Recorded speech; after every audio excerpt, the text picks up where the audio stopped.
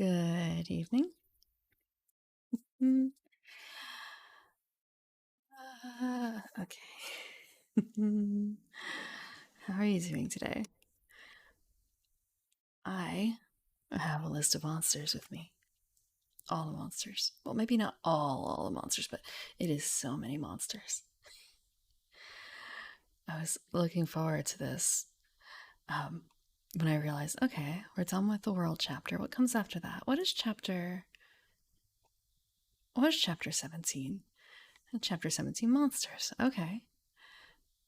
Dungeon World. Chapter 18 Cavern Dwellers.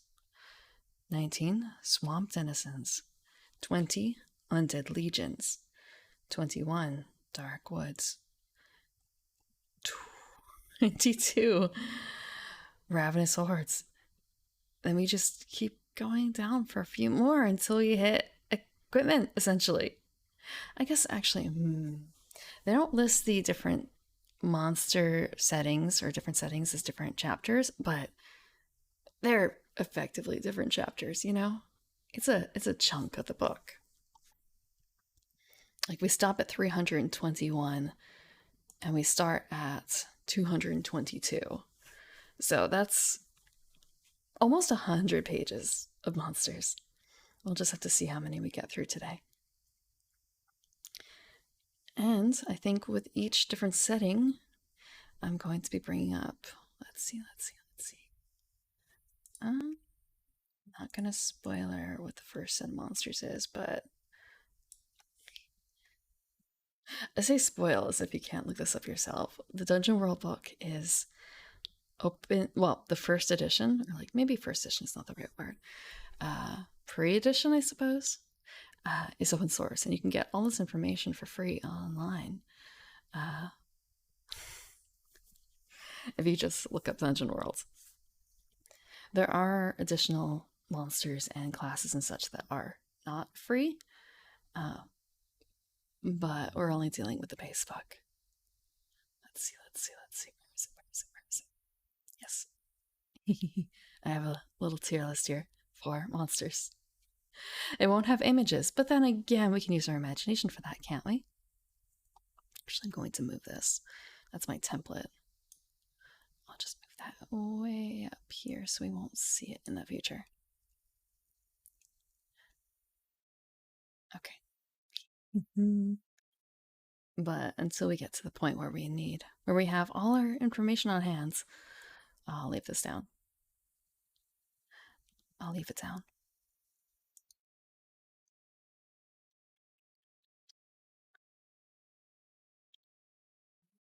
And today I have for tea the limited echinacea again. I have just a little bit left before it's done, so I figure I will finish it off probably today.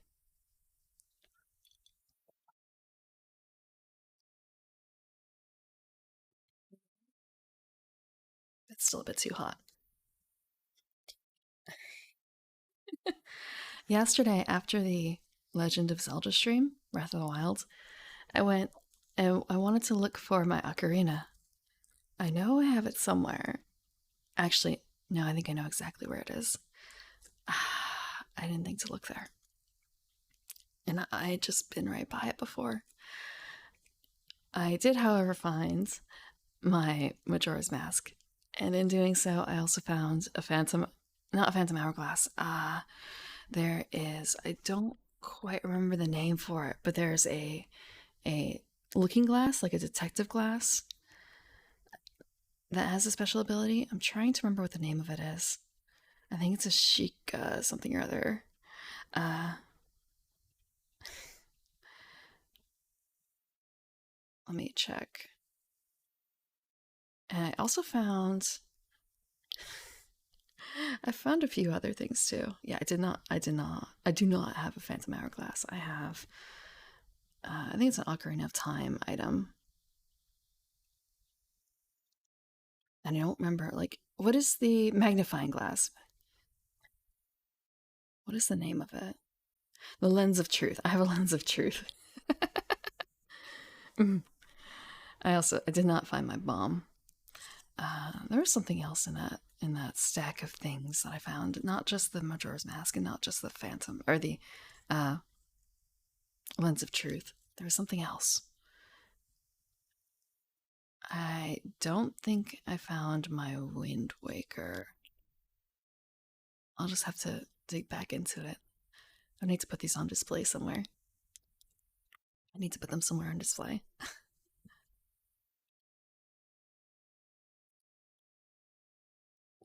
Actually, it would probably be too much to put them above the fireplace, wouldn't it? Mm, I guess with the mask, I would actually be afraid of it heating up. It may lose its structural integrity.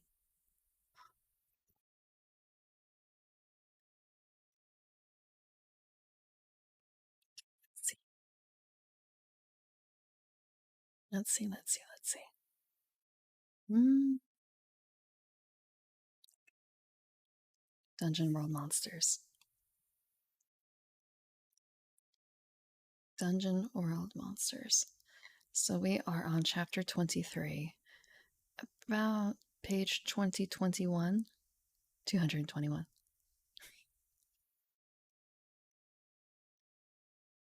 Great heroes need horrendous antagonists.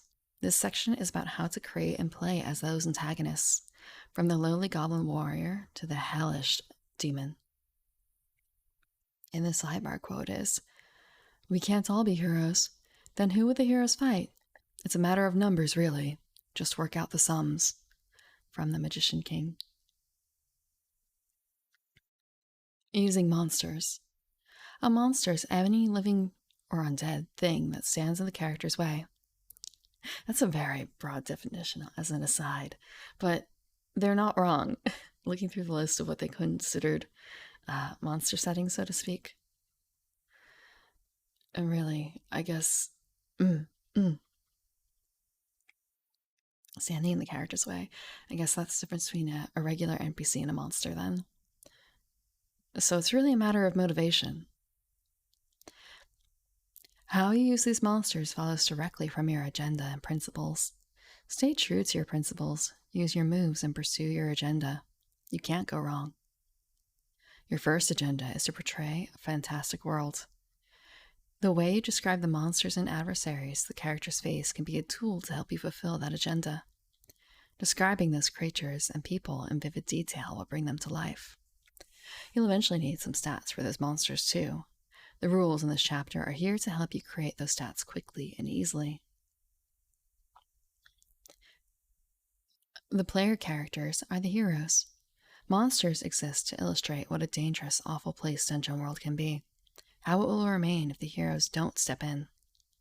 You shouldn't be rooting for the monsters to win, but they may challenge and even sometimes defeat the heroes. If you feel like your monsters are being beaten too quickly, don't worry. Let the players revel in their victory. There's always more monsters. The principle of think dangerous sums up that philosophy. Think of every monster like an arrow fired at the characters. The monsters are ammunition of the danger you're presenting. Some may be smarter, faster, or more dangerous than others, but until a monster warrants a name, a personality, or some other special consideration, it's an arrow. Take aim and shoot. Don't worry if you miss.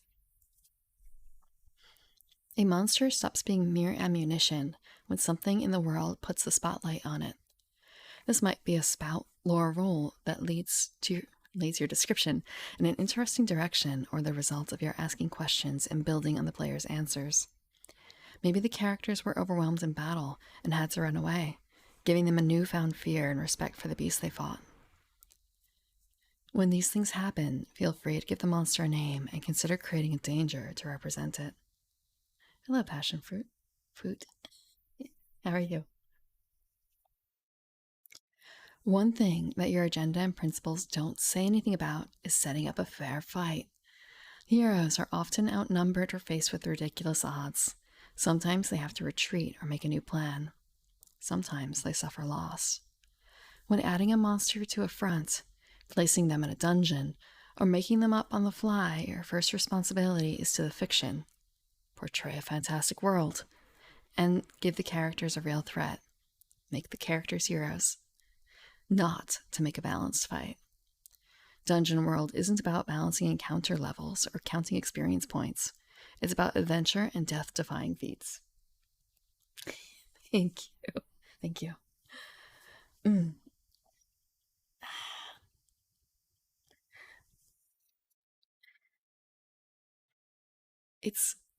Or it's get comfy at low light with plants. Mm. I think, how to put it, there's a concept. Maybe concept isn't quite the right word. If you've heard of fairy lights, though, it's kind of are fairy lights out of style?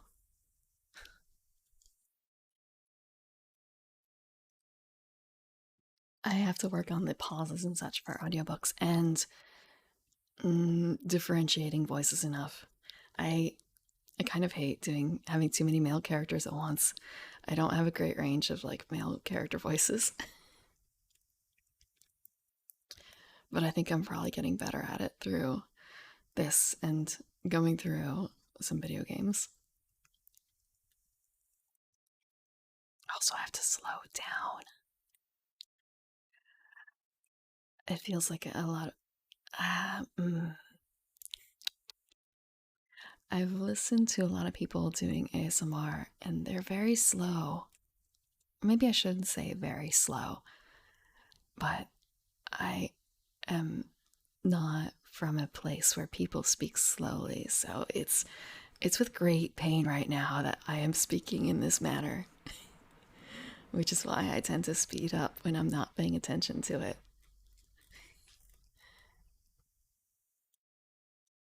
Mm-mm. For portraying voices of the opposite gender, you don't have to necessarily like go full voice acting. I know some because I've done a lot of tabletop games. Uh, I know some people who have done really well, like cross playing, so to speak, and they don't by the like I guess the pitch they don't sound feminine, but the way that they speak makes it come across more feminine, which is pretty neat. I think I'm still working on that concept for myself though. And I guess it's also about like how you shape your mouth, which kind of also helps. Maybe mouth isn't the right word, but like, okay, I guess it is mouth because it's like the interior.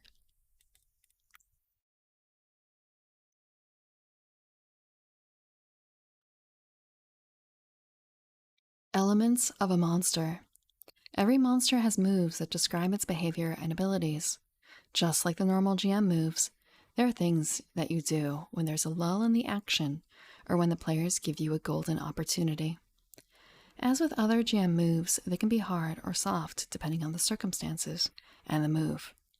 A move that's irreversible and immediate is hard. A move that's impending or easy to counter is soft. Each monster has an instinct that describes its goals at a high level. Some monsters live for conquest, or treasure, or simply for blood. The monster's instinct is the guide to how to use it in the fiction. The monster's description is where all its other features come from. The description is how you know what the monster really is. The other elements just reflect the description. There is an aside for this too, and one of them has not. Oh, actually, no, this is all. This hasn't aged very well. This is not aged very well at all. Um, Sasquatch, Godzilla, King Kong, Loch Ness, Goblin, Ghoul, Zombie with no conscience. Conscience. Sorry. Question: what do all of these things have in common? Kanye West, monster. I'm wondering if that's going to be removed from the more recent publications. Mm-hmm.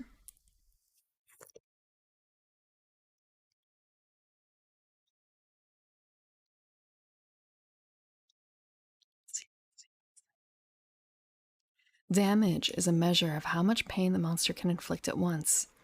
Just like player damage, it's a die to roll, maybe with some modifiers. A monster deals its damage to another monster or a player whenever it causes them physical harm. Thank you for the water. The tea is still a bit hot, so I'm going to actually have water.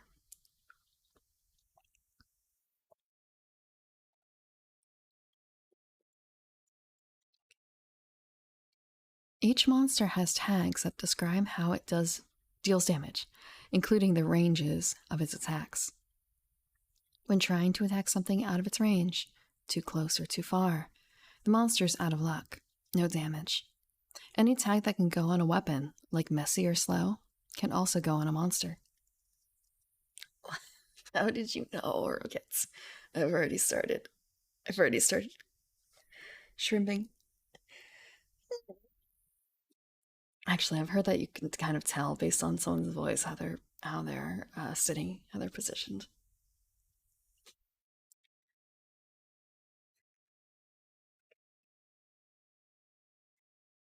There are special tags that apply only to monsters. These tags, listed below, describe the key attributes of a monster. Qualities that describe how big they are and how, if at all, they organize themselves. A monster's hit points of is a measure of how much damage it can take before it dies. Just like players, when a monster takes damage, it subtracts that amount from its hit points. At 0 hit points, it's dead. No last breath. Some monsters are lucky enough to enjoy armor. It's just like player armor. When a monster with armor takes damage, it subtracts its armor from the damage done. Special qualities describe innate aspects of the monster that are important to play. These are a guide to the fiction, and therefore the moves. A quality like intangible means just what it says. Mundane stuff just passes through it.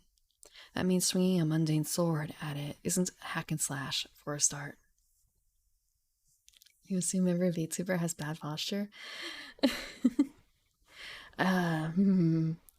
You're probably not wrong necessarily. I'm trying to get better at it. It's also something that, like, if you're singing, you're supposed to have good posture for it. So, I figure for the VTubers that probably sing more, they probably have better posture. Like, they probably remember it more.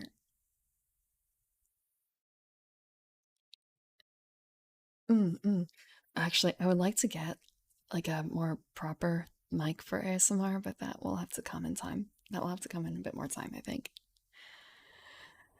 And also, I need more acoustic panels because right now I have a lot of suppression in terms of my like audio. Right now, it's actually really annoying. I use NVIDIA Broadcast. I have echo canceling and like noise removal, and normally I don't have noise removal on when I'm not doing ASMR reading, uh, because it cuts out certain noises. But if I have it off for ASMR, it sounds not so great. Uh, like, how to put this? I was pouring tea, like right by the microphone, and with the noise suppression on, you can't hear it, which is a shame. Like the running water noise. Uh, mm, and if I have my garden has an echo naturally. Like you can be in the middle of it and speak and it will have an echo, and it's really a shame. I need to fix that myself. I need to put a few more things in here to make it a little less empty. Hang a few more things on the edges. uh, but I guess I'm a little frightened of making, not frightened, but I have to get used to the idea that I can make permanent changes here. That it is mine and mine alone. I can determine what goes in here.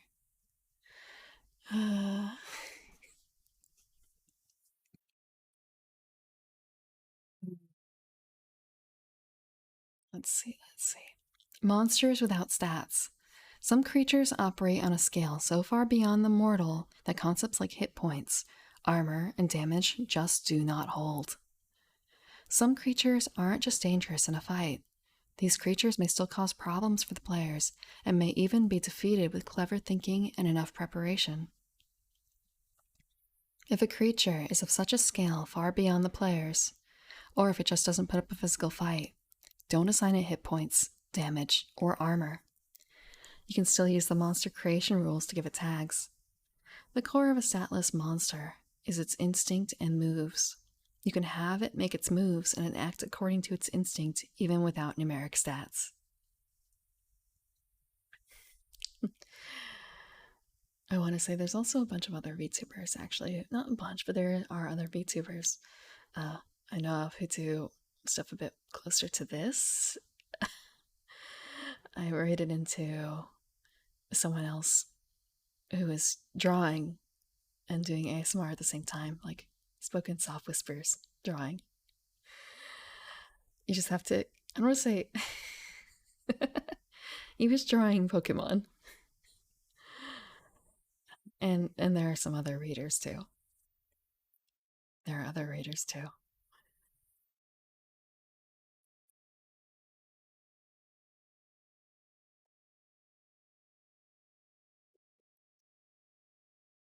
I try and, when I raid into people who are reading, like VTubers who are reading more so than some of the other things. Monster tags. Magical. It is by nature magical, through and through. Devious.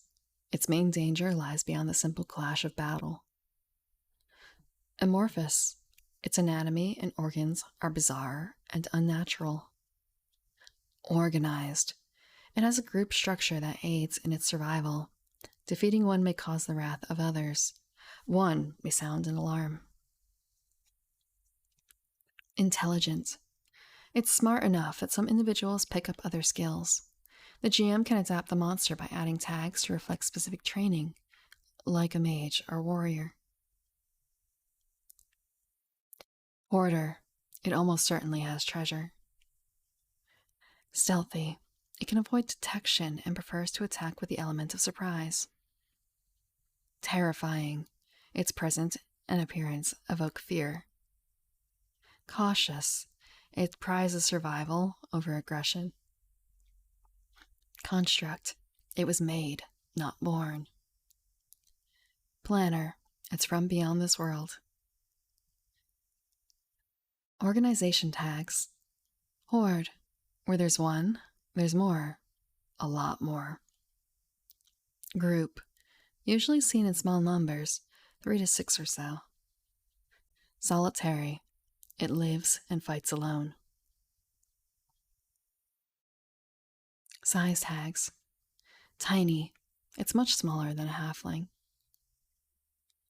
Large. Oh wait, nope, small. I skipped one. Small. It's about halfling size. Large. It's much bigger than a human, about as big as a cart. Huge. It's as big as a small house or larger. It's as big as a small house or larger.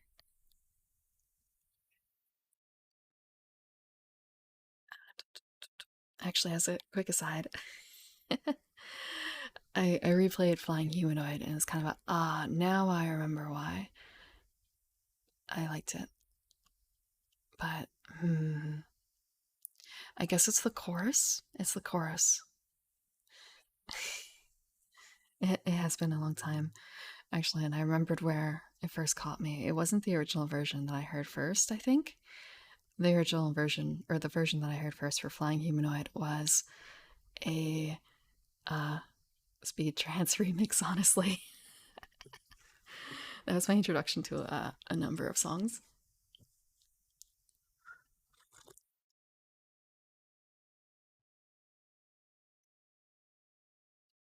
The original is good too. It's just the speed trance was the hook.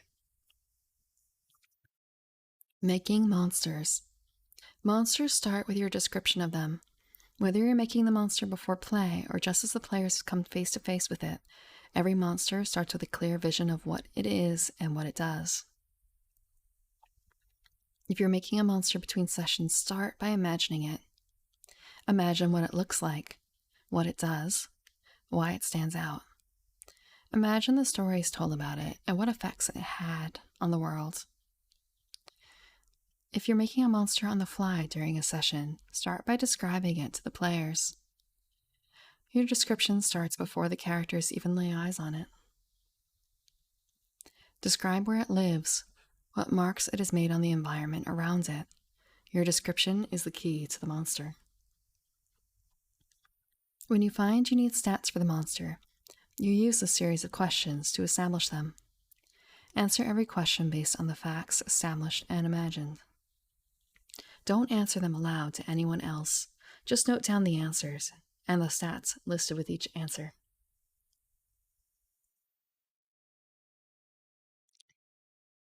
Did HeadPat not work? Did I not quite set up HeadPat? HeadPat should work. HeadPat should work.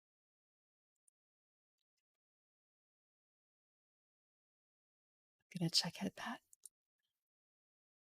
Let's see. Can I HeadPat myself? Did I just not catch it in time? Okay. Did I just not catch it in time? Am I too slow on the uptake? Let's see.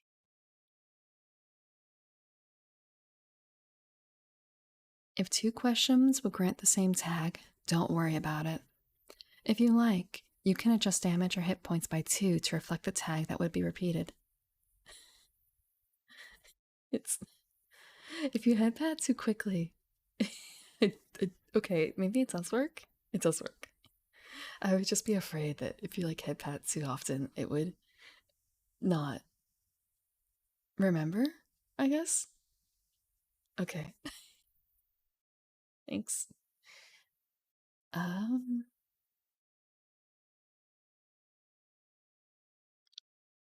If you like, you can adjust the damage or hit points by 2 to reflect the tag that would be repeated, but it's not necessary.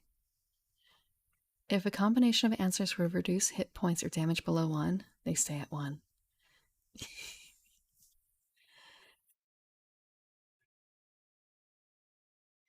When you're finished, your monster may have only one move. If this is the case and you plan on using the monster often, give it another 1 to 2 moves of your choice. These moves often describe secondary modes of attack, other uses for a primary mode of attack, or connections to a certain place in the world. Is it stuck? I think it's stuck. Okay, so you can move your hand now. Okay. It was a really long HeadPat.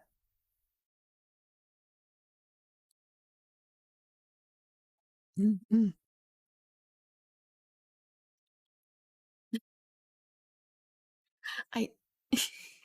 It's not. Okay. No, if you HeadPat too often, it's gonna get stuck. It's gonna get stuck that way. Probably. Or it's gonna get stuck off. It got stuck off. I guess I need to put a timeout on it of like as long as the action is. Okay, there we go. Manual HeadPat.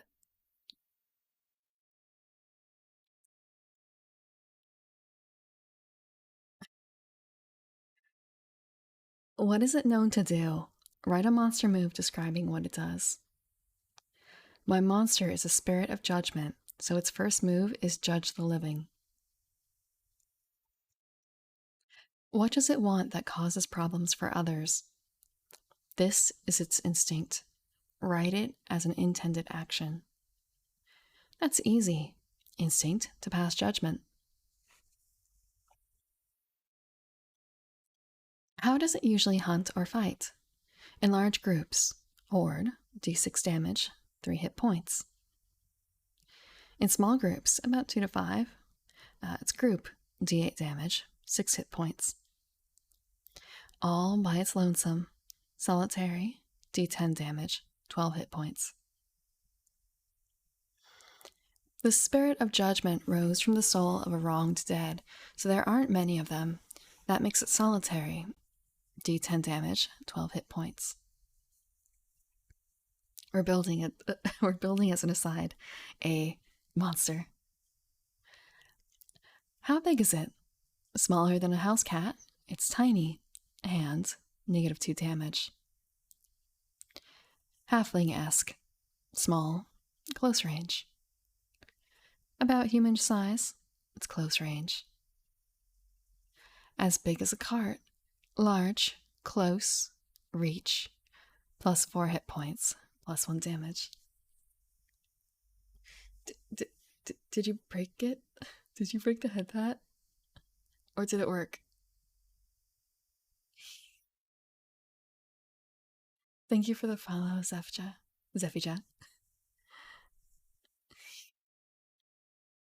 It works? Okay. I do try and pay attention to the chat at the same time, but I can't always catch it because it's only like 8 seconds a pat.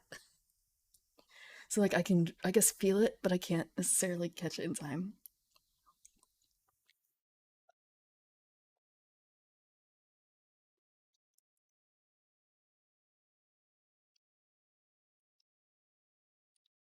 So for our side ghost, it was probably a human in life, so human sized.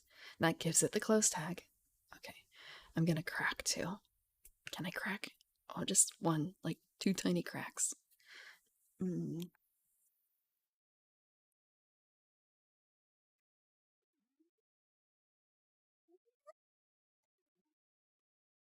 Ow.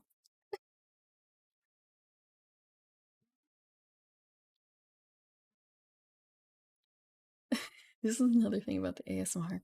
Because I have noise removal on, it doesn't catch noises like that. Okay, that was the neck crack.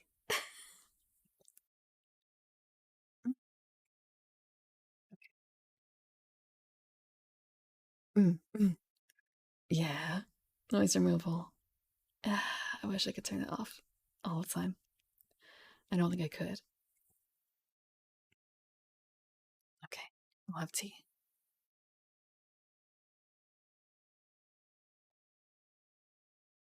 Thank you for the tea. Actually, one quick thing. Like, can you hear?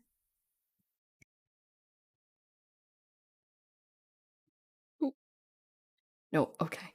Yeah, like I was tapping my mug and you couldn't, like, right by it, and you couldn't hear it. Yeah, no, noise removal's eating that too. One day, one day. What is its most important defense? Cloth or flesh? 0 armor. Leathers or thick hide? 1 armor. I bumped the mic. I bumped the mic while I was doing it. That may have been what you heard. It's also a shame too, because sometimes my cat comes up during readings and he'll lay in my arms and he's purring, and I can hear him purr, and he's, you know, about a foot away from the mic. And you might be able to hear him, except for the fact that noise removal is on, and purring is a noise. Unwanted noise. Cough, cough. So you can't hear him purr unless I turn some things off.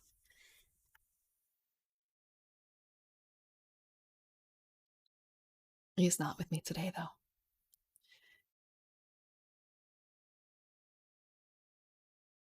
So leathers or thick hide is 1 armor. Mail or scales is 2 armor. Plate or bone is 3 armor. And permanent magical protection is 4 armor. Magical.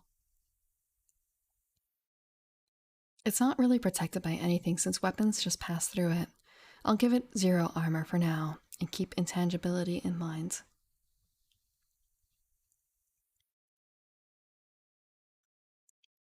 What is it known for? Choose all that apply. Unrelenting strength, +2 damage, forceful. Skill in offense, roll damage twice and take the better roll. Skill in defense, +1 armor. Deft strikes, +1 piercing. Uncanny Endurance, +4 hit points. Deceit and Trickery. Stealthy, write a move about dirty tricks. A useful adaptation like being amphibious or having wings. Add a special quality for the adaptation. The Favor of the Gods. Divine, +2 damage or +2 hit points, or both, your call. Spells and Magic. Magical, write a move about its spells. So, being intangible is a useful adaptation, so I list that as a special quality. The gods are what brought it back to life, so that gives it divine and brings its damage to d10 +2. A hit point bonus doesn't seem right for what the gods are doing here, so I'll skip that. It does have spells, so it's magical, and I give it the freeze them with a touch move.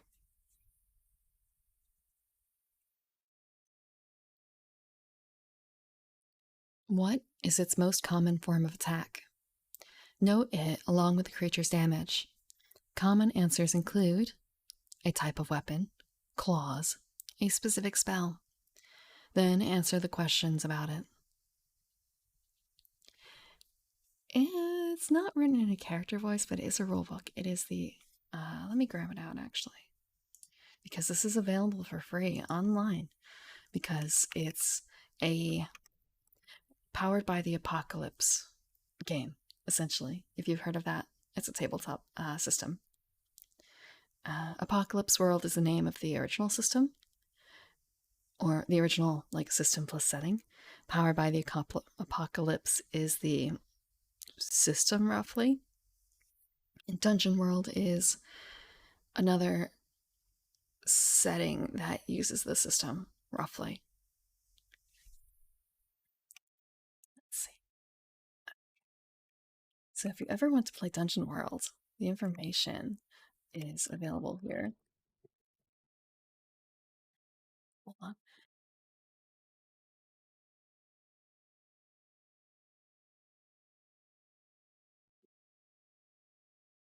So basically, it's kind of like free D&D. I mean, I want to say like base D&D is free as it is. It's got an SRD, but the SRD is not like the player's handbook. And Dungeon World is, I've played it. I will say that not everything is balanced when it comes to additional classes, but it's a fun system, and I think the rulebook is well written, at least when it comes to like the DM stuff. Like it's informative. It's informative. I feel like it's a good guide. But most people only look at character creation rules. Most people stop after that. Let's see. Mhm.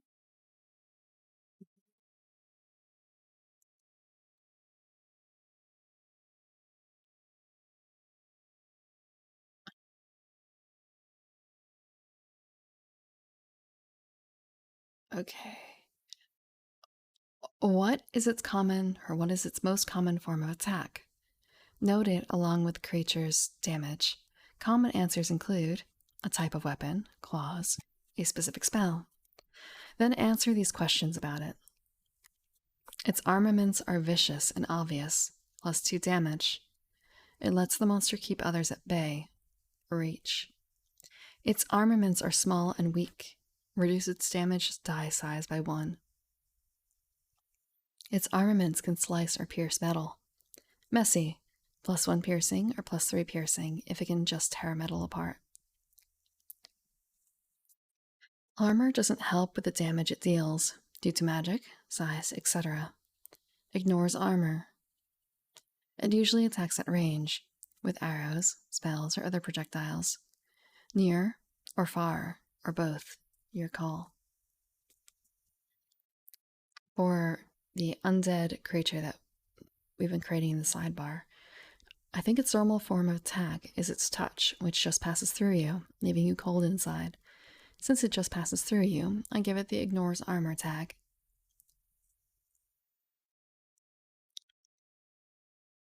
I want to say, mm,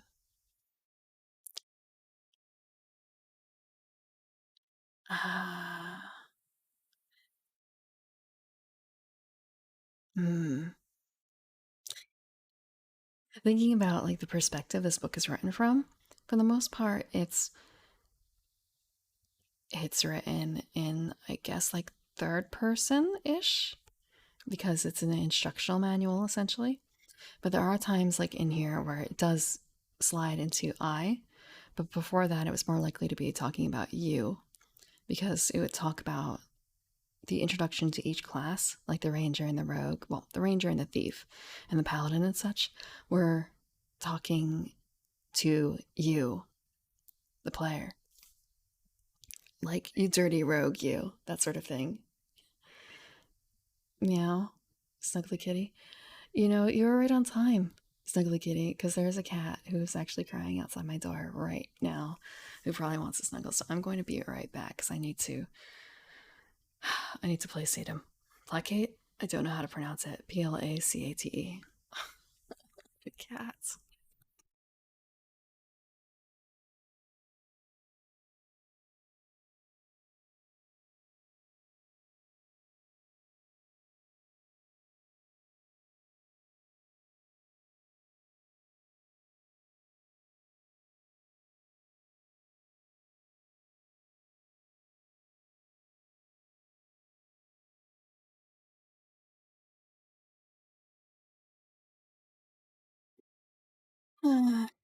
The greatest. Oh wait, whoa, whoa, whoa! No, you don't touch that. You don't touch that. You do not touch that.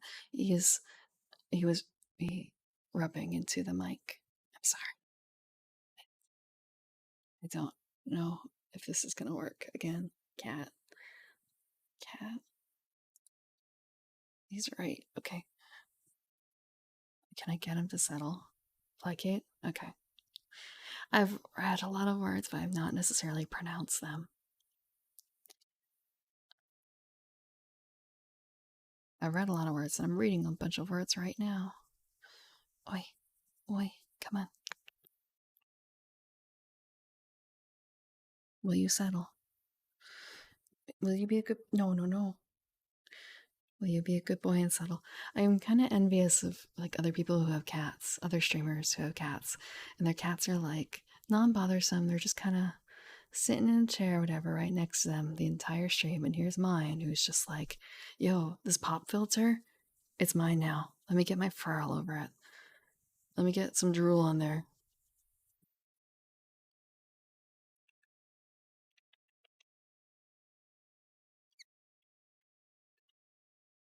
Come on, be a good boy and settle. Be a good boy and settle. No, it's not your pop filter. You stink. Come on." A Catboy VTuber. I don't know if he can take the attention if he knew that there were people. He's very cowardly when it comes to people. He's extremely cowardly.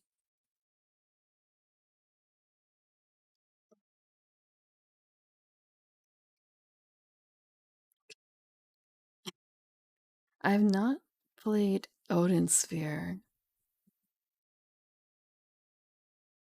Comfy Attic. Initially, all I can think of is, wait, so the hub world, all I can think of is, so is this the magic attic? Is this literally the magic attic? Mm, it's the magic attic, except not. If you don't know what the magic attic is, that's fine. But no, I've never played Odin Sphere. When did it come out? I feel like it's something that mm, I've heard of, but only in a more like generic, not generic, but like a broad sense, not a specific sense.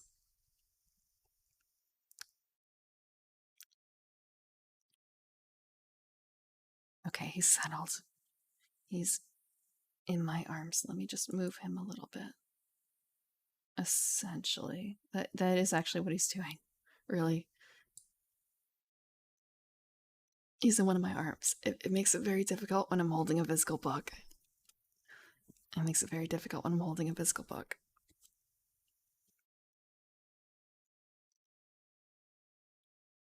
Okay.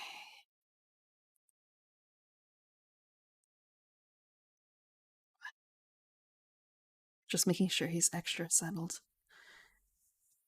His ears are actually kind of cold, like the tips of them. Boy. Which of these describe it? The monster, I mean. The monster in the book, not the monster in my lap. Choose all that apply. It isn't dangerous because of the wounds it inflicts, but for other reasons. Devious. Reduce its damage size by 1. Write a move about why it's dangerous.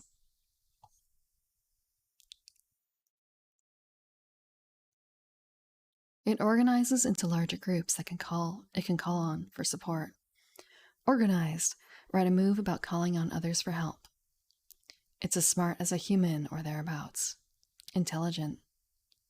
It actively defends itself with a shield or similar. Cautious, +1 armor.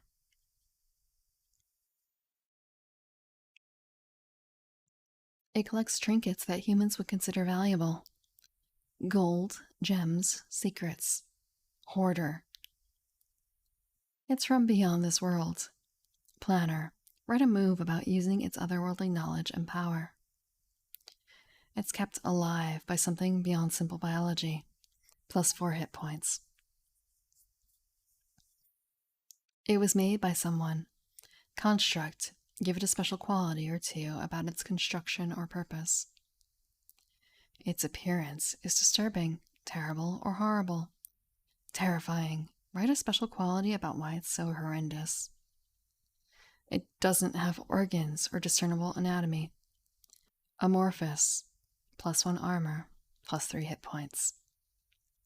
It, or its species, is ancient, older than men, elves, and dwarves. Increase its damage die size by 1. It abhors violence. Roll damage twice and take the worst result. I've heard of Dragon's Crown, but I've not heard of 13 Sentinels.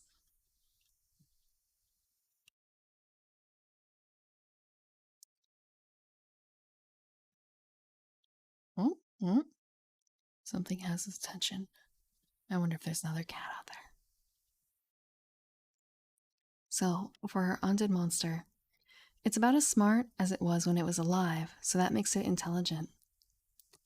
Biology definitely isn't what's keeping it alive, so that gives it 16 hit points total. Oh yeah, dead and ghostly is disturbing. That gives it the terrifying tag. And I'll give it the move, show the true face of death.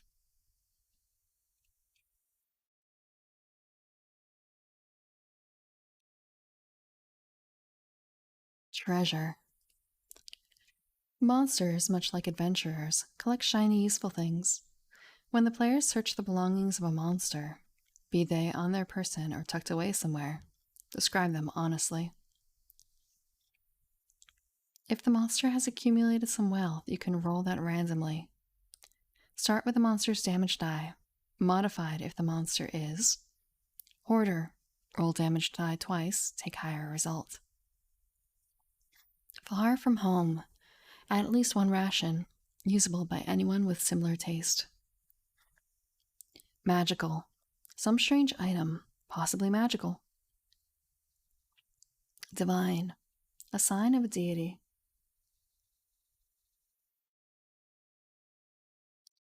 Or deities. Planner. Something not of this earth. Lord over others. +1d4 to the roll. Ancient and noteworthy. +1d4 to the roll. Roll the monster's damage die plus any added dice to find the monster's treasure. So a roll of a 1 is a few coins, 2d8 or so. 2 is an item useful to the current situation. 3 is several coins, about 4d10. 4 is a small item, gem or art, of considerable value, worth as much as 2d10 times 10 coins. 0 weight. 0 weight is like, 0 weight's great. 5 is some minor magical trinket. A 6 is useful information in the form of clues, notes, etc. A 7 is a bag of coins, 1d4 times 100 or thereabouts, 1 weight per 100. 8 is a very valuable magical item, gem or art, worth 2d6 times 100, 0 weight. 9 is a chest of coins and other small valuables, 1 weight but worth 3d6 times 100 coins. 10 is a magical item or magical effect. 11 is many bags of coins for a total of 2d4 times 100 or so. 12 is a sign of office, like a crown or a banner, worth at least 3d4 times 100 coins. 13 is a large art item worth 44 times 100 coins, 1 weight.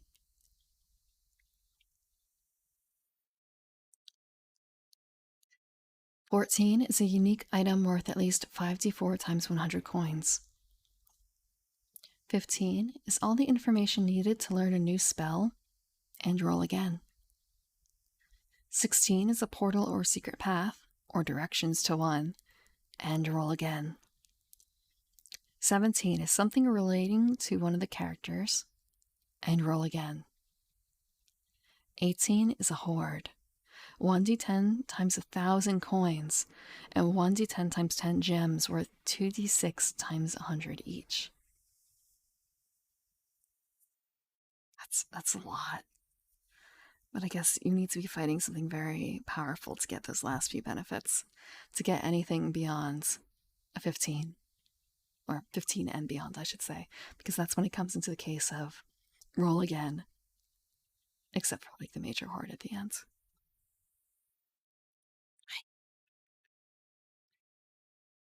What's up? What's up? Hi. What's up? His ears are warm. His ears are actually still a little cold. His ears are still a little cold. Okay. Here we go.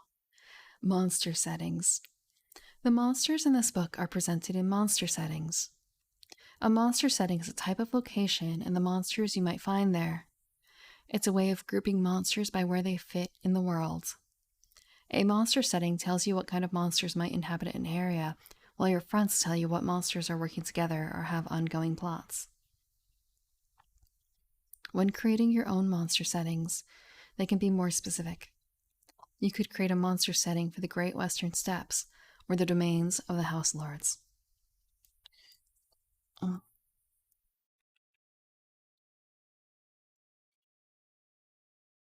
There we go. Got his ears to flop. Oh, scratch. He's making so many noises, but you can't hear them. So many noises. Yeah. Okay.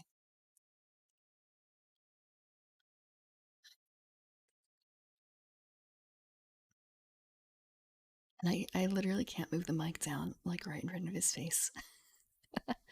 It won't move that far down. There's something in the way.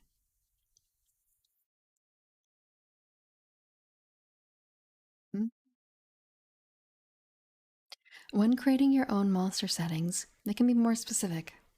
You could create a monster setting for the Great Western Steppes or the domains of the Horse Lords.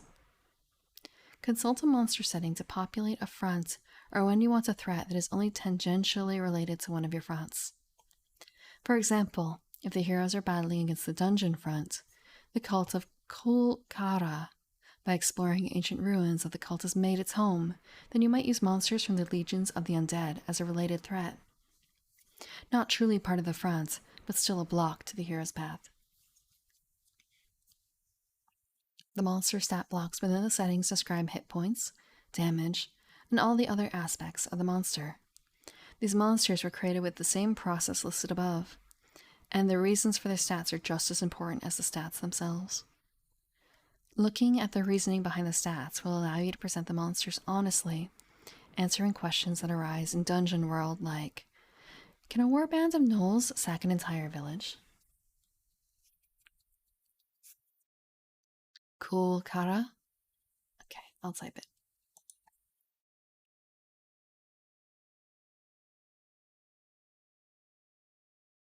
They often pull out random, I don't want to say nonsensical, but they'll pull out random names as examples.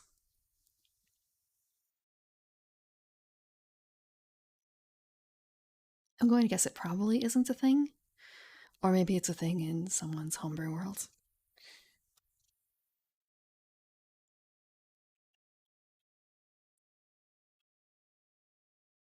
Okay. Cavern dwellers. At the edges of civilization, in the caves and tunnels below the old mountains of the world, dwell all sorts of scheming, dangerous monsters. Some are wily and old, like the races of goblins scheming to burn villages and make off with livestock. Others are strange aberrations of nature, like the stinking, trash eating Otyug. A word of caution, then, to those brave adventurers who first foray into danger leads them into these dank and shadowy places. Bad things live in the dark. Bad things with sharp teeth.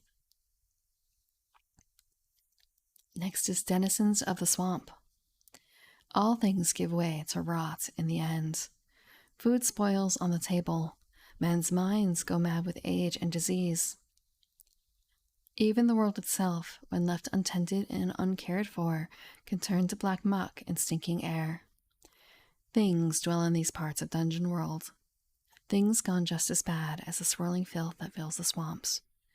In these cesspit lowlands, adventurers will find such creatures as the deadly-eyed basilisk or the famed unkillable troll. You'll need more than a dry pair of boots to survive these putrid fens. A sword would be a good start.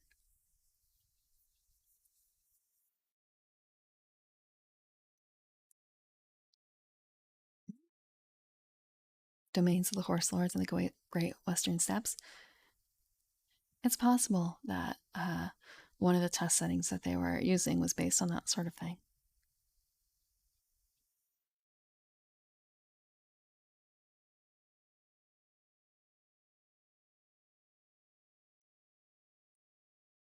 Legions of the Undead. The sermons of Manish and Dwarven gods would tell you that death is the end of all. They say that once the mortal coil is unwound and a person takes their final breath, that all is warmth and song and the white wings of angels. Not so. Not for all. For some, after life's embrace loses its strength, a darker power can take hold.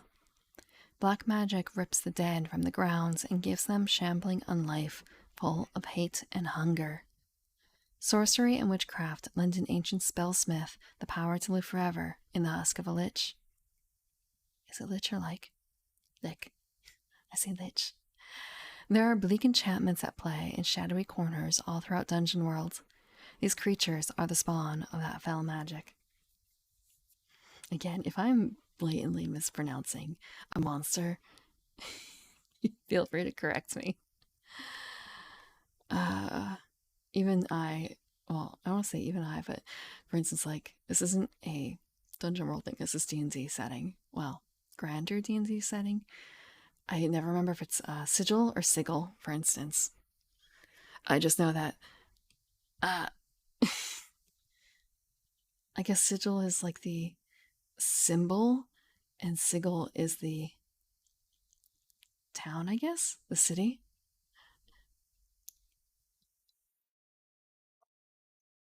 Or it's just one is a common mispronunciation of the other.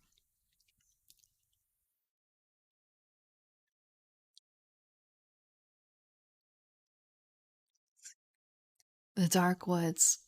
It would not be a lie to say that there are trees that stand in the deepest groves of Dungeon World that have stood since before man or elf walked amidst their roots. It would be true, too, to say that these ancient trees have long lost the green leaves of spring. In the strands of the dark woods one finds, if one looks in the right place, sylvan monsters old and powerful. Here live the race of savage centaurs and the fey, soul-eating creatures of yore. Under the shadow of the ancient trees, wolfmen howl for blood. Hurry along the old forest road and light no fire for food or warmth, for it's said that flames offend the woods themselves. You wouldn't want that, would you? I want to say, it's not just, it's a more, these are all like very, I don't want to say very generic, but like, uh, I think the Lich concept is, it's not just clearly in Dungeon World, it's like a greater concept in fantasy stories. Same thing with other things.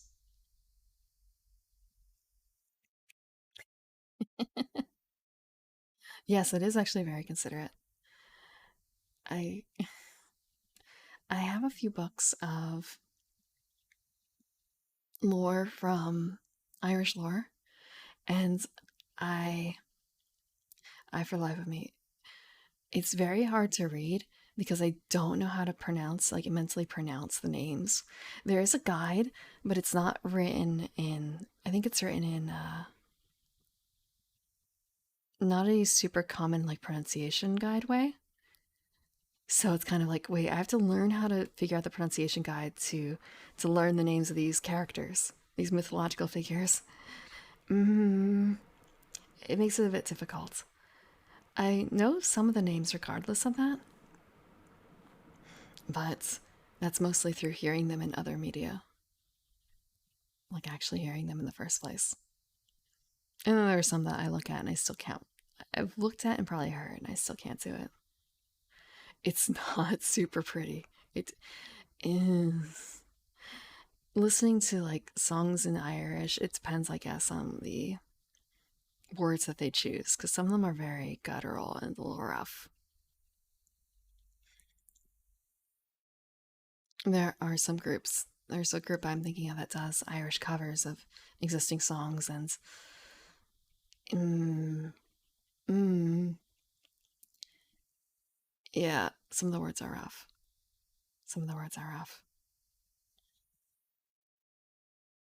I know how to say a few things in Irish.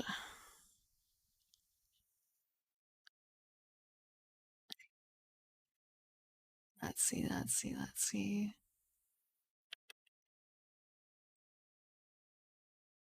It's also a bit tough to learn because there are at least three like major dialects, and each one is, it can be quite different. And I have some comparison points for learning. I know some people who can pronounce it, they can read it, but they don't know what it says necessarily. Uh, and when they speak it, it doesn't quite sound like the guides either, which is a bit rough. So I could say, "Oh no, no, no, that's not your water. That's not your water." He just grabbed it. He put his hooks in it, and he pulled it closer to him. So I could say like, "Primrose is Anomdom," and that's roughly my name is Primrose. And I learned Diadwich, except when my sources pronounce it, it has more of like a gwitch noise to it. Like, yeah, I don't know where that comes from.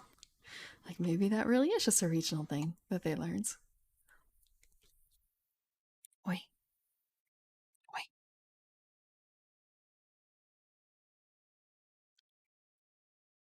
But I can pronounce a few things, just a few. Let's see, let's see, let's see.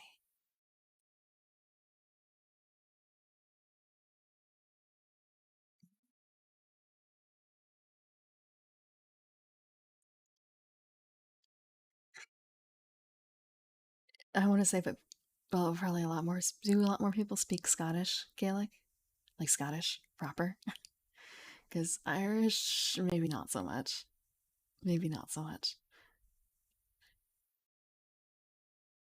It's harder to find native speakers of Irish, even though like it's mandatory learning in schools.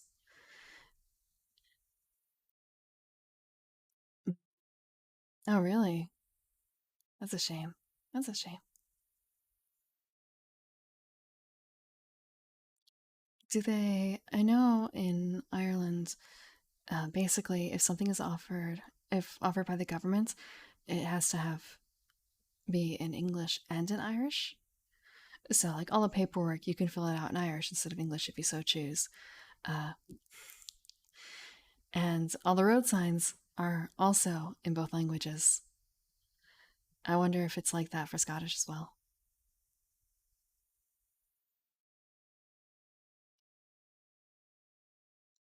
Ravenous hordes. I've bested an orc in single combat, they crow. I've fought a gnoll and lived to tell the tale. Which is no small feat, and yet, you know the truth of these boasts. Like vermin, spotting but one of these creatures speaks to a greater doom on the horizon. No orc travels alone. No slavering gnoll moves without his pack.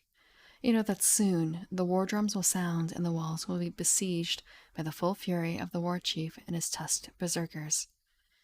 These are the monsters that will bring civilization, screaming and weeping, to its knees, unless you can stop them.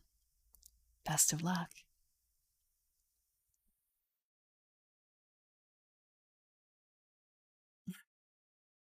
Ah, that's helpful. That's helpful. Yeah, there's some guides online for the different dialects, and then there's just oftentimes like we can't be arsed to deal with the different dialects. So here's just one speaker. Good luck. Mm-mm.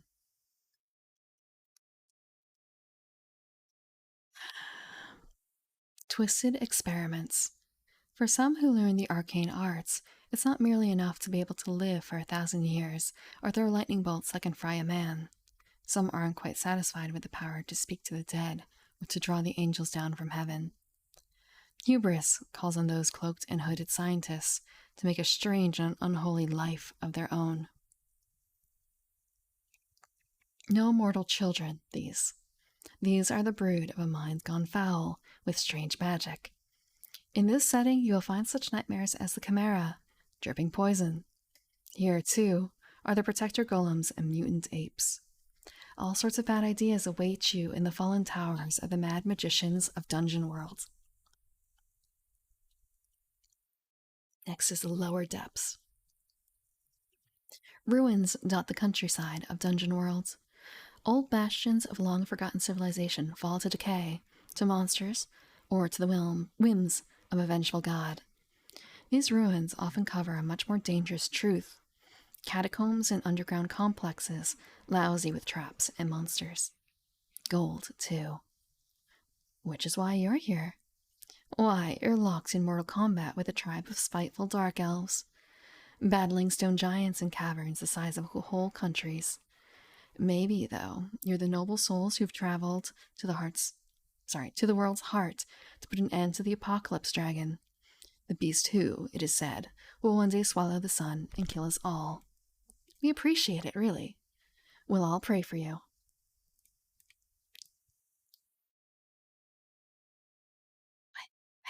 Cat, cat, cat, cat, cat.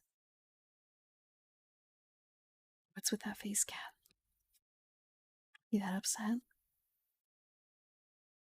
You that upset? Lanner Powers is the last setting. Sometimes monsters do not come from Dungeon World at all. Beyond the mountains at the edge of the world, or below the deepest seas, the sages and wise old priests say that there are gateways to the lands beyond.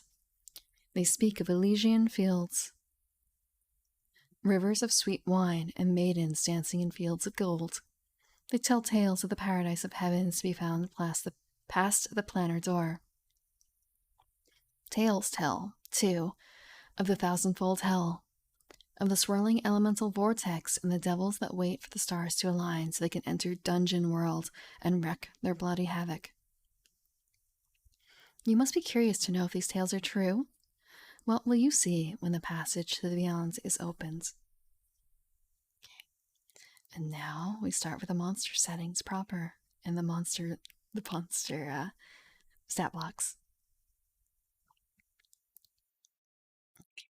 Cuddle break. Taking a quick cuddle break. What? His ears have warmed up. And he's very licky now. He's very licky.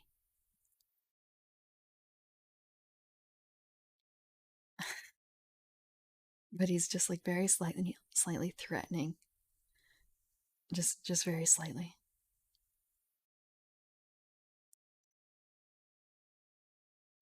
Okay. The first monster we have, or rather the first monster setting we have, is the Cavern Dwellers.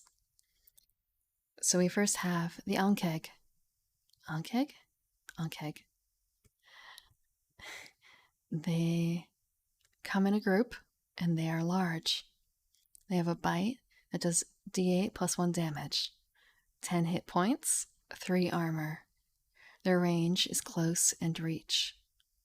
And their special qualities is burrowing. Their description: a hide like plate armor and great crushing mandibles are problematic. A stomach full of acid that can burn a hole through a stone wall makes them all the worse.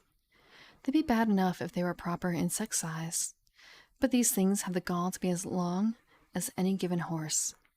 It's just not natural. Good thing they tend to stick to one place? Easy for you to say. You don't have an Ankeg living in your cornfield. Their instinct is to undermine. They undermine the ground, they burst from the earth, and spray forth acid, eating away at metal and flesh. So it's just kind of they're giant insects, like giant insects. And stomach acid. Okay. And burrowing.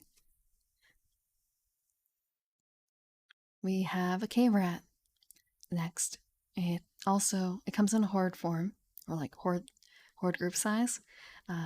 Its personal size is small. They gnaw for d6 damage, 1 piercing, 7 hit points, 1 armor, close and messy for reach. And the description is: who hasn't seen a rat before? It's like that, but nasty and big and not afraid of you anymore. Maybe this one was a cousin to that one you caught in a trap, or the one you killed with a knife in that filthy tavern in Darrow. Maybe he's looking for a little ratty revenge. Their instinct is to devour. They swarm, rip something or someone apart. So I guess like a city rat, maybe. Like a New York City subway rat. Like a pizza rat. The next monster is a choker. They are solitary, stealthy, and intelligent. When they do damage, they choke for d10. They have 15 hit points, 2 armor, and their range is close and reach.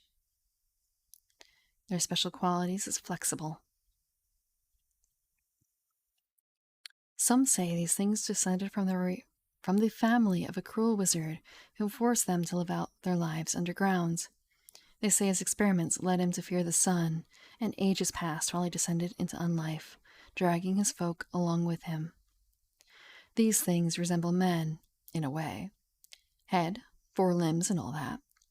Only their skin is wet and rubbery, and their arms long and fingers grasping. They hate all life that bears the stink of the sun's touch, as one might expect. Jealousy, long instilled, is hard to shake.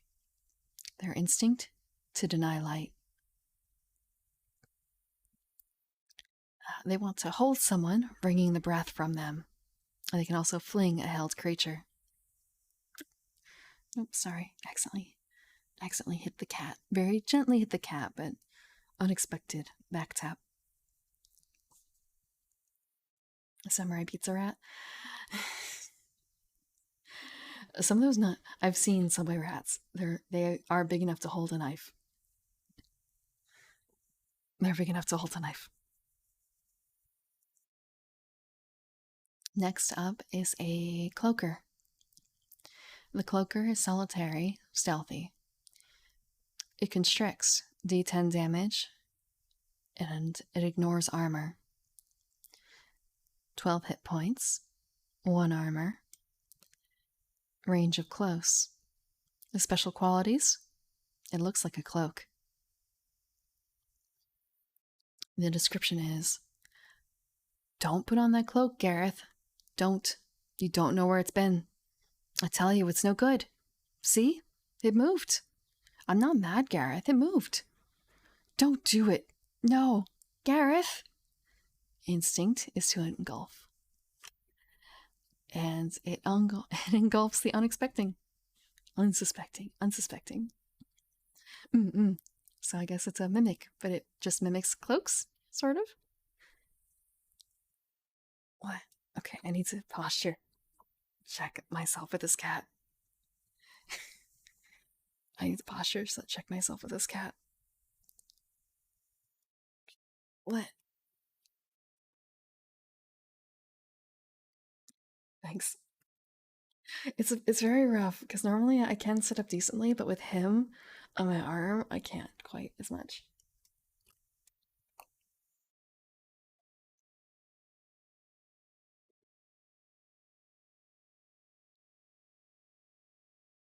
Like,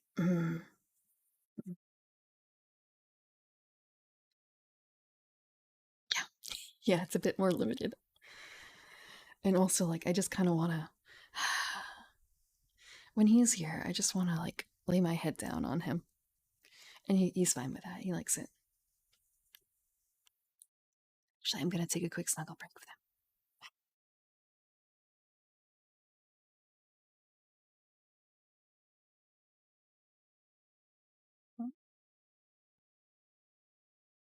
What do you mean?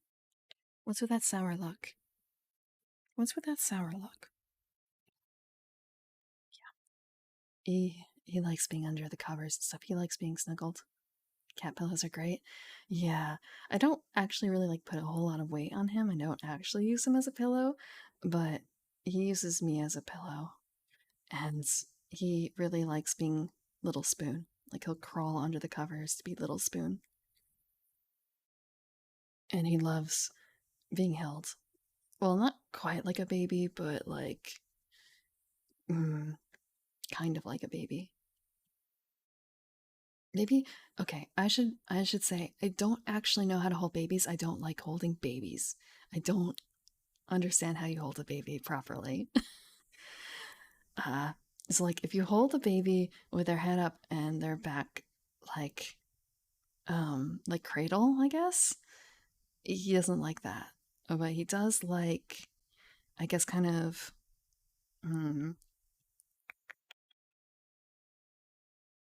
maybe more like a toddlerish. I'm not certain. Birds. You don't understand birds. Yeah, birds are also kind of birds are delicate and rough. But like babies are worse because uh not that people won't be upset if something happens to the bird, but like people get really upset if something happens to the baby. Mm-hmm. I've yeah, yeah. Children children are young children are like surprisingly delicate and tough at the same time, depending on their age. And it's scary. It's scary. Thank you. A shoulder cat? I kind of wish that the cats I had were shoulder cats, but they're not. They they don't really like it. Um and this one right here in front of me, he doesn't really like being picked up, especially now because he's afraid of ceiling fans. And I have a lot of ceiling fans. Like not in the garden, I don't have any ceiling fans, obviously. There's just the night sky above me. But when it comes to like inside my home, there's ceiling fans, and he doesn't like that. He's frightened. Cute chunky meow. This is Ziggy. He's my pillow for today, sort of. And he is making everything difficult. He's making everything difficult.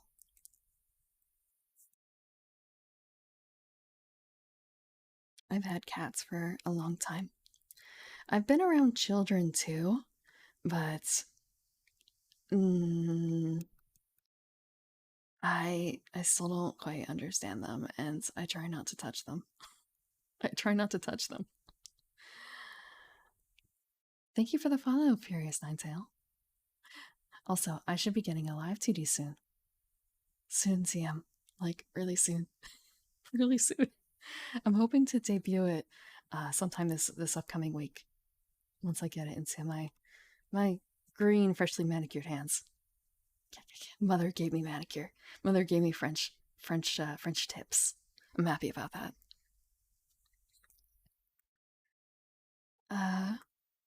Let's see. Oh, sorry, buddy.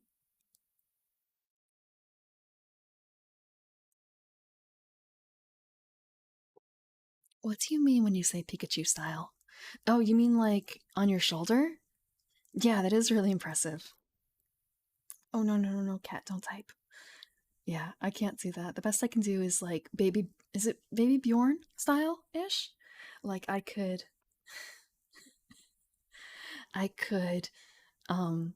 wrap him up in a blanket, uh, and like carry him that way. He likes being in slings, he likes hammocks, and he likes being under blankets. You make like a little cat tent, on a couch or a sofa, with a blanket, like just leaving a little triangle of space. He is in there. He wants to be in there. The best model parents, they're really good at what they do. My On my Twitter, in my header, I don't have the information on my parents in here yet. On my Twitch, but on my Twitter, I have my parents, my model parents in there in my header. My mother's Boolean and father's Typo, and one of my recent siblings is literally a ham sandwich with like really buff arms, and it's kind of a wow. Like he has olives for eyes, and he speaks with his like bread sandwich, cheese, meat, lettuce, tomato things. It's really neat. They do a lot of interesting work.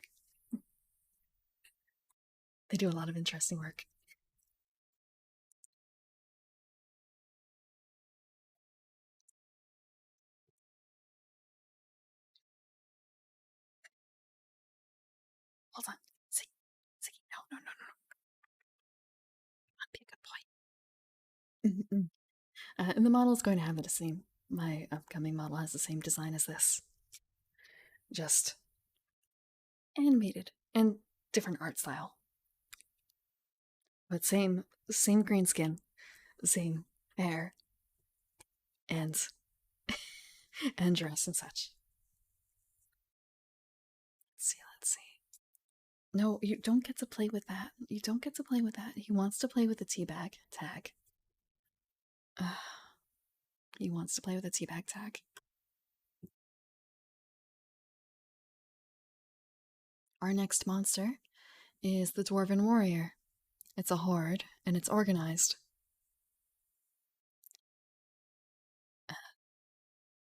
They're... okay.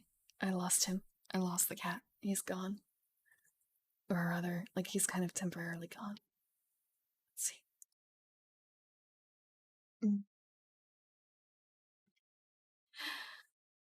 The Dwarven Warrior has an axe. It does d6 damage. D6. 7 hit points and 2 armor. The range is close. For the Dwarven Warrior, the description is: for ages, men believed all dwarves were male and all were of this ilk. stoic and proud warriors, axe wielding and plate wearing, stout bearded, battle hungry dwarves who will push them, time and time again, back up out of their mines and tunnels with ferocity. It just shows to go how little men know about the elder races. These folk are merely a vanguard, and they bravely do their duty to protect the riches of the dwarven realm. Earn their trust, and you've an ally for life. Earn their ire, and you're likely earn their ire, and you're not likely to regret it very long. Instinct to defend. Drive them back. Call up reinforcements. Call up reinforcements. I should also note there's no images for any of these. They are just stat blocks. Let's see. Next one is the Earth Elemental, which is solitary and huge. It smashes for d10 plus 5 damage. It has 27 hit points and 4 armor. Tags reach, or rather, the range tags are reach and forceful. Special qualities: it's made of stone. Description: our shaman says that all the things of the world have a spirit. Stones, trees, a stream. Now that I've seen the earth roil under my feet and fists of stone beat my friends half to death, I'd like to believe that crazy old man. The one I saw was huge, big as a house. It came boiling up from a rock slide out of nowhere and had a voice like an avalanche. I pay my respects now. Rightly so. Instinct to show the strength of earth. Turn the ground into a weapon, meld into stone. Okay, I have to go let him out. He's crying at the gate of the garden.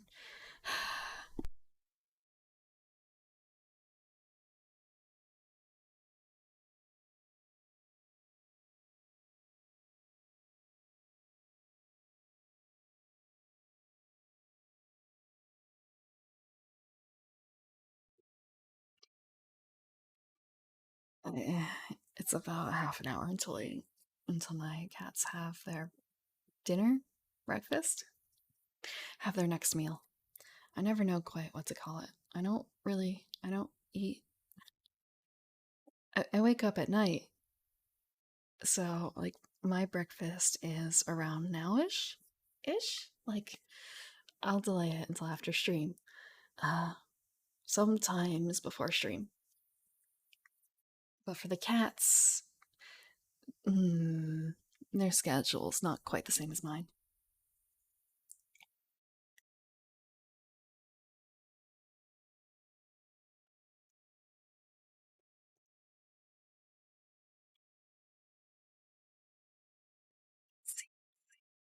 So we finished the Earth Elemental.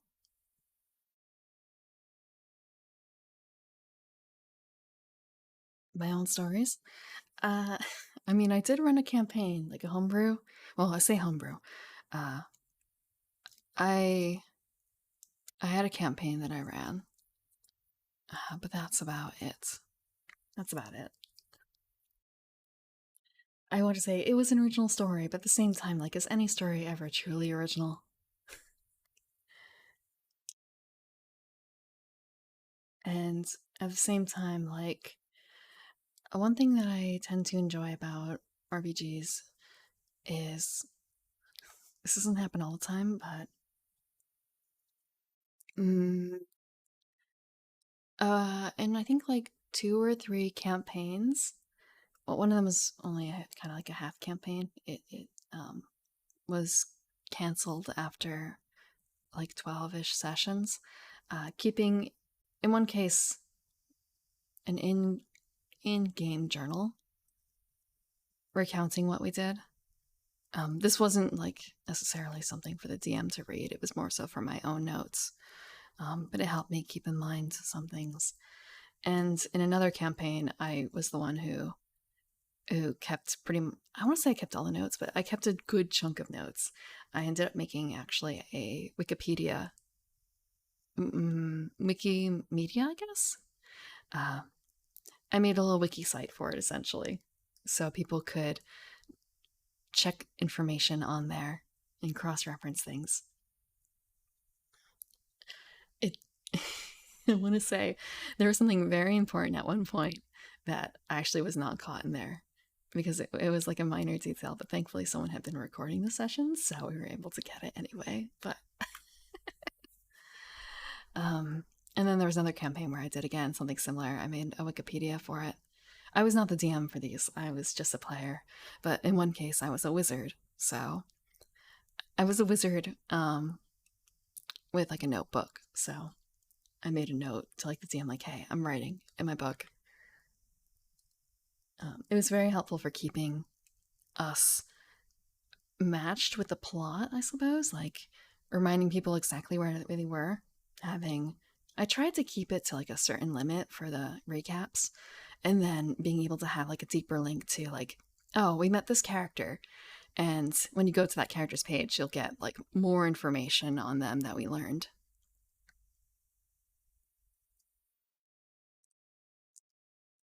So we don't no, this was just keeping track of the DM's lore building essentially. We were in most of the cases using Forgotten Realms as the base. We were using Forgotten Realms as a base.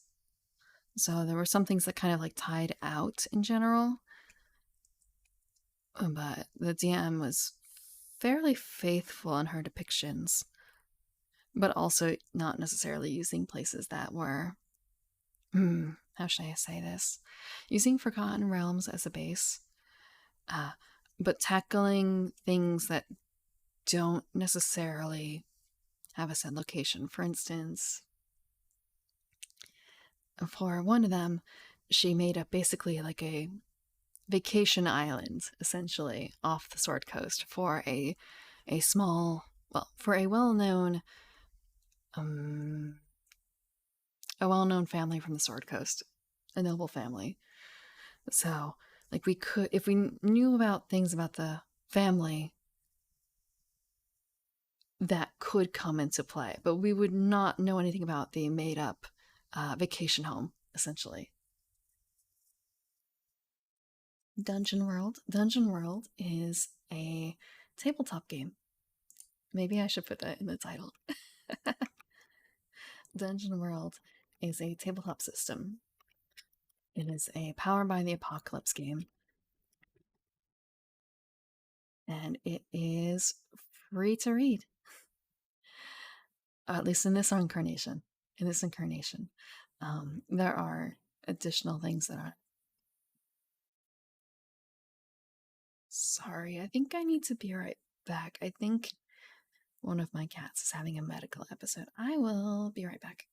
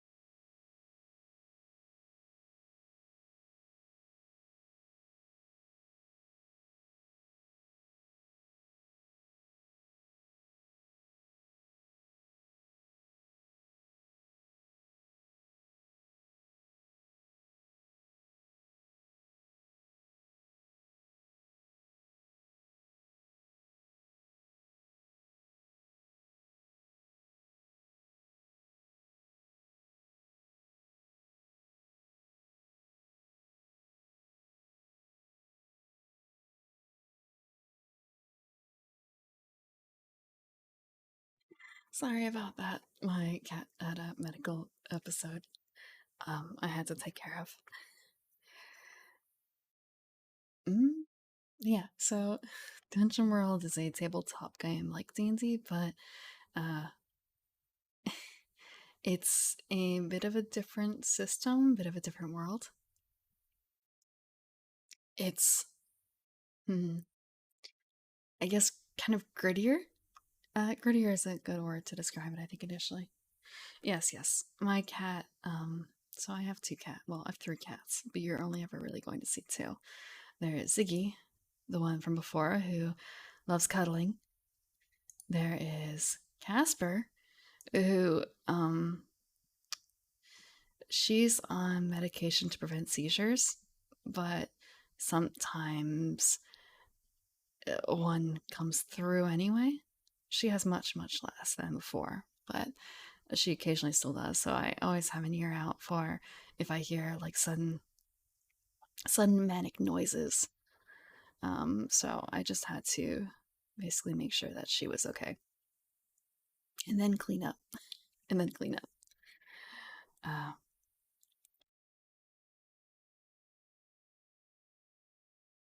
she's on medication to control it. Now it's just a case of like, does she get the dosage upped again a little bit? Just a tinge. Um, and I have a third cat who is a ex stray cat who I'm taking care of, but she is confined to a small section of my home because she doesn't quite get along with the other cats yet. Or rather, um, my boy cat is jealous of her and bullies her. So to make her feel a bit more comfortable, she's locked away in her own apartment essentially. Like you don't have to worry. She's not locked alone in like a tiny little bedroom. She has a bedroom, a living room, a kitchen, a bathroom. She's got it all. She lives in her own studio flat, essentially.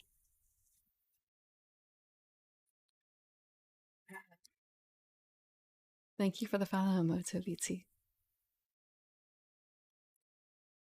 But yeah, so she's also still getting used to human contact. She's somewhat friendly, but mm, mm, she's not at the friendliness level of the other two.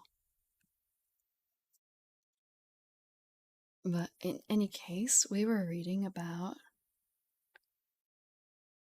just about to start the fire beetle. We were just about to start the fire beetle. Oh, I was going to actually edit this, so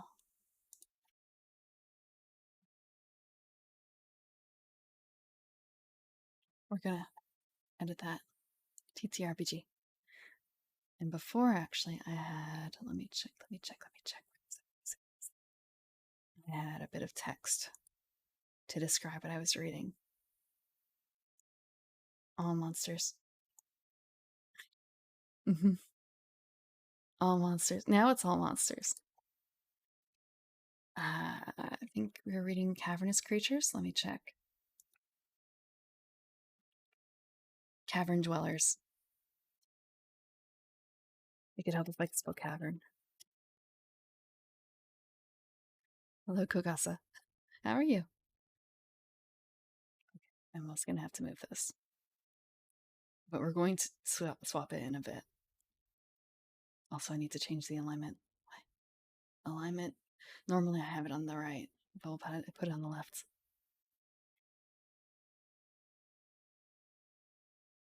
Okay, so the fire beetle. It is a horde creature. You're about to go to bed. That's right. You were feeling really, really sleepy, weren't you? Like under the weather, sleepy. I totally get that. Yeah. There have been some times where it's kind of like, I just woke up like 2 hours ago. I'm just gonna go back to bed. I'm just gonna go back to bed. That's happened to me in October. In October, I missed like a whole bunch of streams in a row because I could not stay awake for the right hour. Dungeon World is fun. I've gotten to play it Just once, or rather, like for one campaign. It was an interesting campaign. Uh, and looking when I played it, I only read the player sections for classes. Really, we learned how to play on the go because it's not a complicated system. But looking at the DM section, um, it's pretty well crafted. It's got good guidelines for a DM how to play. Mhm.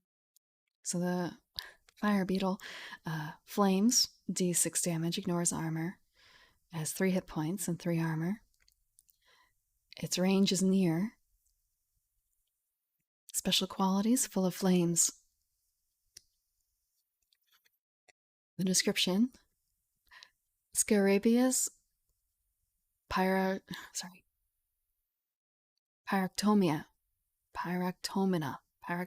Sorry. Scarabaeus pyractomina. What a delightful creature. See how its carapace glitters in the light of our torches? Not too close now. They're temperamental, you see. The fire in their belly isn't just metaphorical. No. Watch as I goad the beast. Aha! A spout of flame. Unexpected, isn't it? One of these creatures alone, if it comes up from below, can be a hellish nuisance to a farmstead or a village. A whole swarm? There's a reason they call it a conflagration of fire beetles.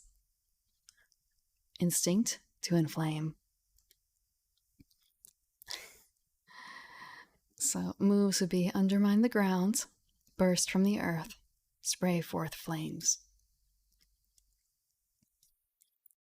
And next is the gargoyle. Horde, stealthy, hoarder. Attack is claw for d6 damage.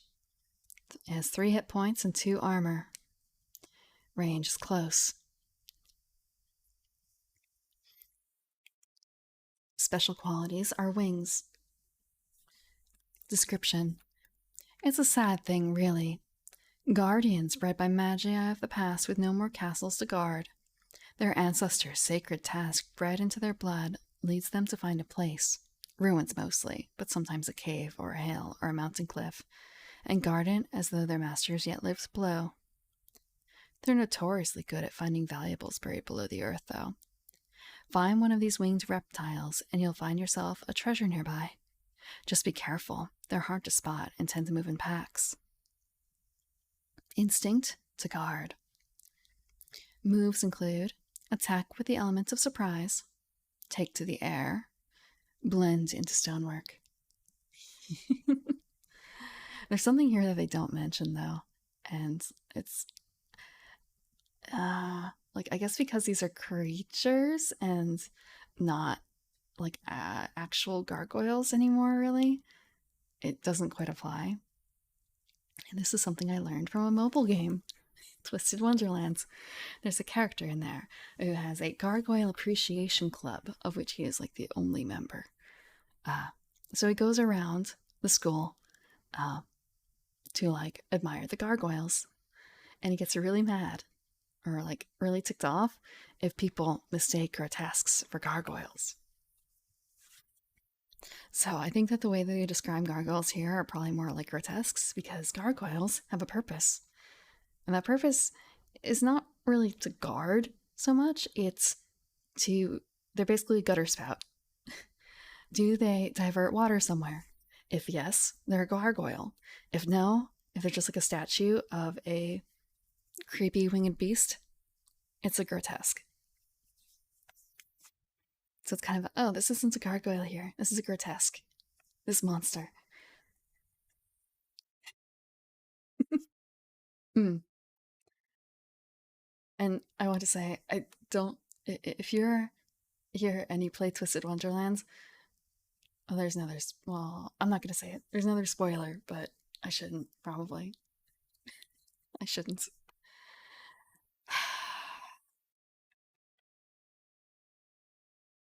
Mm,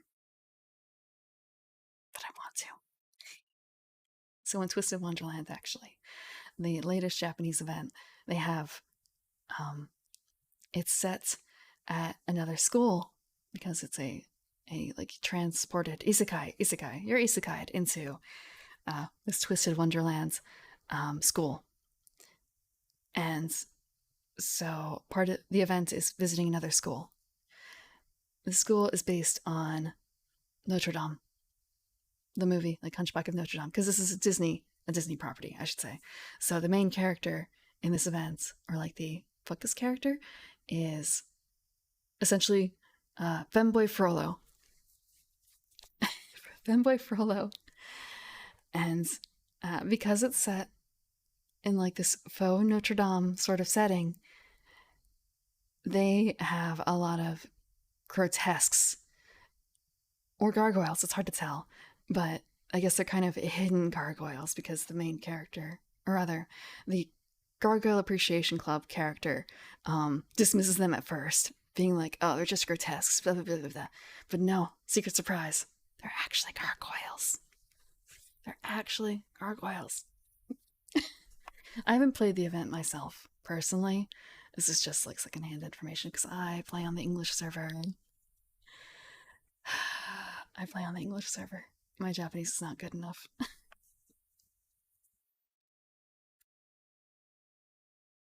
That, and I don't think I could keep up with two at the same time. It was bad enough keeping up with Fate's Day, well, Fate Grand Order alone, which I've given up. Way given up.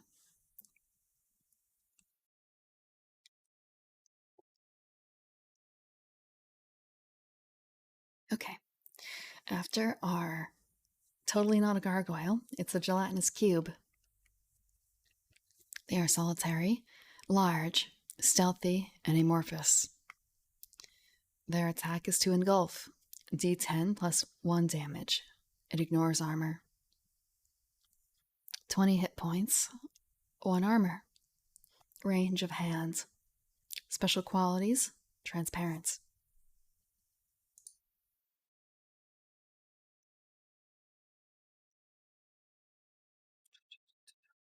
How many adventurers' last thoughts were, "Strange, this tunnel seems cleaner than most"? Too many, and all because of this transparent menace. A great acidic blob that expands to fill a small chamber or corridor and then slides, ever so slowly along, eating everything in its path. It cannot eat stone or metal, and will often have them floating in its jelly mass. Blech. Instinct to clean. The moves fill an apparently empty space. Dissolve.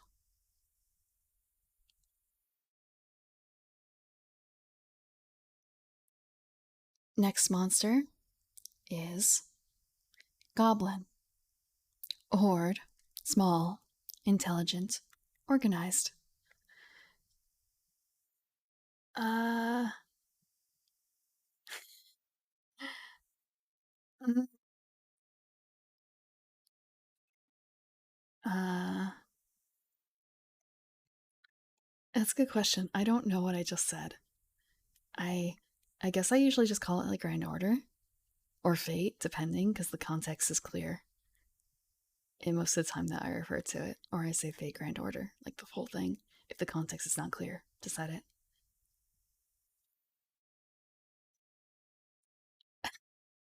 So I guess I kind of avoid it.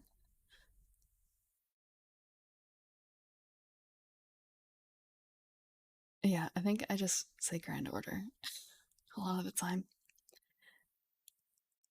It's kind of tempting. I think, isn't it? Uh,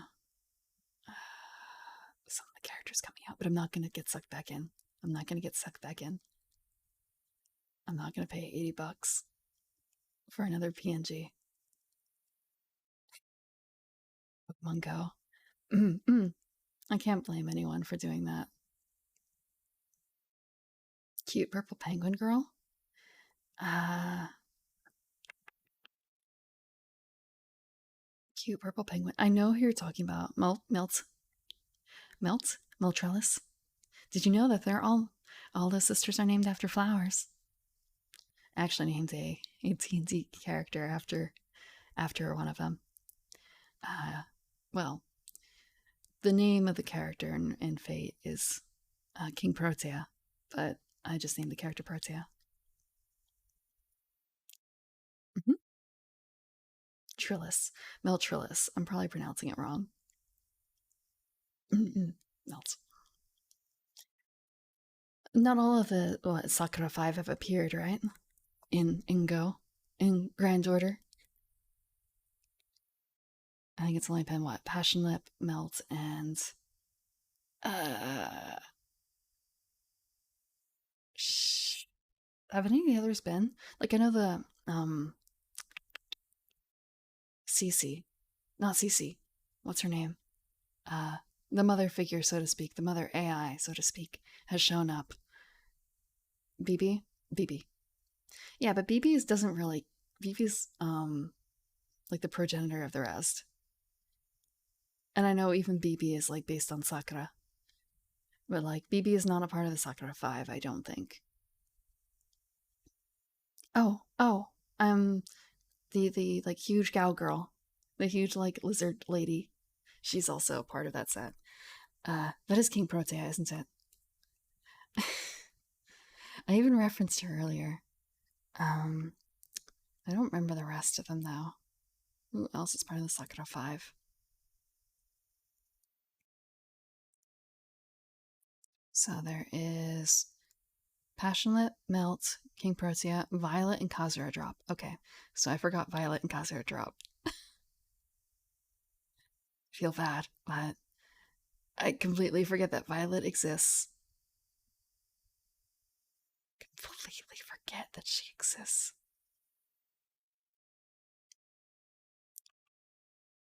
Oh, I don't want shopping. I want images. Real quick. Images of the Sakura 5.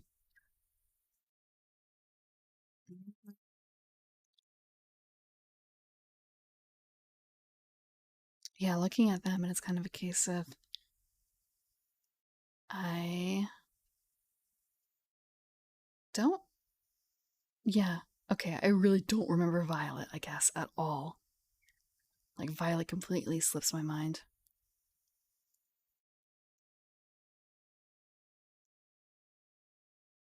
But I remember Kazura Drop a little bit.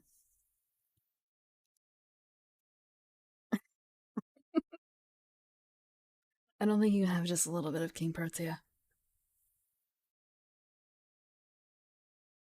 She's like literally a Godzilla girl. I was I want to say Passion Live has a similar problem in a way. Thank you for the head pats, all of you. Thank you for following Chilled Muffin.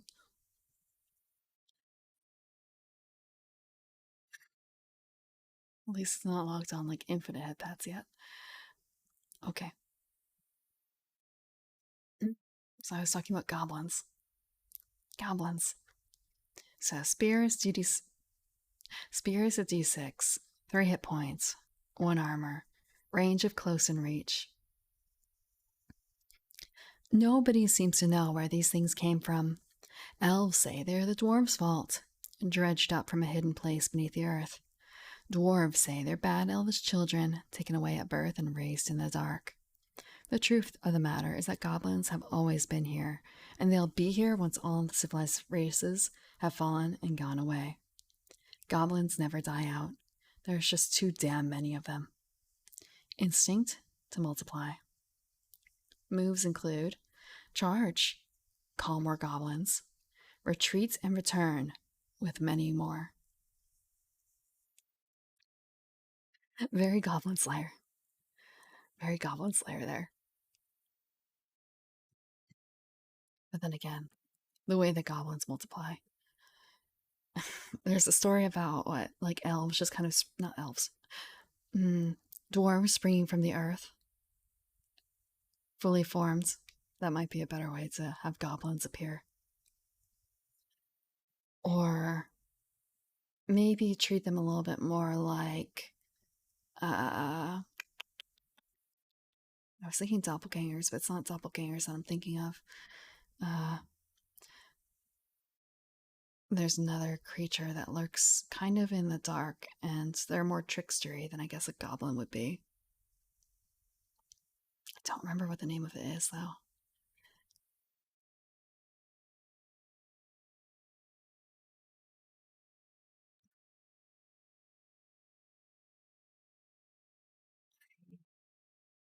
Remember. They're in the monster that knows what it's doing. Or the monster knows what it's doing. And I've played them. Boggart. Boggart? Maybe it's a Boggart.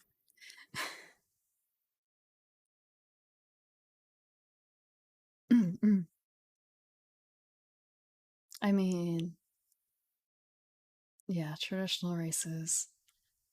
Yeah, there's a lot of things that are pretty much equivalent, but D&D separates them out because they're from different mythologies. Or they just smash a bunch of tropes that are from different cultures into one thing. Doors.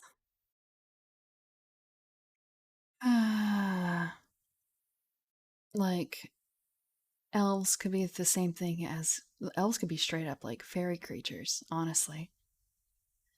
Um, which could probably be nearly the same thing as goblins, just a subtype.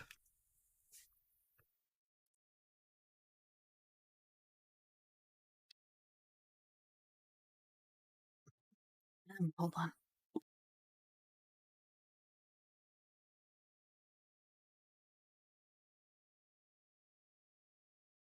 Doors are bay.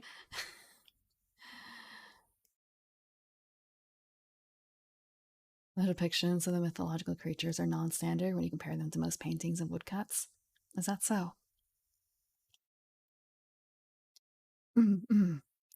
Actually, when I ran my campaign, uh, one of the earlier creatures that they ran into was named Creeping Jenny, and she was a dryad in the woods, essentially. And one of the players immediately thought I was referencing uh, The Witcher's Jenny of the Woods, which was not my intention, honestly.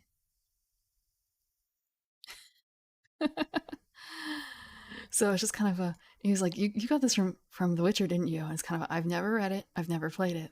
The first time I played it was on stream, and I still haven't actually done the Jenny of the Woods thing. I still mean to.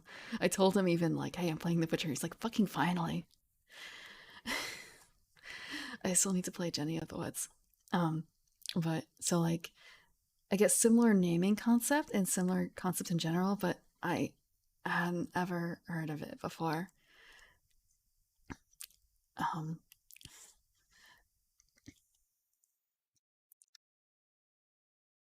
and like, there's Hen of the Woods too, which is a mushroom, and Creeping Jenny is actually a plant. I based all my Fae in that game on plants. I consider the Dryad as part of the Fae, like uh, exiled if they were like the Dryad, Creeping Jenny. Uh, so their personality derives from their name, and Creeping Jenny was a stalker. Full stop. A stalker in the dark. You bought a fucking. You bought a pomegranate and you choked to death? Did you. Did you eat like the white part? Did you eat the pith? Or was it on an arrow? I love pomegranates. I really, really love pomegranates, and they're in season now. I know a lot about pomegranates. So, like, the seeds inside are arrows, and the white parts are piths, and there's a specific way that you should open it. You chuck. They don't have nuts! They're seeds. They're not nuts. You hurt me.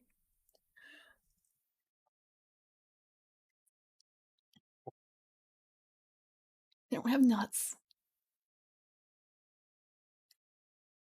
Yeah, yeah.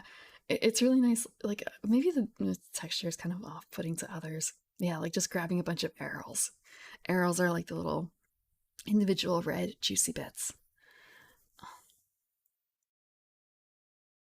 Yeah, they're tasty.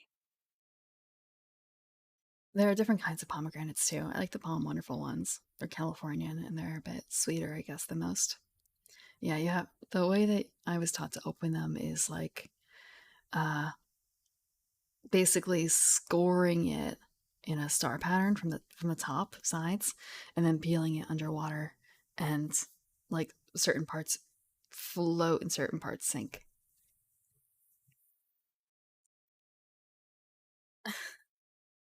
Yeah, eating them is a hassle a bit. There you can get used to quickly opening them, but it still takes me a bit of time, but like I can do other things while I open it.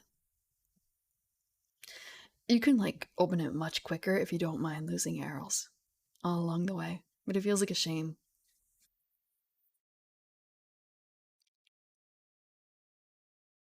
But yeah, it's like eating rice a bit. Like you're eating like a bunch of little things.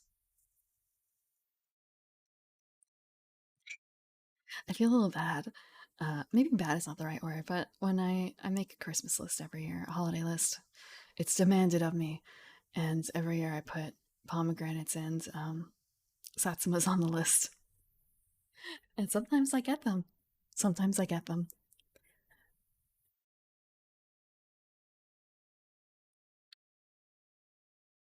Fruit for Christmas is nice. Fruit for the holidays. The pile of satsumas in the middle of the katats.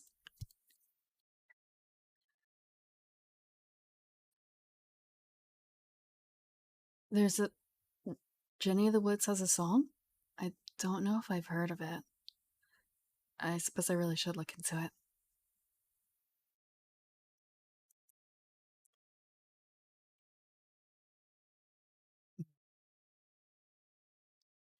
Jenny in the Woods, bitch ass motherfucker. All these people know so much about Jenny. I really don't know anything about her.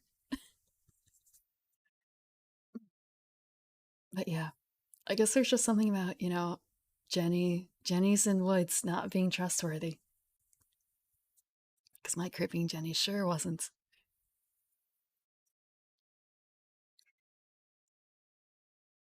Oh, Jenny of the Woods is a character from The Witcher. And all I know is that she is no good news. Not good news. She's bad news. And her name is Jenny, and I guess she lives in the woods. Witcher. Witcher's not that bad. Witcher's pretty fun. Witcher's good. I liked it. It was one of my first games that I played on Twitch, actually, which is a bit unfortunate because I don't have the VODs from like the very first, like the first couple of weeks of me playing it. I didn't set that up until way after. So like that's kind of missing media. Which rest I've never. You'd prefer to play a female Witcher? I mean, you kind of can do that. There's not a male version. You're making stuff up. You can post a link. I'm just gonna save it for later so I can listen to it after stream.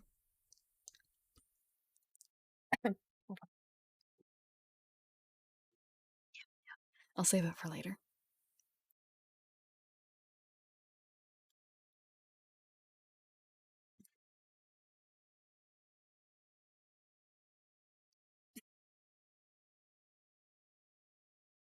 You and a bunch of other people, Toastian. I guess I can kind of see the appeal, but I like men more. A lot more. But I guess that's its own category. And, well, just remembering Witcher and how it was just sort of painful the one time I was forced to shave the character, like forced to shave his face and change his hairstyle. Like, no, no, no, no, no. It was scruffy. I liked it scruffy. Don't take the beard away. Please don't take the beard away. Why?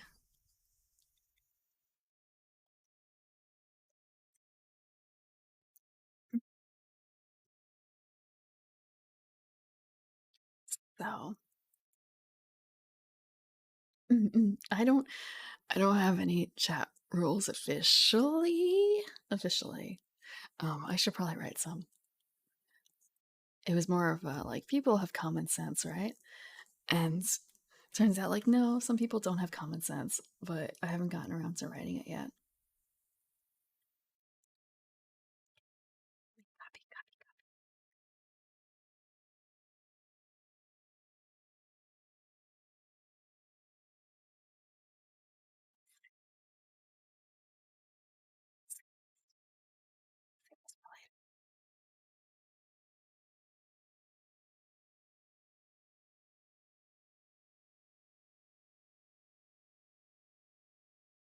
Okay, save for later. Good luck finding all those in one person. Finding tall women is hard. Finding muscular MILFs is probably harder. Finding all that in one is going to be like 1 in a million.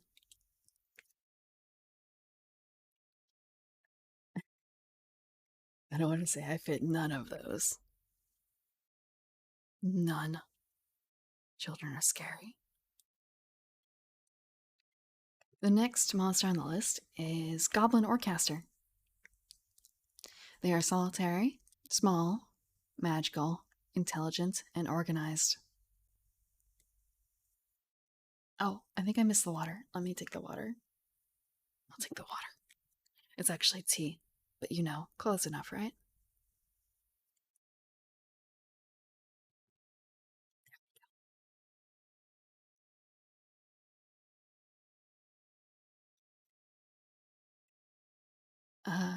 So they have an acid orb attack. D10 plus 1 damage, ignores armor. 12 hit points, 0 armor, and a range of near or far. Or rather, near and far. And the description is rather short. The description is simply, "Oh Lord, who taught them magic? Instinct to tap power beyond their stature." Their moves are unleash a poorly understood spell, pour forth magical chaos, use other goblins for shields.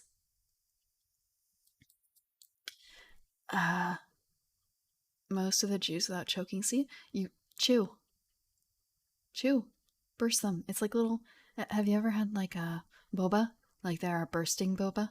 Like little juice pockets? They're actually kind of like a miracle of science in a way. Oh, yeah. Use your teeth. You got teeth, right? Chew. Chomp. Hum. Hum. Don't just swallow them whole. You could also theoretically juice them. Yeah, just don't don't choke. Just don't choke. Or like don't don't fill your mouth so full of seeds, of arrows. Maybe like divide it in half. One of my cats, eats so fast and he fills his mouth so much that sometimes he does like choke a little bit. So just eat less, a little less, or like eat slower. Hello, mixtape.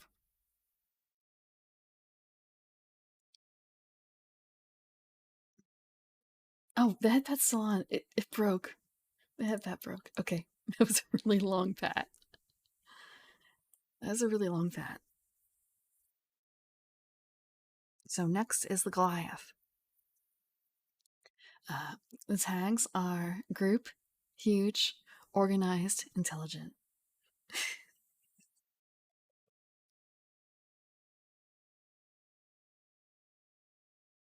You're trying to break it, aren't you? You've learned it can be broken, and now you're just trying to break it. Did, did it break again, but the wrong way? God. I can't keep track of if it's breaking or not. I can't keep track. Okay, I'm gonna have to like put in a little time thing for this. Where is it? Where is it? Where is it?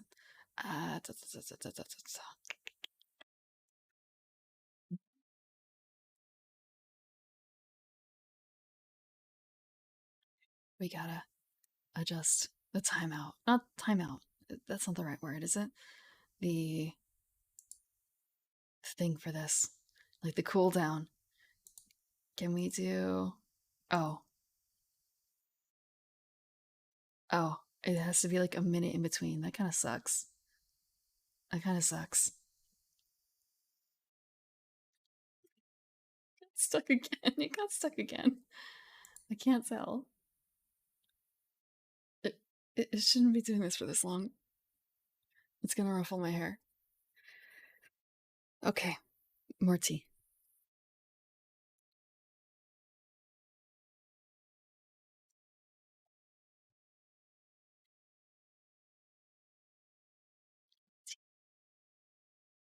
It really doesn't taste like licorice anymore. Completely gone. Or maybe not gone. It just doesn't stand out as much anymore.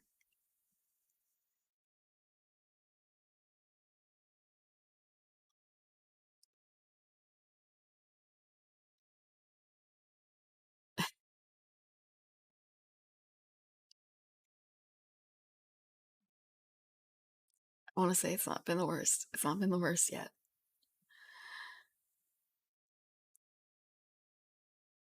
I want to say I've wrangled players before. I wrangled players before. Chat should be no problem. Chat should be no problem.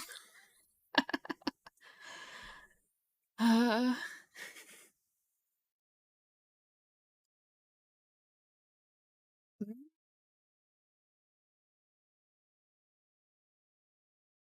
Goliaths. Group, huge, organized, intelligent. They do damage through their maces, like a mace. D8 plus 7 damage. 14 hit points, 1 armor.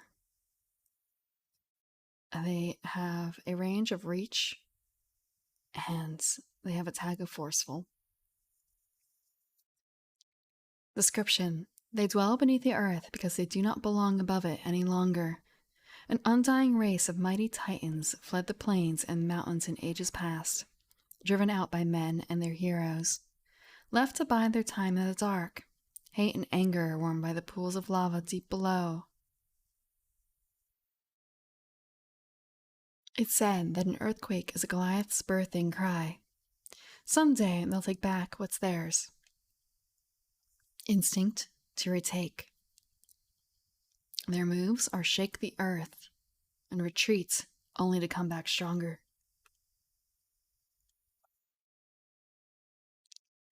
Next creature is an Otyugh. Their tags are solitary and large. Their attack is tentacles for d10 plus 3 damage. They have 20 hit points and 1 armor. They have a range of close and reach, and they also have the tag forceful. Their special qualities is Filth Fever. The mating call of the Otyugh is a horrible, blaring cry that sounds like a cross between an elephant dying and an overeager vulture. The Otyugh spends much of its time partly submerged in filthy water and prefers eating garbage over any other food. As a result, it often grows fat and strong on the offal of orcs, goblins, and other cave-dwelling subhumans.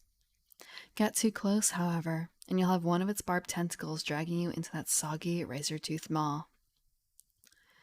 If you get away with your life, best go to a doctor, or your victory may be short-lived. Instinct is to befoul. Moves include infect someone with filth fever, or fling someone or something. They don't have any images for all of these, but the Otyugh is... let me grab up a photo, maybe. Actually, I could do it here, maybe. I want to say, I guess there's like a preconception of what an Otyugh looks like in general. But I want to say for a lot of these monsters, I don't necessarily pop the monster description doesn't go into enough detail for me to come up with an image. I'm going to bring up. I wish actually, can I? I probably can't change the color. I'm gonna bring up real quick. I'm gonna take down the text. Actually, yeah. You can see that text. So it's spelt Otyugh.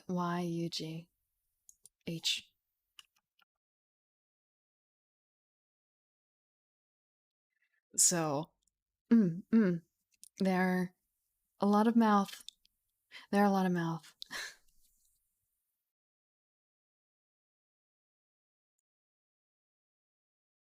Let's open a new tab real quick.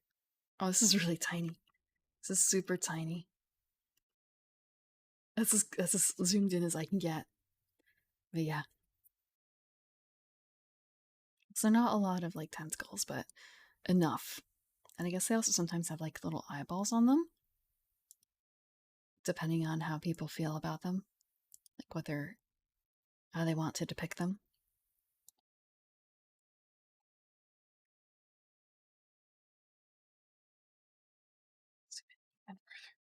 In further, further.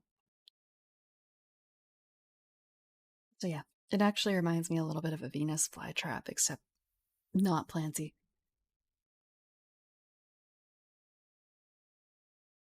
Like stems that lead to mouths, essentially, like prickly bits.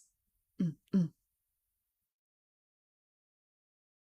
So yeah, if you survive, you still go to a doctor because man, those teeth probably like a cat. They probably have. Well, they do have infectious stuff on their teeth.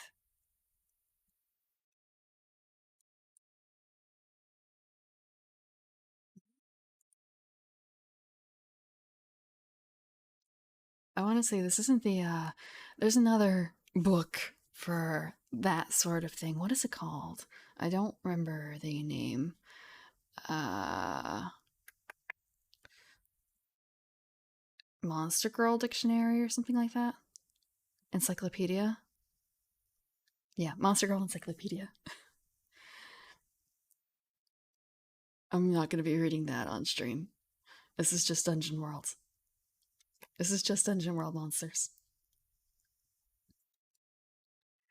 The next monster is the Maggot Squid.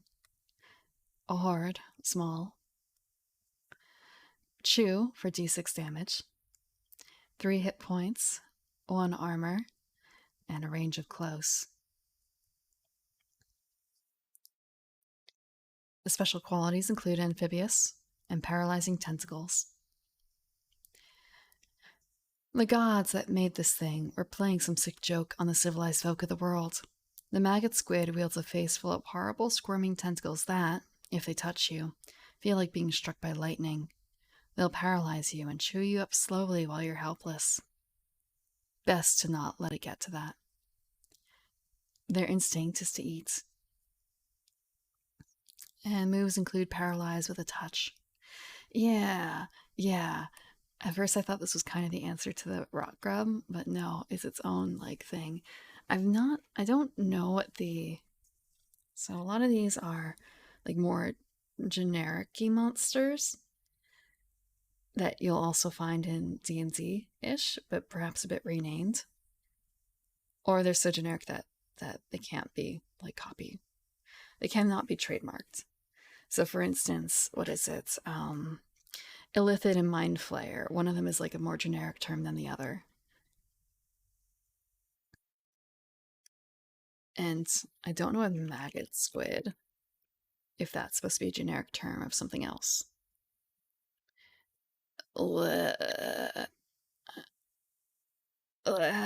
Okay.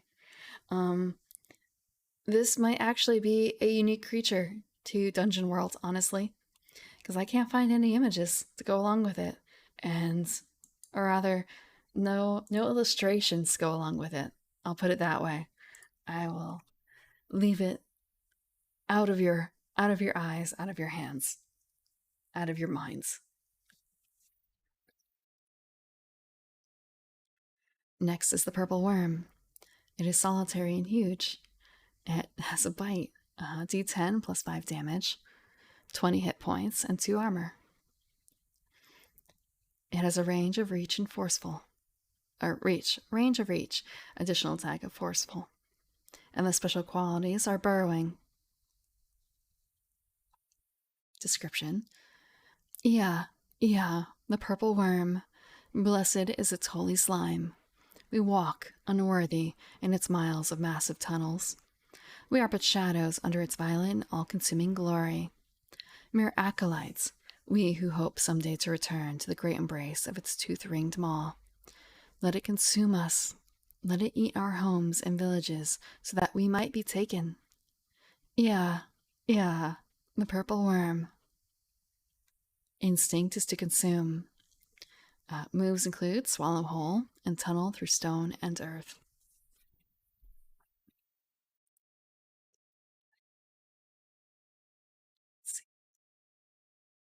Next is the roper. The roper is solitary, large, stealthy, and intelligent. It has a bite of d10 plus 1 damage, 16 hit points, and 1 armor. A range of close and reach. Special qualities include rock-like flesh. Description: evolutionary happenstance has created a clever underground predator, disguised as a rocky formation, most often a stalactite or stalagmite. The roper waits for its prey to wander by. And when it does, whether it's a rat, a goblin, or a foolhardy adventurer, a mass of thin, whipping tentacles erupts from the thing's hide. 100 lashes in the blink of an eye, and the stunned prey is being dragged into the roper's mouth. Surprisingly effective for a thing that looks like a rock. Instinct to ambush. Moves include ensnare the unsuspecting, disarm a foe, chew on someone.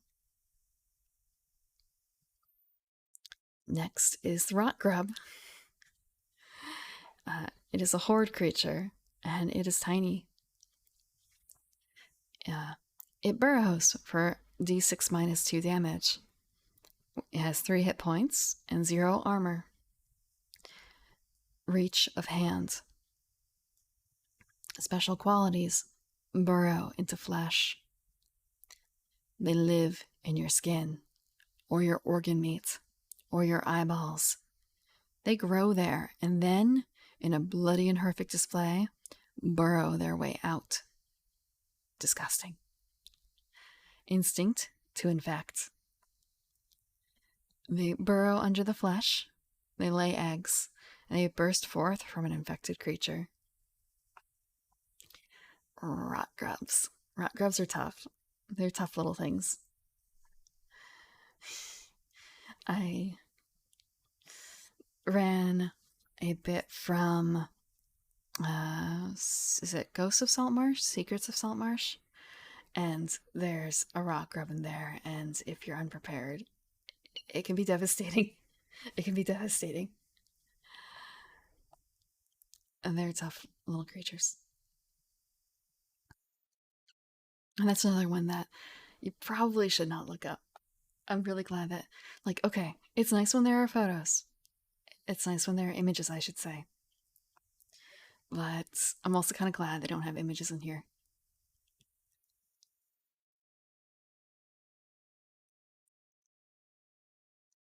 Sometimes, actually, I guess it's a question to ask. Do you prefer when monster lists have images or not? I want to say, reading about a lot of creatures makes them sound more horrible than they actually appear to be. And if you're good with your descriptions, that can be terrifying on its own, letting the imagination fill the gaps, But when it comes to understanding how things look, sometimes words don't get the entirety across. I guess it's also a bit of the choice of, as a DM, you might want a picture so you know how to write your description. But you might not want the players to see it. But I guess you have that choice, at least, if there is, in fact, a picture there.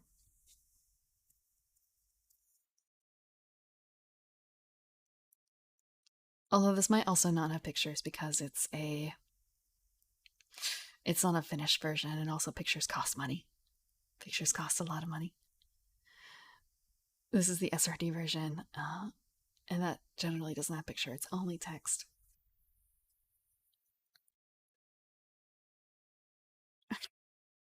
Next is the Spider Lord. Solitary, large, devious, intelligent. Attacks with mandibles for d8 plus 4 damage, 16 hit points, and 3 armor. Special qualities: burrowing. A lot of burrowing, but I guess this is a cavern thing. This is a cavern setting. But a spider burrowing? That feels a little strange, actually, in hindsight. Description: even spiders have their gods, whispered to in webs with little praying arms. Instinct to weave webs, literal and metaphorical. Moves include enmesh and webbing, put a plot into motion. So you prefer pictures. Okay, I can see that. I suppose in the end I prefer pictures too, even if they don't necessarily get seen by the players. I want to say, if you've ever played something like 10 Candles, I feel like that might be something where like illustrations might do more harm than good. Same for a lot of horror things.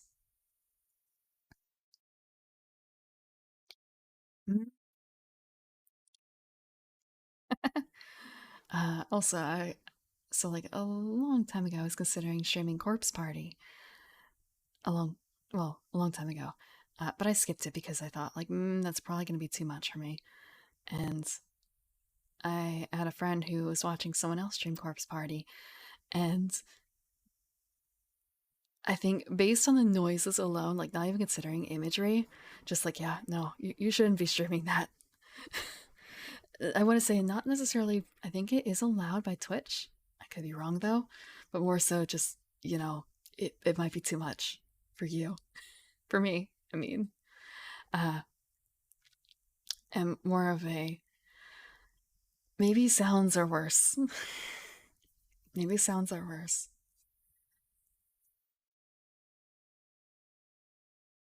To complete the picture, the mental image. For me, yeah. Yeah. Their particular thing was something about like uh listening to like a child screaming and crying for like 10 minutes along with the noises that caused them, or the noises of whatever it was that caused them to scream and cry for 10 minutes. And it was kind of like, okay, that sounds good. Yeah. I mean, like not good, but like that's very considerate to let me know this. Mm-hmm. Like I want to say corpses don't necessarily bother me as long as the corpses aren't like zombies. If they're not moving, um, yeah, yeah, a small, yeah, body horror stuff. Again, like still images aren't quite as bothersome. I've read well, not most of. I've read a good chunk of MPD Psycho, for instance, and got that got body horror pretty quickly. I mean, like it opened with a refrigerated um girl in a box uh with a fish pump helping her live. It was pretty bad. And that was just the start. But I think like hearing the noises for that would have made it worse, which is I guess also why I tend to avoid like animated horror. But picture horror is fine. Like sequential horror, I guess. Sequential illustration. Fancy word for comics.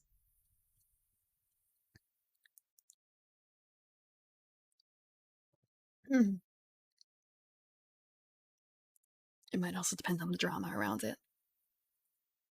Video game stuff for zombies. Uh I mm, my first introduction, my early introduction to zombies was through video, like movies. So it is a little different. Like I don't necessarily like put them into video game category. And also the graphics for video games was not that great. It really wasn't that great at the beginning. So not that scary. Not that scary. But then again, if they could add in noises for it, that would be worse. Or just, like sudden flashes, jump scare type things.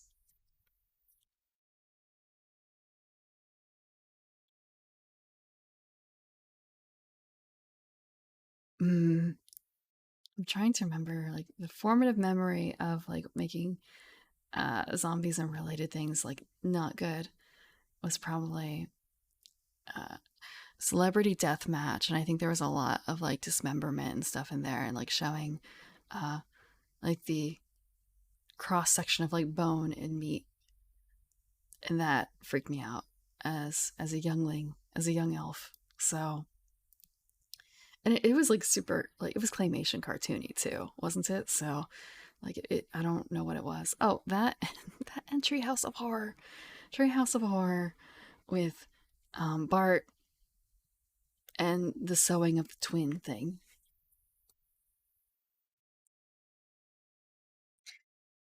Yeah. Yeah, I've just avoided like zombies in video games as much as possible. Like zombie video games, nope, nope, nope. I'm not watching, I'm not reading. Nothing about that. Nothing about that.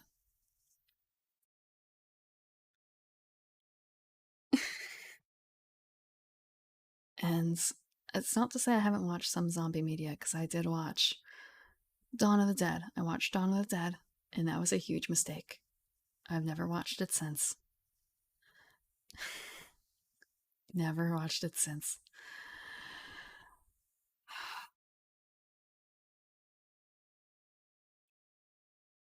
But it's been like almost 2 decades since I watched it, so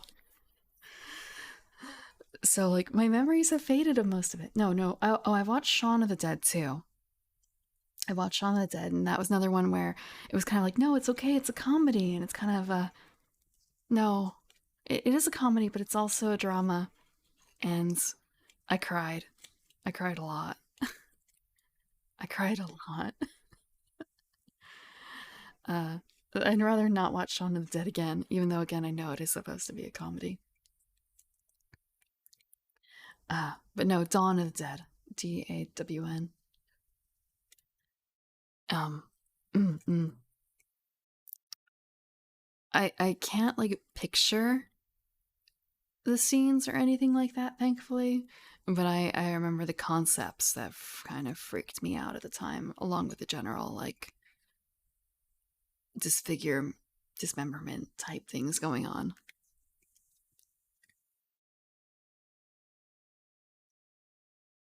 Let's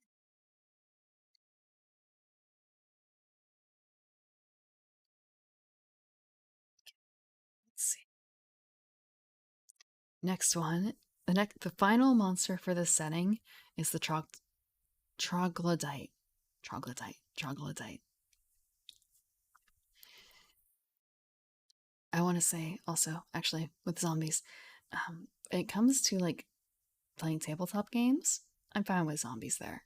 Like that's all. It's not, I guess, like personal and visual enough for it to be an issue. But video games are a little too visual for me. It's the final monster in this setting. There's like, okay, there's the cavernous dwellers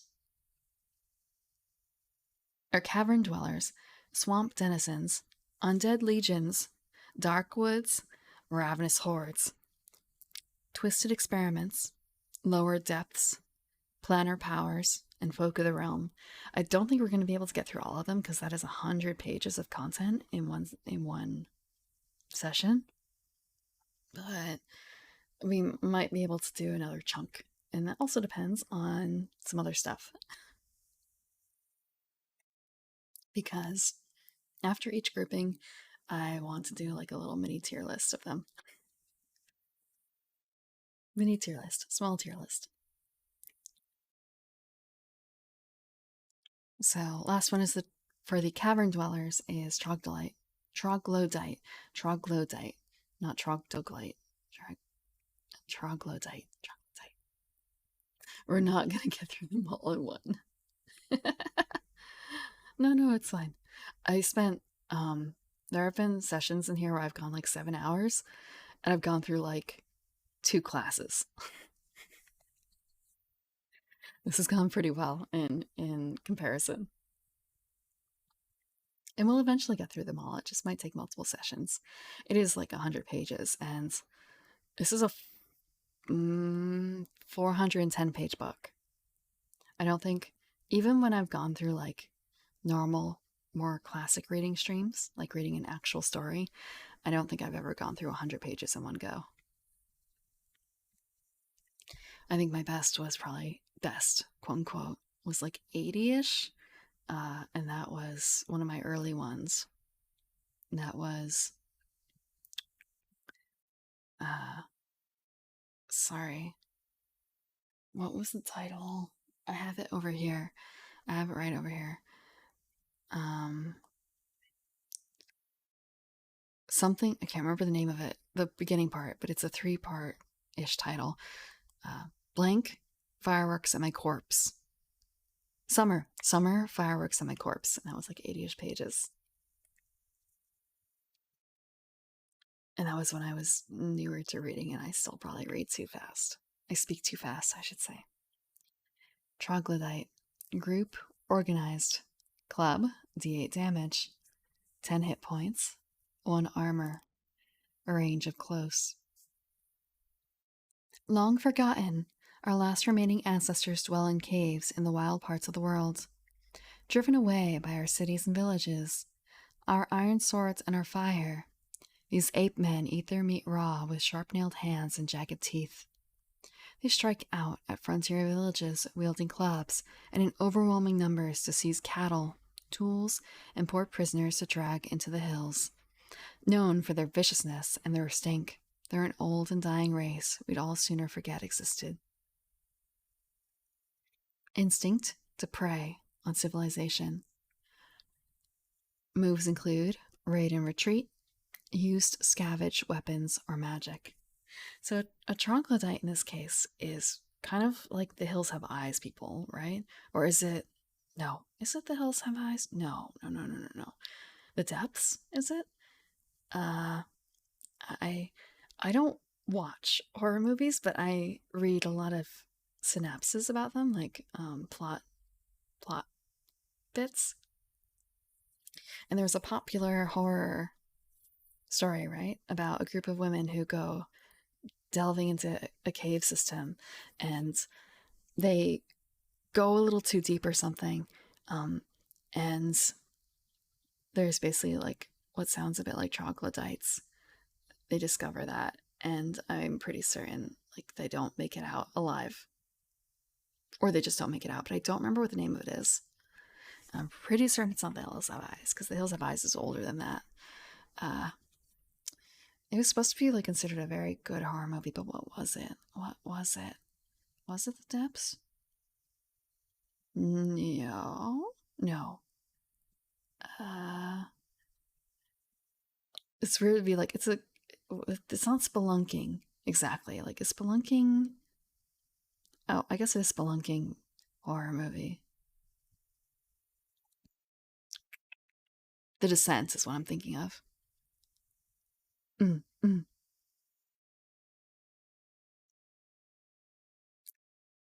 Yeah.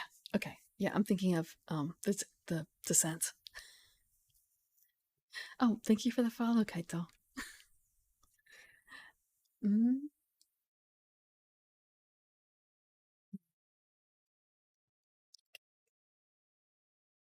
yeah, feel free to interrupt. We're not on a time limit here. I'm gonna finish this book. It just might take, we might be doing into January. Let's see, let's see. And also, there will be VODs. The VODs will go up on YouTube because this is uh, a freely available source, so it's okay to like record and put on other places as long as I think I don't make money off of it. And who makes money from streaming?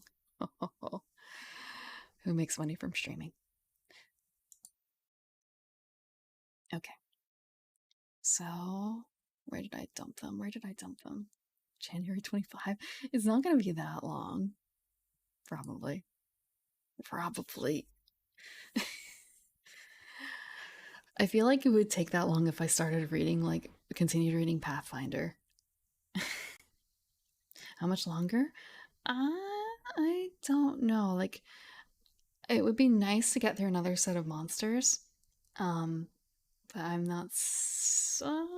I could try. I can try and get through another set of monsters. Uh, I can do a sneak peek of them. There's. I feel like a lot of the time was taken up by the description of monsters, like how to build a monster. But I'll zoom in here too so you can see a little clearer. So we have like a listing of all the monsters. I don't have images, unfortunately, because our images limit the imagination. And I have the tier list up here. I'm actually going to move them a little closer together. This is not like an official tier list thing. This is a homemade tier list thing. Because I have that sort of power. I can also make the typeface. Actually, let me. I could make the typefaces bigger, but that might also like hurt how it appears. Just pop it up there. So, like looking at all of these, and I guess part of this is like, how much fun would they be to play as a DM? How much fun are these to play as a DM?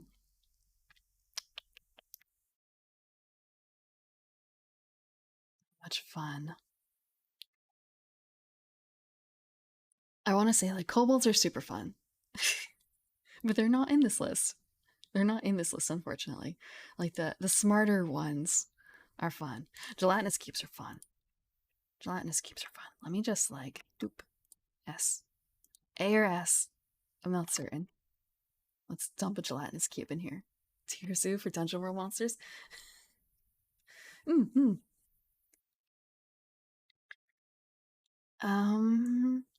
I feel like fire beetles are neat, kind of, but like whatever.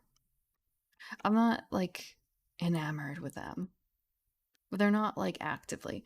They're not actively bad, I guess. So like C or D, I might adjust these later too. This is like initial gut feelings. Elementals are fun. They're classy. They're classy. They're not like stand out in any particular way, and they're kind of dumb too. Cloakers. I like cloakers. I like because they're kind of mimic like. Um, I don't know if they're S tier necessarily. Um, I think they're cool. I've had a DM. Well, there's a carpet version of that in D&D, essentially, and it's like a carpet smother, and those were to great effect. And just thinking, like, why is a cloaker? Okay, so a cloaker looks like a cloak, right? What's it doing in the cavern dweller section? Like, that's a weird place to put it. I don't know if I understand. Um, the rest of these, like cave rats. Cave rats are kind of okay. They're okay. I think they're better than fire beetles, at least. They're not the worst.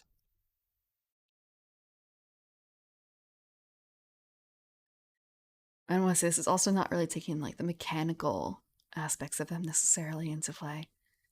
Like I'm not going to worry about, oh, but this one is so much better because it's got so much more hit points and better armor and better damage.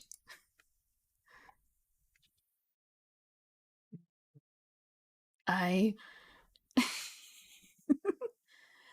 It's like maggot squid. Ugh. Bleh. Wouldn't really want to use them. I don't have a Discord server. I don't really know if I need one at this stage. I don't really know if I need one at this stage.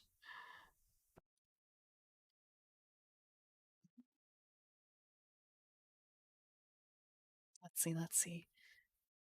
Otugar, okay. Goliath. Actually, wait. Did I miss something here? I feel like I skipped over something. because I manually added these. It's kind of a. I don't have a gargoyle in here, do I? Let me check. Cavern dwellers. I skipped gargoyle. Let's just pop one in here.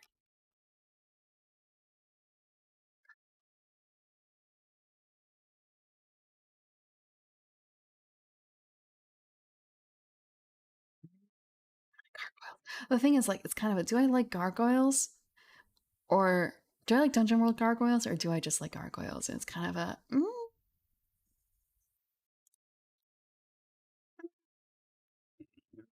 Low column A, low column B, maybe. Do it in there. But yeah. Mm. I suppose I'm not like a. I'm not in a whole lot of Discord servers for VTubers, so I don't really know like the etiquette around that sort of thing. So it's a little bit like not worrying exactly, but like it's another thing to try to understand before I implement it, I guess. Mm, mm.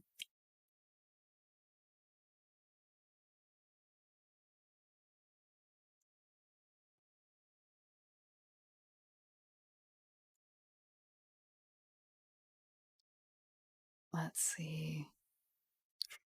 I like the description of purple worm. It's kind of a wait, is that really how purple worms work? Are they really like worshipped like that?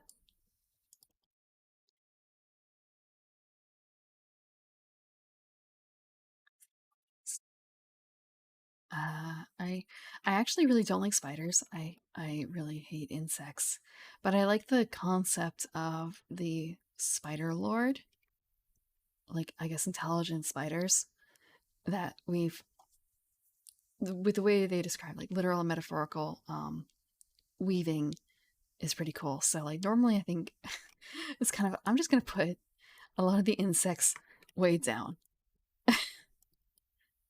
The Anket is not as bothersome as a maggot squid.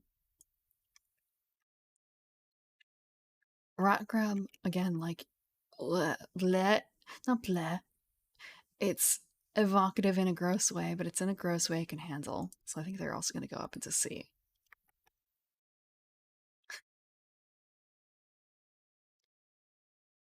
Goblins. Goblins are classic. Goblins are classic. Actually, there's going to be. What am I going to do here? I'm going to adjust some things here. Oh, let me. Can I do this all in one? Can I do this all in one? I'm doing a little bit of side work. Oh, wrong thing. We're going to grab that instead. There we go. And what about in between? Oh. Oh. Wait.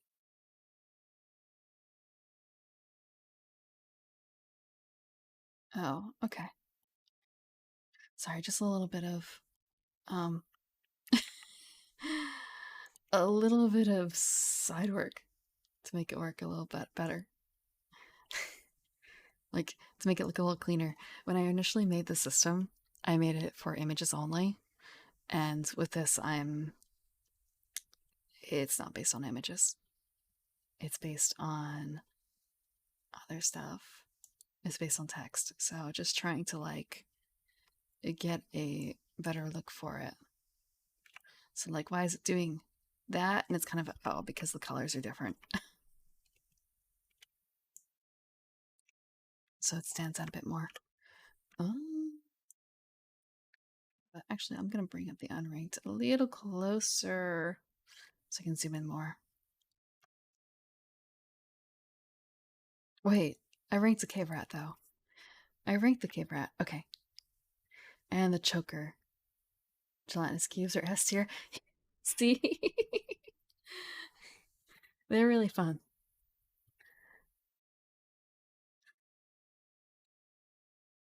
Okay, so your current character considers the gelatinous cube a best friend, but what about the gelatinous cube's feeling on this relationship?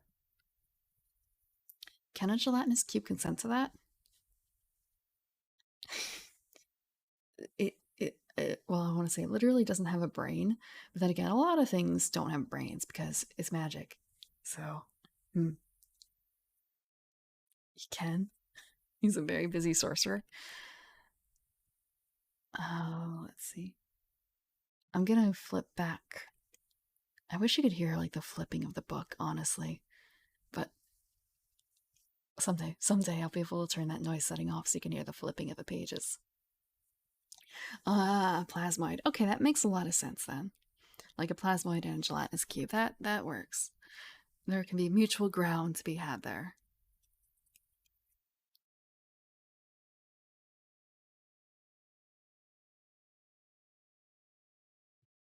Disney cartoon? Yeah, Gargoyles is really fun. The Disney cartoon. Um, it's actually available, I think, on Disney Plus or Netflix. Probably Disney Plus though. Maybe? I don't think it's on Hulu. Um, and it was a fairly well made and like I don't want to say surprisingly adult, but surprisingly adult for like a Disney cartoon.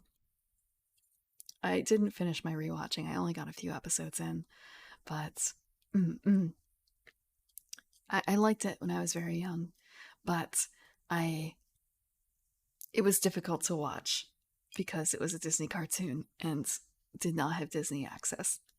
So it's kind of like only on special occasions when it was like given away for free, essentially, the Disney Channel. Thank you for the follow, LVG. So, in this case, like, the gargoyles are not quite the same, but they're pretty cool.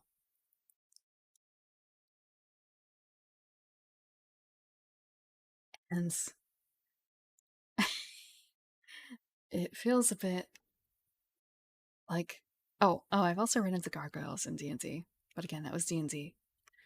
Most of my, or rather, well, some of the major enemies I dealt with in Dungeon World when I was a character, or when I played a character, rather, were goblins. Goblins! If it weren't for some interpretations of them, they wouldn't. They're fodder. They're early, but they can be rather nasty.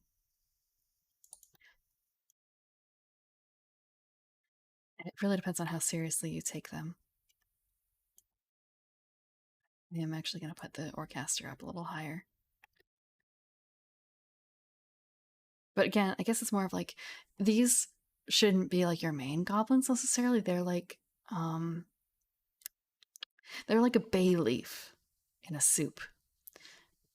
You don't want a whole lot of it in there, but you do want it in there to give extra depth. Also, you don't eat the Goblin Orcaster. You don't eat the bay leaf. What series has my favorite take on goblins? um, uh, I liked Goblin Slayer honestly. Ish, like it's pretty messed up, yeah. But like the idea of they are extremely dangerous. Um, or rather, if you tackle them in their lair, they're dangerous. If you're unprepared, they can be dangerous. If you're undermine them, like underestimate them, uh, they're dangerous. That sort of thing. Mm, mm. Uh, and the fact that like normal, not normal people, but like well seasoned fighters can deal with them, but like why bother? Because why bother? Like it's a lot of work for not a lot of pay, and there's a bunch of them. There's a bunch of them. Like, there's some other issues with the Goblin Slayer world, but uh, that interpretation is I guess the grittiness of it. I like it.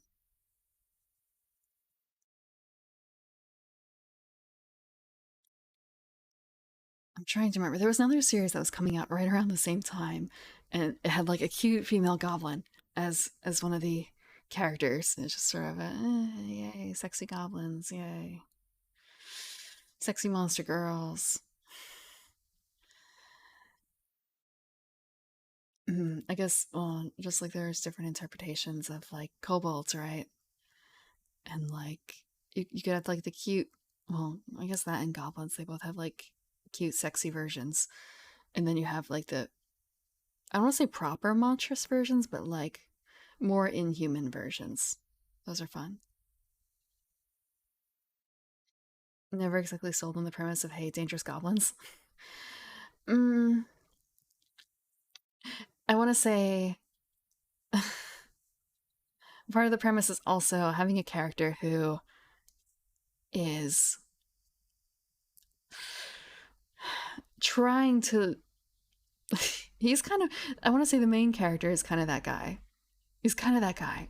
He doesn't want to roll necessarily. He wants to outsmart things so he doesn't have to roll.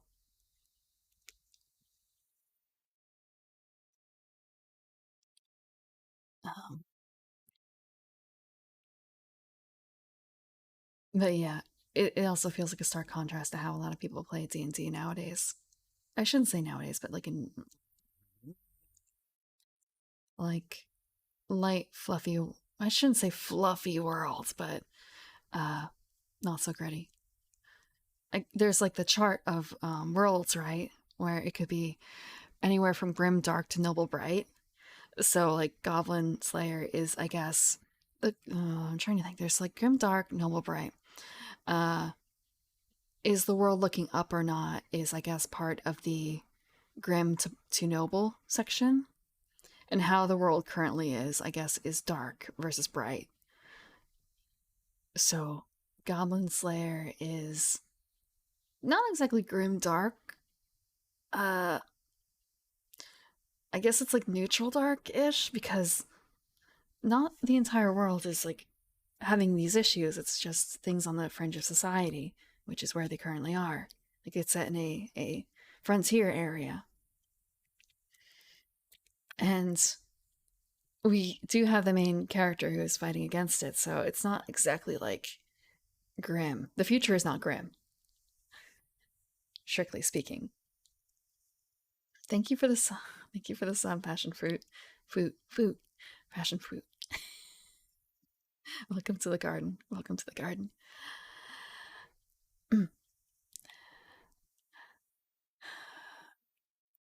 But I guess not all worlds can also be like neatly categorized in that kind of thing, in that setting, in that uh, division.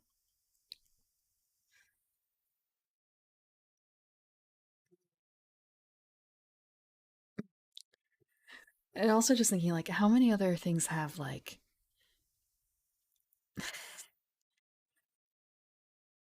mm, I guess a focus on goblins or a lot of goblins. Thinking about like other goblins, so like completely opposite. I shouldn't say opposite, but so there's something in I think it's actually like some forms of changeling, um, like the White Wolf property changeling. I don't remember if it's from Dreaming or Lost. I'm pretty certain it's from there though. Is the concept of the goblin market, which I like, which is not like it's not goblins as in like the multiplying little festering creatures. It's more of goblin as in fey creatures. Like they might be still small and like kind of grubby, but they are traders. And for goblin markets, they will trade you stuff for stuff. And stuff could be a memory, it could be an ability, it could be a lot of things. You could trade your name for a fancy magic item if you want. Yeah, yeah. Okay, so it is lost. Yeah, yeah. So I really like that concept, but it's at like the name especially is that complete ends with like the other concept of goblin. So this kind of also comes from the whole issue of you have multiple forms that are have the same name or are kind of like sort of related, but not really at the same time. So like fairies as the same as elves, as the same as mm, I guess like gnomes and stuff like that. Like they're all fae, but are they like proper, like depending on your definition of fae too? Is there a separate world for the fae? Do they hail from there? And D&D like twisted, and now they're kind of separate concepts. Mm-hmm. Mm-hmm. Market with physical and the abstract. Yeah, yeah, yeah, yeah. So yeah.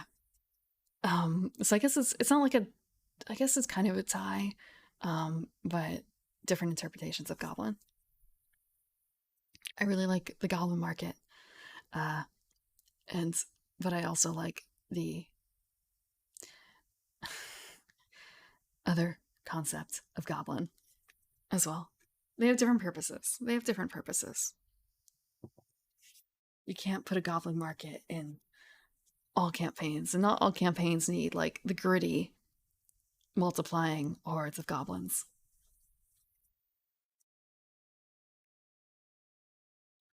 And dwarven warriors, like, this is dwarfs. Dwarfs. You know what? It's kind of like I'm an elf. You actually can see what I'm highlighting right now. It's like I'm not going to put them in F, but dwarves. What are they good for? What are they good for? Dwarfs. They don't. They don't light any fire in my heart. Dwarven warriors. They're going along with the fire beetles and the ankegs. Ankegs.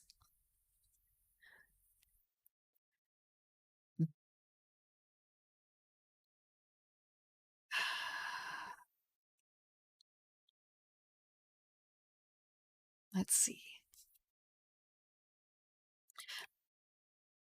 I guess I kind of like the concept of the troglodytes.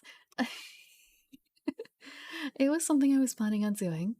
Um, so, like, I guess this we read about how to build a monster in general, and then we read all about the cavern dwellers, and now we're tier listing the cavern dwellers. So I'm going to be doing this for all the monsters as we go through them, like how interesting the concept they are, how fun they are. Thinking, I guess mostly from a DM perspective. You read the dwarves on this one, they're bros. It's ASMR tier list making. That's a thing, right? That's a thing. Mm. I guess like dwarves aren't bad. I've played a dwarf once, but mm, mm, they're a bit too stodgy. They're a bit too stodgy. I guess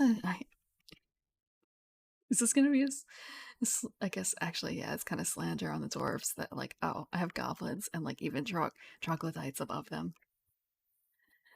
Uh, Otyuk, they sound impressive. They're just kind of whatever. I think maybe I love dwarves. I'm sorry.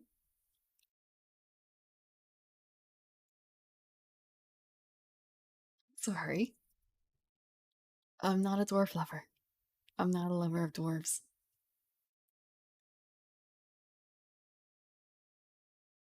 Okay, what else do we have here? So the last ones I've left are the ones I don't have a lot of experience with. Dwarf slander. Look, there's more chances for like dwarves in here somewhere, I think. Let me check. Uh maybe they're not. Not under ravenous hordes. Maybe they're in twisted experiments. Nope. Maybe they're in planner powers. Nope. Folk of the realm. No, I guess dwarves are only in here. It's a shame. Well, I mean, we're making this, but we're going to be going through different sections. And maybe we'll revise the list as we go through other things. Maybe realizing maybe they'll bump up. Maybe they'll bump down. Maybe they'll bump down.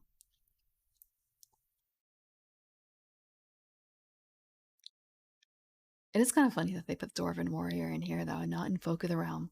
They're not Folk of the Realm, they're Cavern Dwellers. Cave rats are better than dwarves. No comment.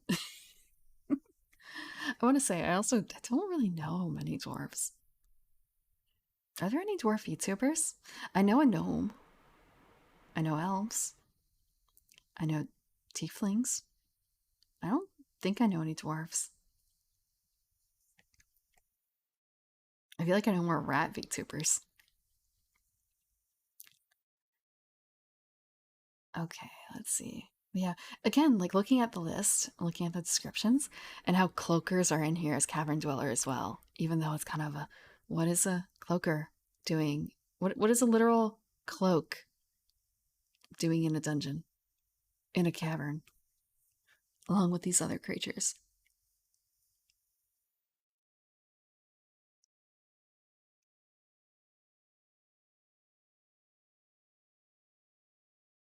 Goblins and elves, both fairies.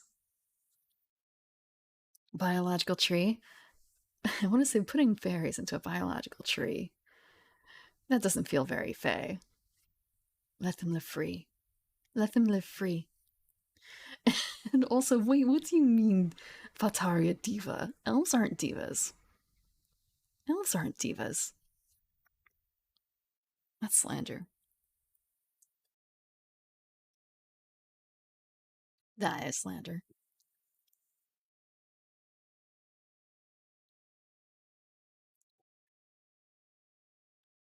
I feel like I should know, like, like. Sorry, I thought I heard something a bit strange. I was a bit worried. Let me check. Like, Chthonic. Isn't that one of the humors?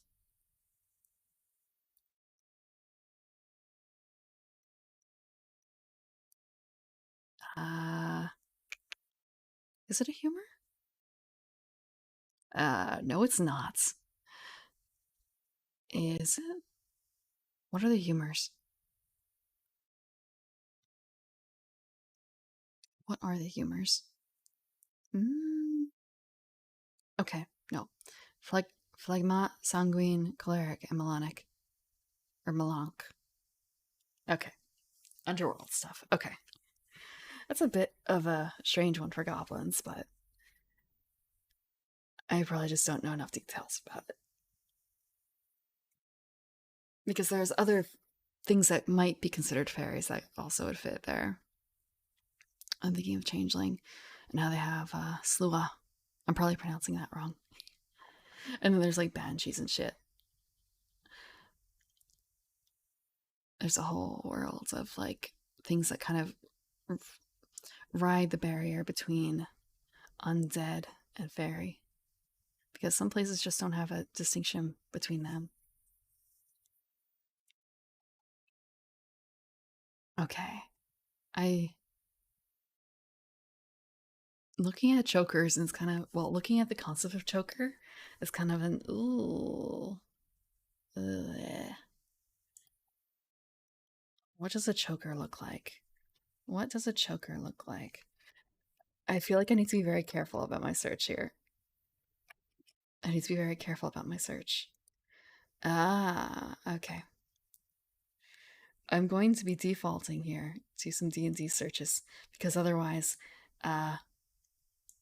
you know,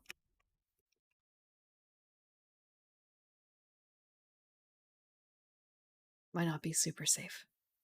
So this is what a choker looks like roughly-ish. I guess the concept of it. Maybe not so much with like the weird things in the hands, but kind of alienish creatures. Choker makes you think of the clothing accessory. Yeah. And I was also thinking, about this this morning before I went to bed. I realized, like, I have to go around my garden. I have to check my perimeter and some of my plants. I have a few plants in my garden that like I would describe as chokers, mostly because maybe strangler is a good word, just because they um are literally choking out other plants. I have a few. The neighbors have ivy, um, and it is, you know, doing what ivy does. It's reaching, it's crawling along the floor, it is pinning itself to things. So I actually have to, like, you can hear and feel the resistance when you rip it off of trees. Um, so like I'm trying to keep that in check so it doesn't choke my garden. And then there's another two plants that are the same type, but I don't know what they are. I haven't looked up what they are. And one of them tried to strangle some equipment I had. Another one is trying to choke out one of my hydrangea. And what it's doing is, and I've seen it in action. Um, when I let it get a little too open, when I didn't realize what it was doing, it it climbed up the hydrangea. Bro, don't even get me started with the hydrangea. I've got three of them, two different types. They're excuse me, they're not the best flower. There's an evening primrose right here. But so this plant, this climbing plant, it climbed up the hydrangea and it has its vine growing and it's just reaching out for whatever it can touch next and wrap it around it, which was a chair. So it started growing onto the chair as well and wrapping around it. And I don't know exactly if this is what it was doing, but it felt like it would find a branch or like a pole of wood or whatever it could reach. And I swear, this vine would split in two and then go around it. So basically encapsulating the branch inside itself, to give it like a little lock. It basically like bound the hydrangea and the chair to it. So I had to be very careful actually cutting it off the first time I found this out because it was kind of I don't want to end up snipping off like a bunch of my hydrangea. I have to be careful. And I haven't been able to get at the roots of it, so it keeps coming back, unfortunately. So yeah, I have to go check on my stranglers in my garden. Literally. It's not a joke.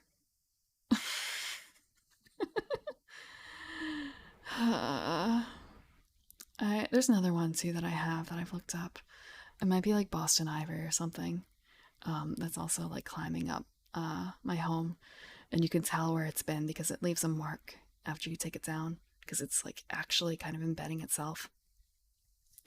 An ivy VTuber. It would not be surprising if there's an ivy VTuber. Whether or not they make the clean as a part of their personality, who knows? Yeah, if you have ivy, don't let it run wild. It looks really pretty growing on the sides of buildings, but it actually damages the building. It will grow into your home. It will let water in. It will letting it grow, you're also making the problem worse. Like maybe there was already a crack where it was. It's just gonna get worse. It's a real shame learning that about ivy because I was interested in having like ivy covered home. Like I'll just let it grow on the fences. I'll let it grow on the perimeter. Hmm. There is Lily Valerie actually. Um, Let me grab her name. I don't know if she's necessarily based on the plant. I don't think she is. She's a fox girl actually, but Lily Valerie is her Twitch. She was one of the first people who I think rated into me.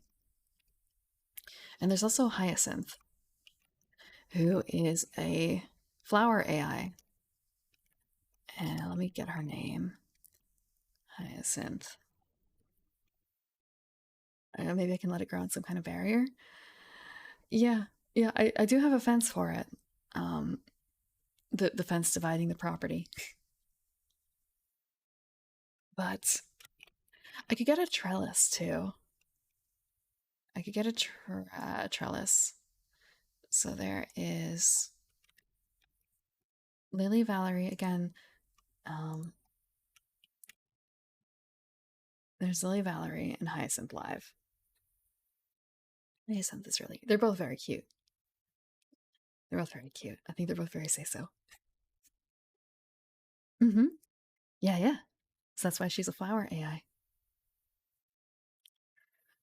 But yeah, sometimes I think about getting a proper trellis, but there are other things I should focus on first in the garden.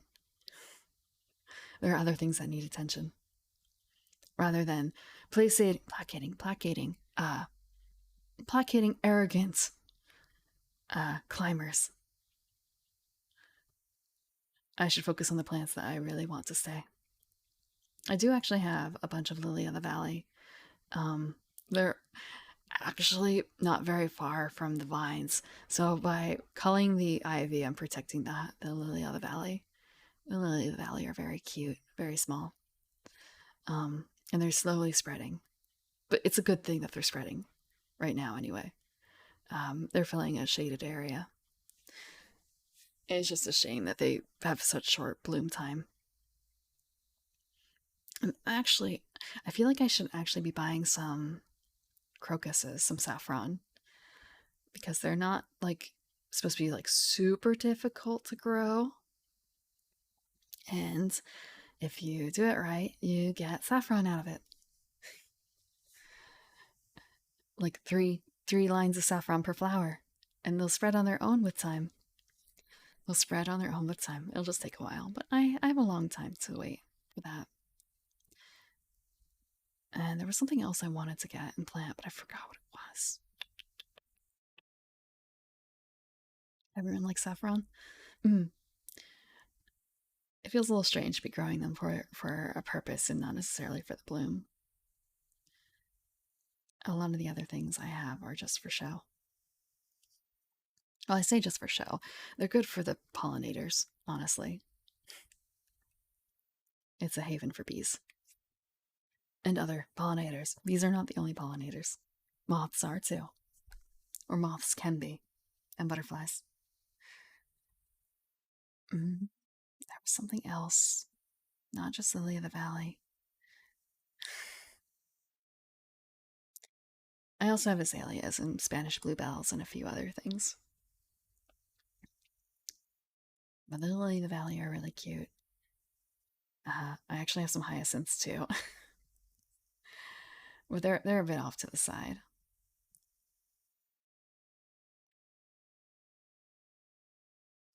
Okay, so like looking at chokers, let me just reread the choker bit a little bit.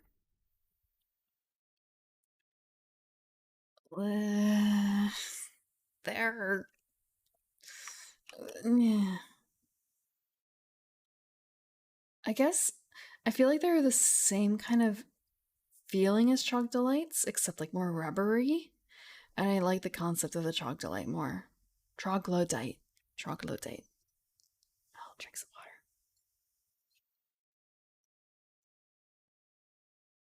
Okay. I'm actually gonna look up troglodyte. I can spell it. Troglodyte. Do these even exist? My tea has run out. Huh. This isn't what I had in mind for a troglodyte. Honestly. Maybe I should maybe I should have just not looked it up. I feel like now it's kinda like, I'm gonna rank them one lower. I'm gonna rank them one lower. Now I'm not feeling quite so inspired.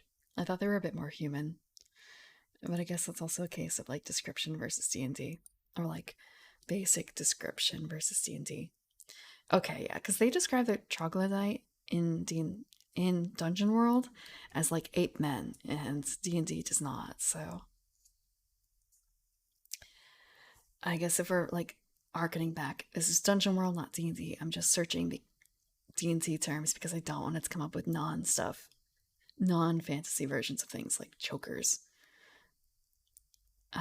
or ropers. Okay. It was a big mug of tea, but but it does run out over time.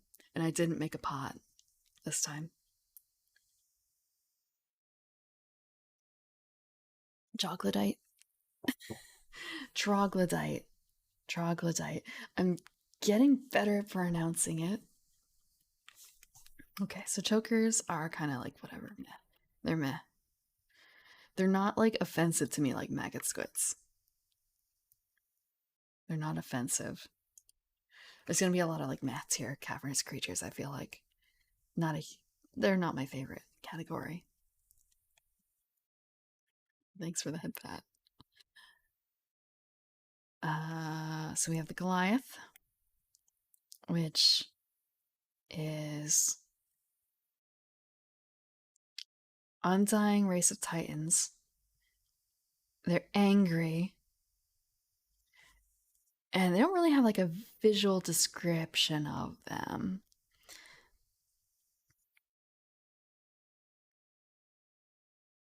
Mm.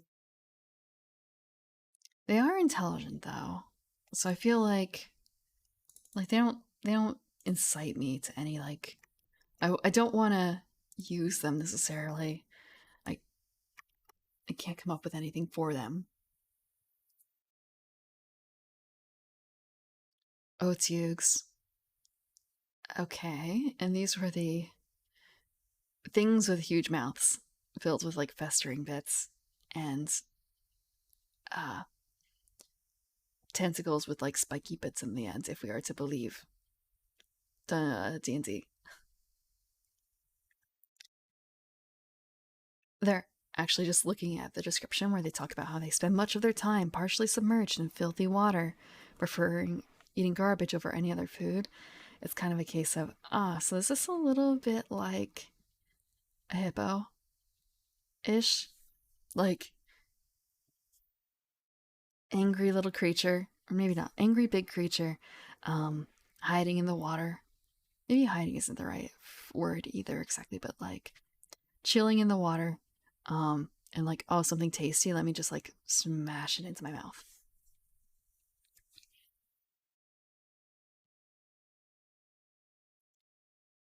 I think I just kind of talked myself into giving them a slightly better rating. I think I just talked myself into like they're kind of D, but maybe C. Like I could see having fun using them in the dungeon. And all we have left is the roper. I think actually after this I am gonna call it. It's been over 3.5 hours. Let's see. Last one is the roper. So it's a rock. Oh, this is the thing that looks like a rock. It looks like a rock, and it it will ambush things. Okay, I think I've actually used a roper in the past. Let me check. Okay, roper. Excellent, excellent. Yeah. Okay, I have. Surprisingly effective for a thing that looks like a rock. Oh, and here we have a model. Delicious. Oh, there's a lot of like models in here. Let me pop this one open too. Blech. So it's a shame it doesn't have the ability to like basically just look like a stalactite. But I think they're fun for striking fear into the hearts of adventurers, you know? They're not like they're a passing they're a passing problem. They're not like a big villain. They're not a recurring thing.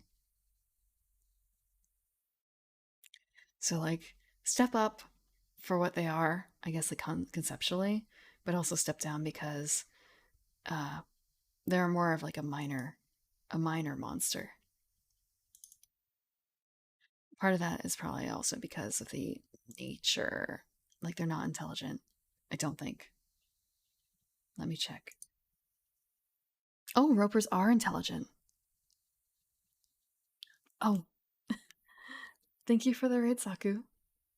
Okay, maybe I will stay up for another round of monsters. I'll stay up for another round of monsters. Um, thank you for the raid. Were you doing ASMR before this? What were you reading? An ox too. Hello, ox.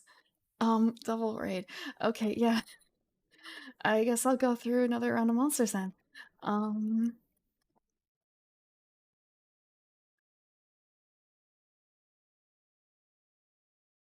Thank you, Auxilia, as well for the raid. Yeah. Oh, I have to wait a minute because yeah, a little too close. Um, for those who don't know me, I am the Evening Primrose. I am a garden elf. I come out at night. Uh, and tonight we are reading about the monsters of Dungeon World. Uh, we just read all about cavern dwellers, and after I read all of them, going through a tier list essentially and ranking them about like using them as like a DM, like how interesting of a concept they are, how fun they would be. Gelatinous cubes were like they're the coolest in the cavern dwellers, and maggot squids disgust me. I don't think I could do it. I don't think I could have one. Um, and yeah. Mm. And yeah, cave rats above dwarf warriors. I don't really like dwarves. um, okay, maybe now I can do the thing. So I do this. Oh, it's still not letting me do the thing. Okay, it's still not letting me do the thing. Uh,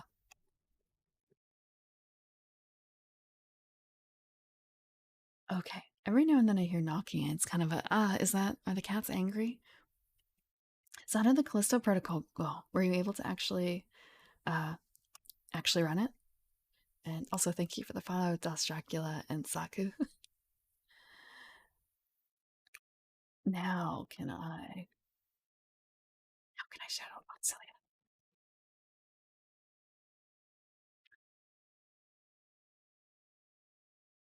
For those who don't know Auxilia, if you look if you look on my Twitter, like one of my last 5 tweets, I think was me shouting out a piece of art that he recently did. He's a mad lad. He plays video games, but he also does art. Yeah, sorry, Ox. I won't shout out my Twitter link then. um,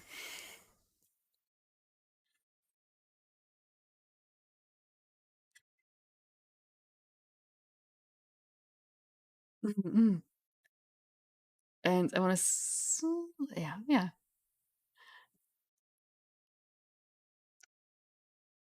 So ropers. Ropers are okay. They're somewhere in like the C range. They're somewhere in the C range. So that's our listing right now for the. You just want to get some tea? Yeah, a lot of things happened, I guess, in between. And also, like, I'm out of tea, actually. I'm out of tea. I'm going to set up. I actually have the next set planned, but first, reading about them. Reading about the monsters before I decide, like, what they're worth, so to speak. What are these monsters worth, really?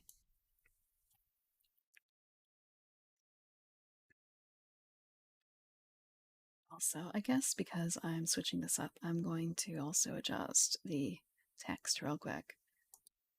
Nope, that's not it. Text description. Here, we're going to move this up. We're going to move this up. And we are no longer going to be reading about cavern dwellers. Have a good night, Passion. Yeah, go sleep. Go sleep. Take care of yourself. You had a long stream. I feel like you started probably around the same time I did. Take care. we are going to be reading about the second monster setting, which is going to be Swamp Denizens. Swamp Denizens.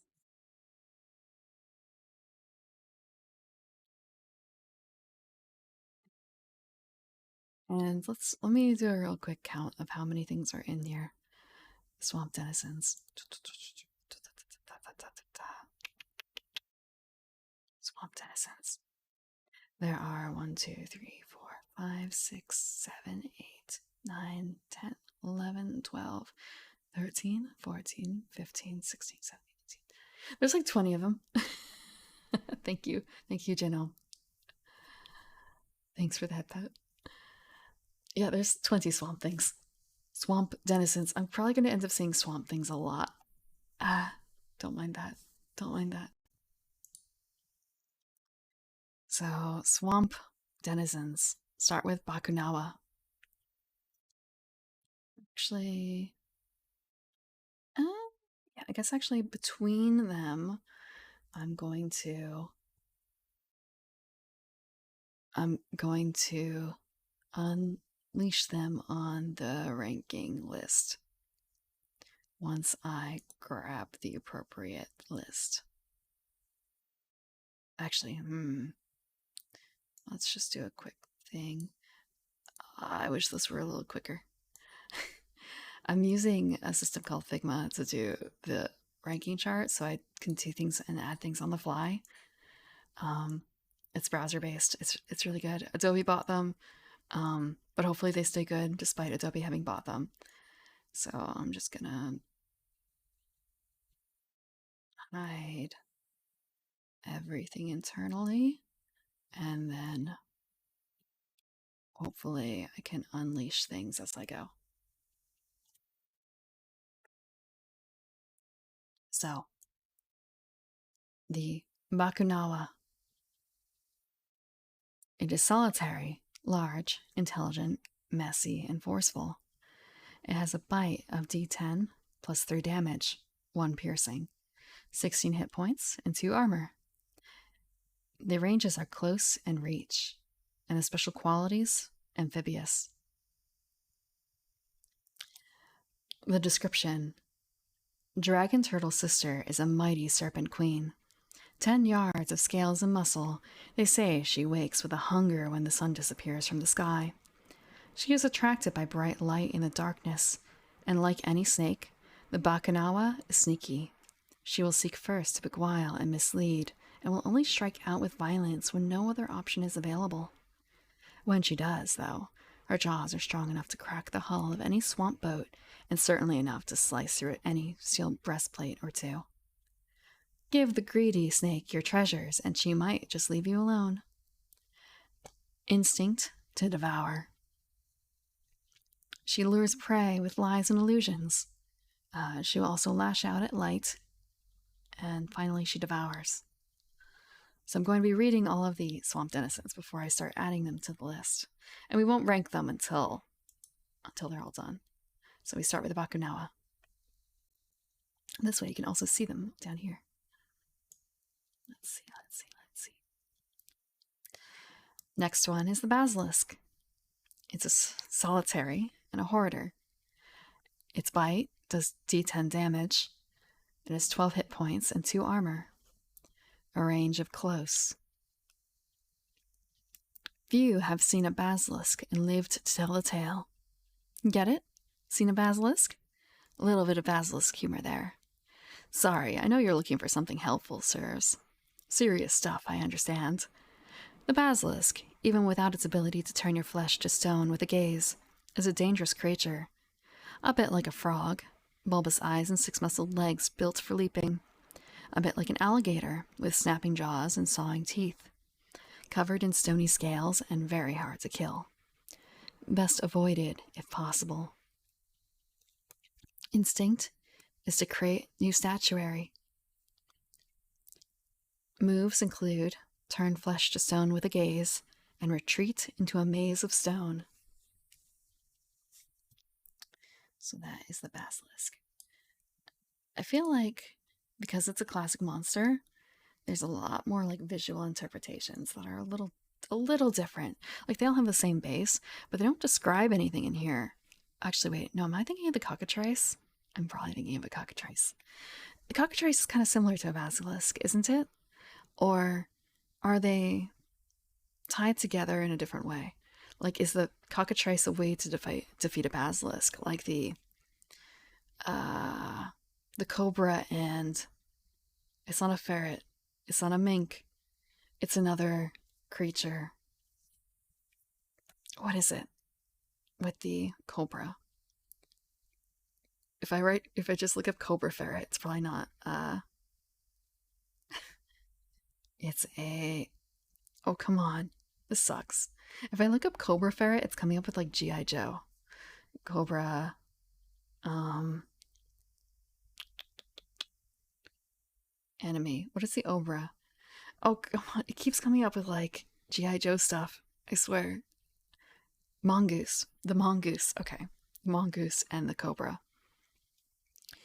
So, cockatrice and a basilisk. Hmm?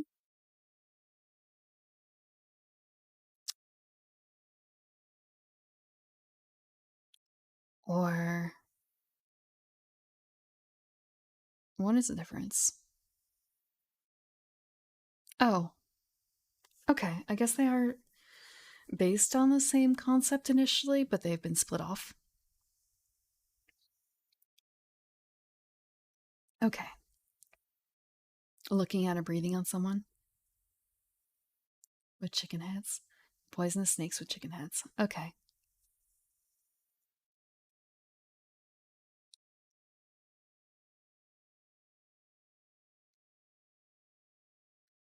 I wonder if it's a bit like tea and chai or tea and cha in terms of naming. Next thing is a black pudding. It's solitary and amorphous. It has a corrosive touch, D10 damage, ignores armor, 15 hit points, and 1 armor. Range of close. Special qualities amorphous. Let's see. Water, the primrose. I actually don't have a whole lot of water left. I do have enough water for this, but this is probably gonna be the last one. And then I'm gonna have to take a break to go fetch some more water.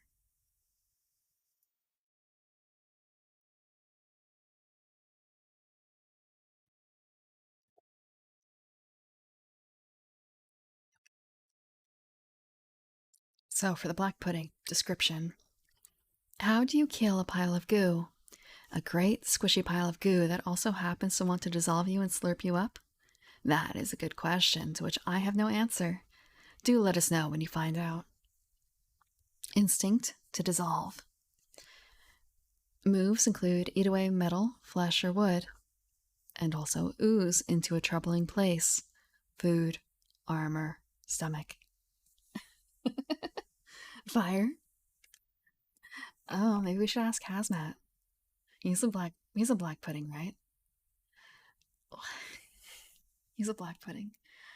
Just thinking like, that's something else on my Christmas list. I actually have black pudding on my Christmas list. On my wish list, I um black pudding. So there's like black pudding, the ooze, I guess. But there's also, I guess, Americans don't call black pudding or like chocolate pudding black pudding, right? It's just chocolate pudding. But if you say to someone like, I'm eating black pudding, they probably think you're eating a sweet. But of how to kill him, that's fair. Okay, maybe we don't ask Hazmat. Hazmat is a VTuber who is a black pudding. He's an amorphous ooze. He also has the same character designer as me. I don't want to say it would be hard to guess, but his character designer is the same as me. Che Himeche. But black pudding is also a a kind of breakfast meat. It's it's made out of blood. It's blood and uh, some other materials like more oats, I guess. Um, like kind of filler binder. Um, and it's delicious. It's delicious. There's also a white version which is less blood, but black pudding is really really tasty. So it's on my wish list.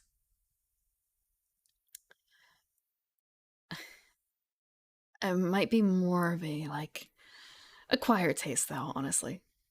And I guess it takes some people some getting used to the concept of it. But at the same time, like if you look at it, you wouldn't think that's what it is because it's a solid at that stage because of the binder.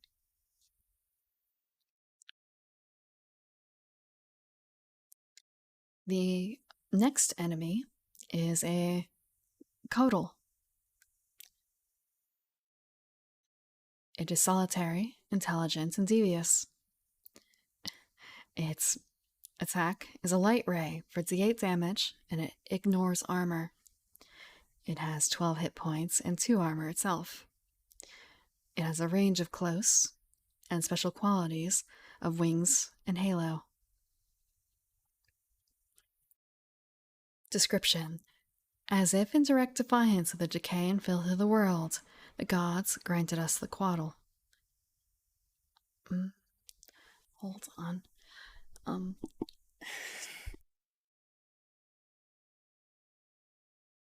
Okay. I thought I was going to sneeze, but I didn't. I couldn't. I thought about it, and then it disappeared. I'm not certain if this is supposed to be Codal or Coatl. It's spelled Codal. I'm gonna unveil it early, so if anyone has any interpretations of how it's supposed to be pronounced, well, come on, unhide. Because it looks like Codal. But I default to Coatl when I think about this concept. So, the gods granted us the Codal, as if to say, there is beauty even in this grim place. A serpent in flight on jeweled wings, these beautiful creatures glow with a soft light, as the sun does through stained glass.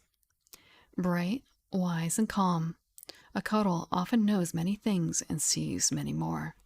You might be able to make a trade with it in exchange for some favor. They seek to cleanse and to purge and to make of this dark world a better one. Shame we have so few. The gods are cruel. Instinct to cleanse.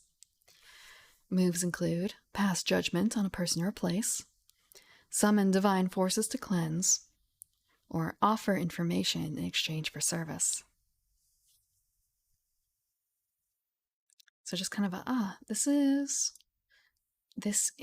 swamped innocence. Just kind of a, that's not a bad thing. I can understand. I should reiterate, the definition in Dungeon World of a monster is something that stands in the player's way. So, it's not declaring that they're evil or anything like that, just that they might not agree with, I suppose, the players. So, I think it's one of the. Well, there's also the Dwarven Warriors too, I guess. Like a lot of the others, these others are like more evil or neutral, and the Codal doesn't sound necessarily. I guess it's more like good to neutral with the description. But it could also, I guess, quite easily be considered evil depending on the whole pass judgment thing. The next creature, the next monster, is a crocodilian. It is a group creature, and it is large. It has a bite of d8 plus 3 damage, 10 hit points, and 2 armor. Ranges close in reach. Special qualities: amphibious and camouflage. Description: it's a really, really big crocodile. Seriously, so big. Instinct to eat. Moves include attack an unsuspecting victim, escape into the water, hold something tight in its jaws. And this also has a little sidebar. Occasionally in Dungeon World, in the book, there are sidebars that are quotes from things, either from songs or from movies or literature. This one, I've watched part of it. I don't know if I've seen this particular part, and I don't remember this character exactly. I feel like I would if I knew it. Like I would know. Mm, I want to say, you know what? There's only like so many people it could be. I hate the wetlands. They're stupid and wet, and there are bugs everywhere, and I think I maced a crane. Lindsay from Arrested Development. She's the mother of Maybe, right? Lindsay? Just thinking, the mother only had one daughter, and the mother's name is, I don't think, is Lindsay. It also doesn't sound like something the mother would say. But I could be wrong. It's been a very long time since I've seen Arrested Development, and I've only seen maybe like 1 or 2 seasons. I am quite far behind on pop culture. This book was published in 2012. This is the like pre-publishing version of it, so uh, it kind of dates the sidebar content quite a bit. Quite a bit. I'm just thinking also like for this crocodilian. Hmm. Hmm. Wait, no, Abigail. There's another VTuber named Abigail, and I think they're probably like crocodilian-ish, but it's also it might be alligator. I have trouble telling the difference sometimes.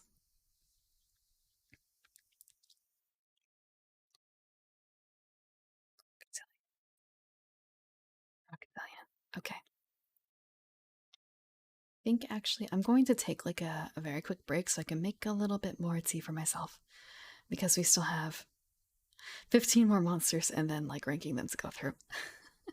So please bear with me for a moment. I will be right back after boiling and making tea. Thank you.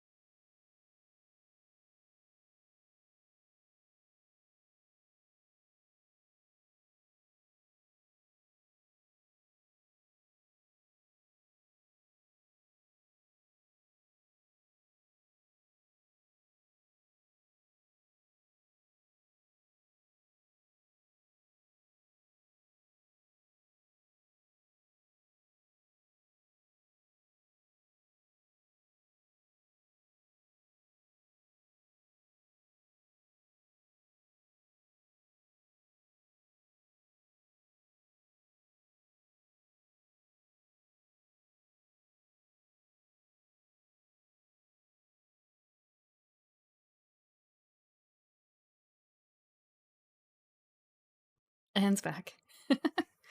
I brought back some Irish breakfast tea this time because I'm going to have to get started with my day after this. Well, night.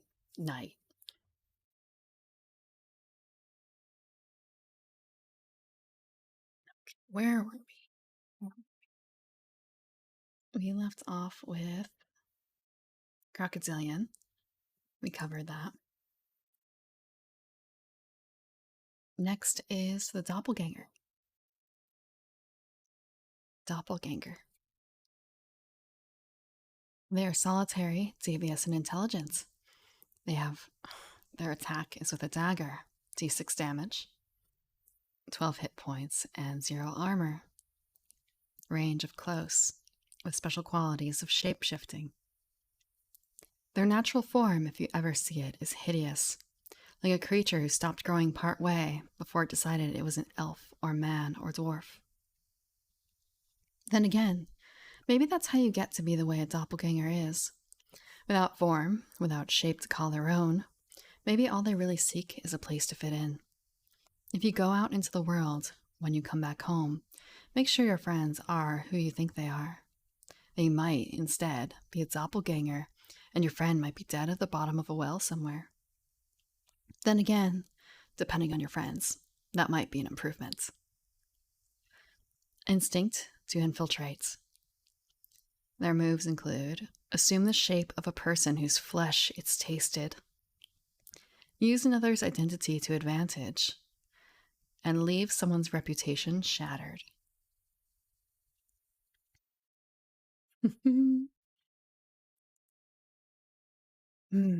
Just thinking about that. Are there any doppelganger VTubers? Probably not, right? That would be an expensive proposition, changing models so much.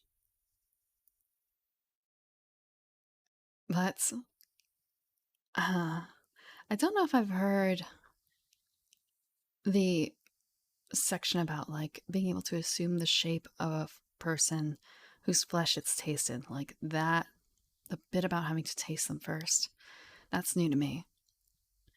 But I wonder if that's closer to classical folklore for them, or if it's just an extra bit here. Like, is it only a Dungeon World thing, that particular bit? I want to say for other ones, it feels like they don't necessarily go for that, but it might also depend on how much they humanize the doppelganger. Like in Witcher, I don't think they have to taste the flesh for that to work.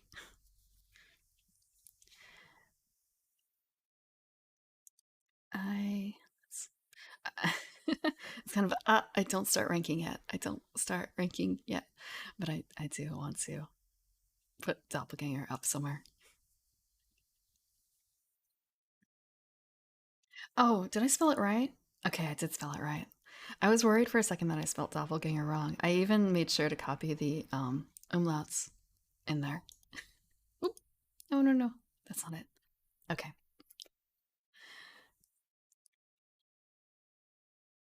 Hmm. I'm glad that there is in like D&D, that there is a race, the changeling race, where they kind of separate it out, but it does kind of water down the concept in general. But the book spells it the way that I have it written down here. Actually, why do I have? Oh, I'm gonna do that. So it's gonna be a little bit tighter.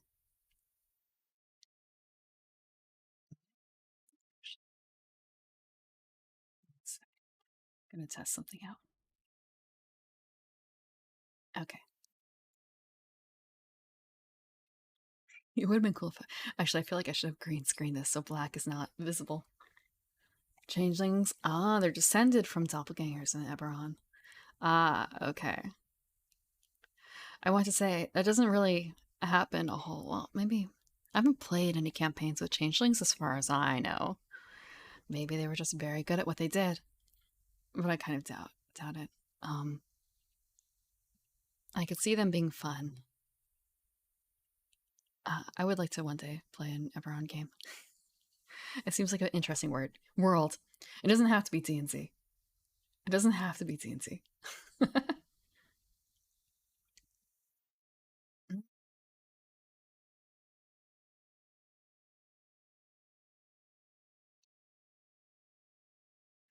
Next, yeah, so this monster was mentioned in a previous entry in here with the Bakunawa. Actually, they pair in their opening line. Dragon turtle, solitary, huge, cautious. Bite of d10 plus 3 damage, 20 hit points, and 4 armor. It has a range of reach and special qualities of shell and amphibious. Bakunawa has a brother, where she is quick to anger and hungry for gold. He is slow and sturdy. She is a knife, and he is a shield. A great turtle that lies in the muck and mire for ages as they pass, mud piled upon his back, sometimes trees and shrubs. Sometimes a whole misguided clan of goblins will build their huts and cook their ratty meals on the shell of the dragon turtle. His snapping jaws may be glacier slow, but they can rend a castle wall. Be careful where you tread. His instinct is to resist change. Moves include move forward implacably. I only know how to pronounce that roughly because of earlier in this reading session.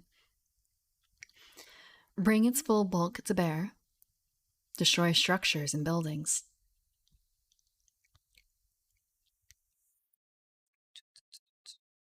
So after the doppelganger is dragon turtle. Dragon turtle? Dragon turtle. After that, we have the dragon whelp.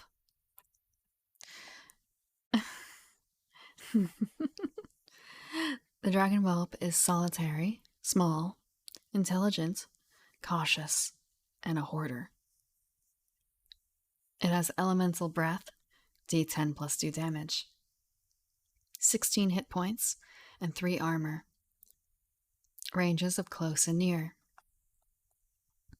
Special qualities: wings, elemental blood. Description: what? Did you think they were all a mile long? Did you think they didn't come smaller than that? Sure, they may be no bigger than a dog and no smarter than an ape, but a dragon whelp can still belch up a hellish ball of fire that'll melt your armor shut and drop you screaming into the mud. Their scales, too, are softer than those of their bigger kin, but can still turn an arrow or sword not perfectly aimed. Size is not the only measure of might. Instinct to grow in power.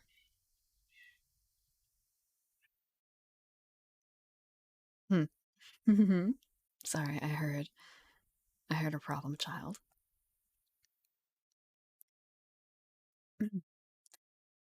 So, the moves that a dragon whelp can take include start a lair, form a base of power, call on family ties, and demand oaths of servitude.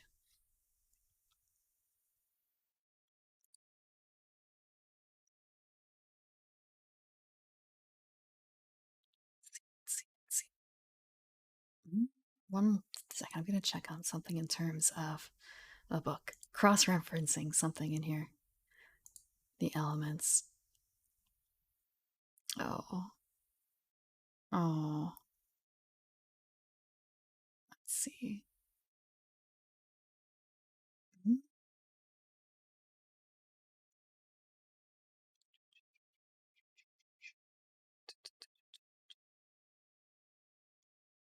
Okay. We just finished Dragon Whelp. Next we have Ekek, which only comes in horde form. Or rather, it is a horde creature. It attacks with talons for d6 damage, 3 hit points, 1 armor. A range of close and special qualities are wing arms. Description goes: ugly, wrinkled birdfolk these. Once, maybe, in some ancient past, they were a race of angelic men from on high, but now they eat rats that they fish from the murk with talon feet and devour with needle teeth. They understand the tongues of men and dwarves, but speak in little more than gibbering tongues, mimicking the words they hear with mocking laughter. It's a chilling thing to see a beast so close to man or bird, but not quite either one. Instinct is to lash out. They attack from the air, and they carry out the bidding of a more powerful creature. That is the Ekek. Thank you, Brother Mouse.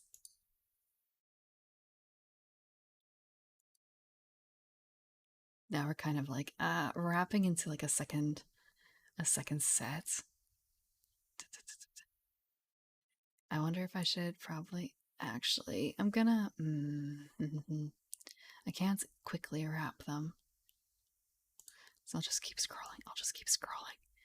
This is gonna actually be quite the long list. I'll keep it there for now.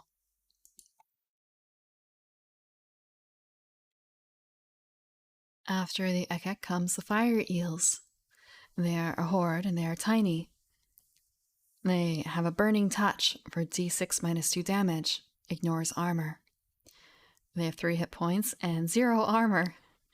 And they have a range of hands. And they have special qualities of flammable, oil, and aquatic.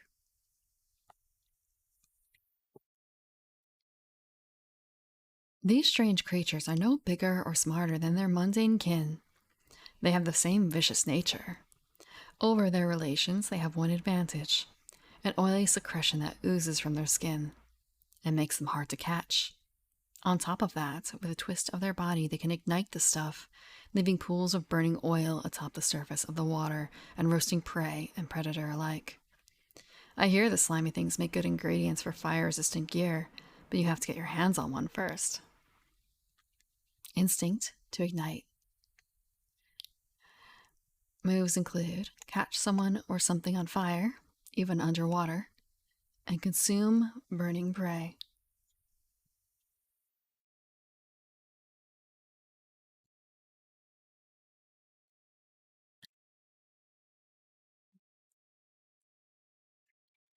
Next up, after fire eels, is frogman. Frogman, a singular. Well, description is a singular frogman. No space. Frogman. They are a horde creature. They are small and intelligent. They have a spear for d6 damage. They have 7 hit points and 1 armor. They have a range of close and special qualities of amphibious.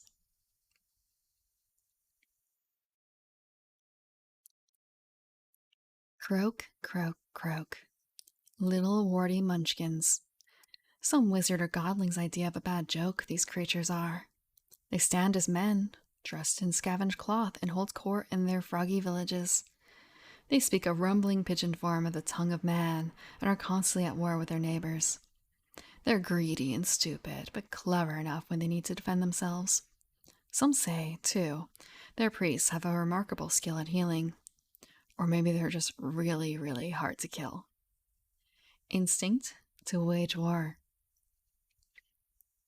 Moves include launch an amphibious assault, heal at a prodigious rate. That is the frogman.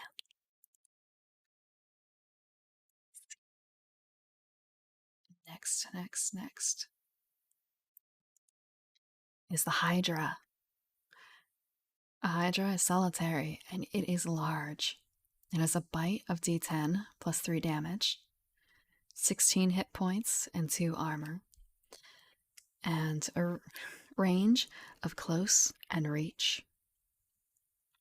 Special qualities include many heads, and it's only killed by a blow to the heart. For description, a bit like a dragon, wingless though it may be. Heads, 9 in number at birth, spring from a muscle trunk and weave a sinuous pattern in the air. A hydra is to be feared, a scaled terror of the marsh. The older ones, though, they have more heads. For every failed attempt to murder it just makes it stronger. Cut off a head, and two more grow in its place. Only a strike, true and strong, to the heart can end a hydra's life. Not time or tide or any other thing but this. Instinct to grow. Moves attack many enemies at once and regenerate a body part, especially a head. Give each head a breath weapon. That could probably be done here, but I think it might be difficult enough on its own.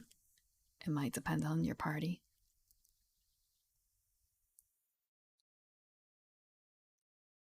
When it comes to hydras, all I can think of is the false hydra. Really, it's kind of taken over my mind for that. Well, that ends. Final Fantasy 14 has a hydra. It's you know, it's a hydra quite like this, and it has breath weapons too, which make it frustrating. But then again, it's very old content, so it's not actually difficult. Not anymore.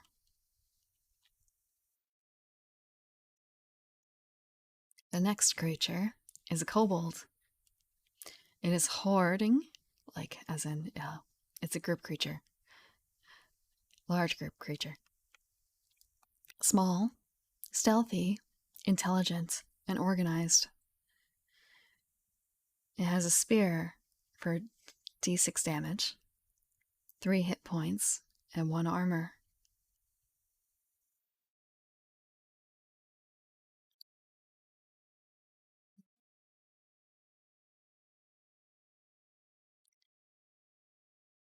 Special qualities: Dragon Connection. Some are wont to lump these little rat-like dragon men in with goblins and orcs, bugbears and hobgoblins. They are smarter and wiser than their kin, however. The kobolds are beholden slaves to dragons and were, in ancient times, their lore keepers and sorcerer servants. Their clans, with names like Ironscale and Whitewing, form a dragon master and live to serve and do its bidding. Spotting a kobold means more are near, and if more are near, then a mighty dragon cannot be far either. Instinct to serve dragons. Other moves include lay a trap, call on dragons or draconic allies, retreat and regroup.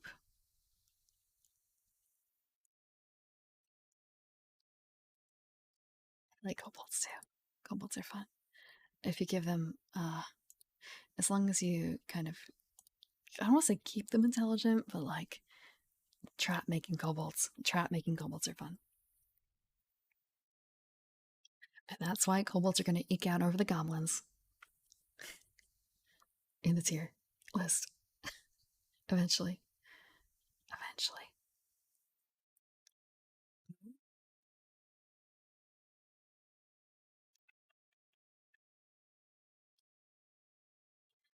There are some kobolds that do have breath weapons. I mean, they are little dragon rat men. Little dragon rat men. Especially, like, you don't have to necessarily give them a natural breath weapon. They are I don't say ingenious, they are smart little critters. So why can't they be, fire breathers in the old style? They can make their own fire. They can pretend to be dragons. Or in the case of, well, in this version, there's no kobold caster, but they had like the goblin orc caster. So why could there not be a kobold caster then, who could potentially cast a spell to let them breathe fire?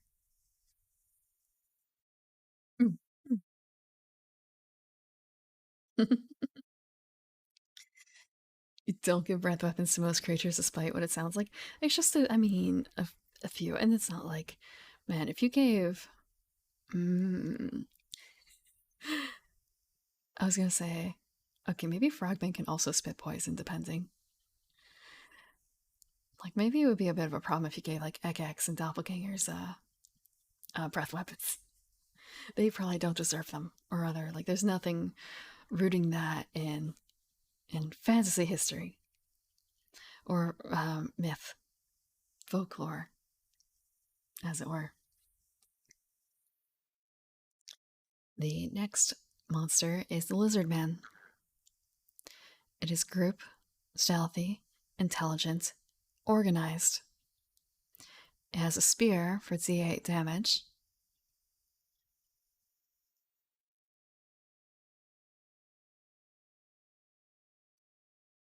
Sorry, just like, oh wait, did I finish the kobolds? I must have finished the kobolds. Mind blank. Okay. But Lizardman.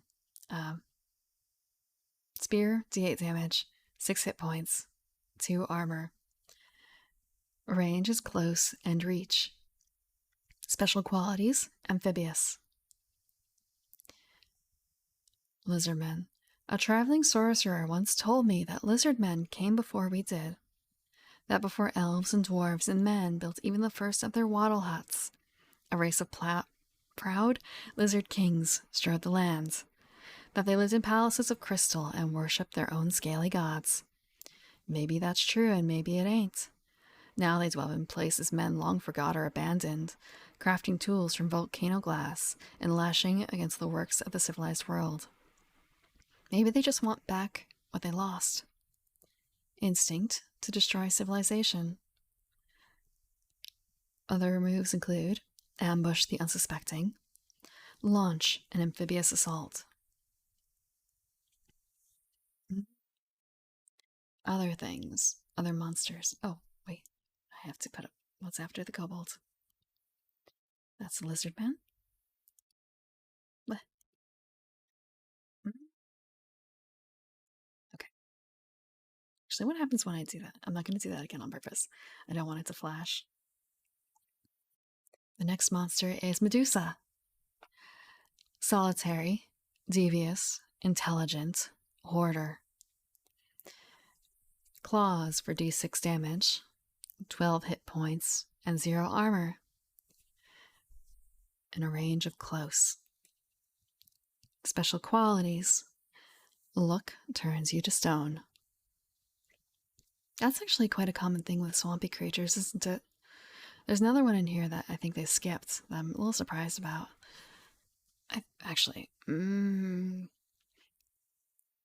Now that I think about it, wait, can they do that?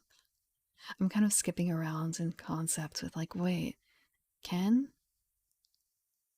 And I also can't spell this one either. Let me check.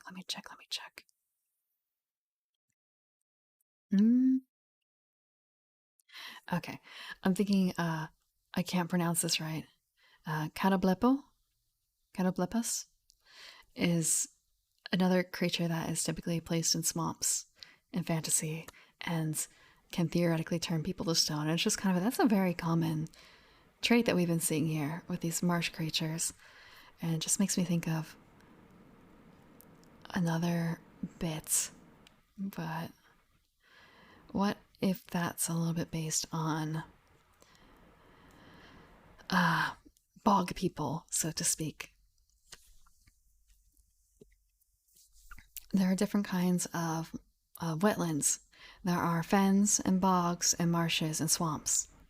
They all have a little bit of a difference to them, like different qualities. A marsh is not a fen. A marsh is not a bog. That sort of thing. I think jungle is also considered one. Like a jungle is not a bog. A jungle is not a swamp. And maybe some of them are influenced by people who have been preserved but dead due to the nature of, say, the bog. Things like that.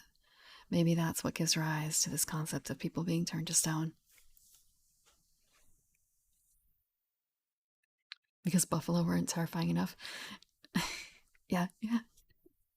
I liked the concept of death cheese. Like a cheese made from their made from their milk. But then you have the problem of like actually getting it. Large, like, people may think that, like, oh, but it's just a big cow, like a really big cow, right? And cows are kind of cute and they're not threatening, and it's kind of a no, no. Large, they may be an herbivore, but they can still mess you up. Same with moose. You don't want to be too close to them. They could easily kill you. Like horses too can kill you with one shot if they feel like it and aim right.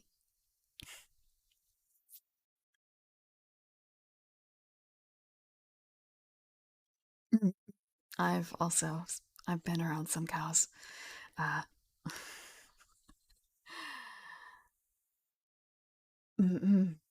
they can look really cute and they can seem really dumb, but they are, oh, uh, uh, they're they're large. They're large creatures for a reason. A mother cow staring you down for 15 meters away. I don't. I feel like most of the cows that I've seen are more afraid of me than I was of them. But in hindsight, like it may have just been the not quite understanding the possible dangers as a child, as a young one. The cow had murder in her eyes. Mm. Mm. Well, it's a good thing you didn't get too close. And it's a good thing that you had the farmer. It sounds a bit like a black bear of a cow.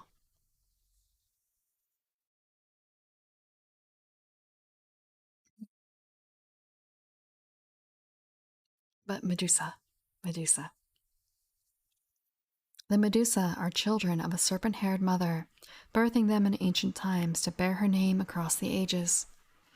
They dwell near places of civilization, luring folks to their caves with promises of beauty or riches untold.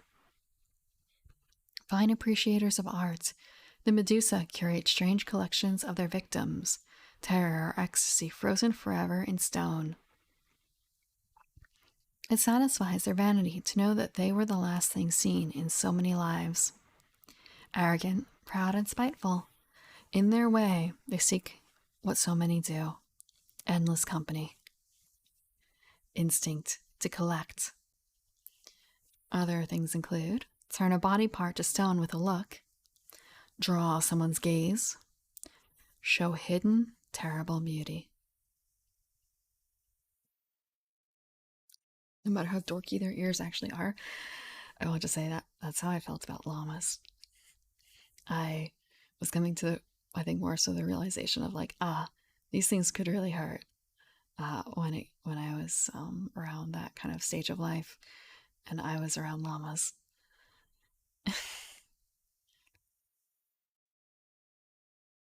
And they can't kill you with their spit, but their spit's not pleasant, and it does kind of, I think, hurt to like get hit.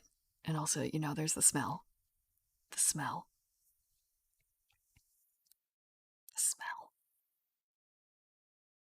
I think it takes a bit to wash off. So next was the Medusa after the Lizard Man.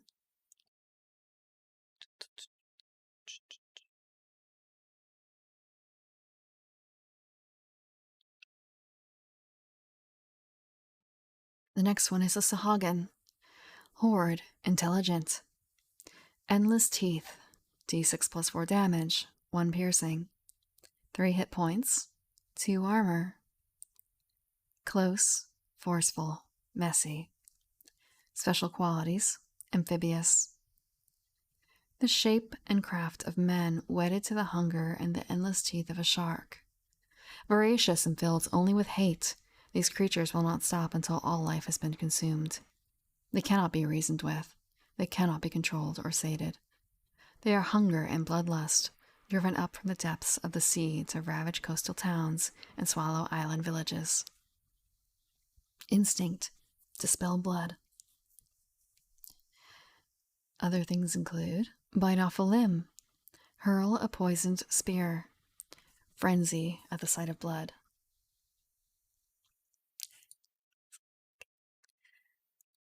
I guess Saha can fit in there mostly because there is no like entry for ocean. Like there's no sea entry. Marsh is the closest we get.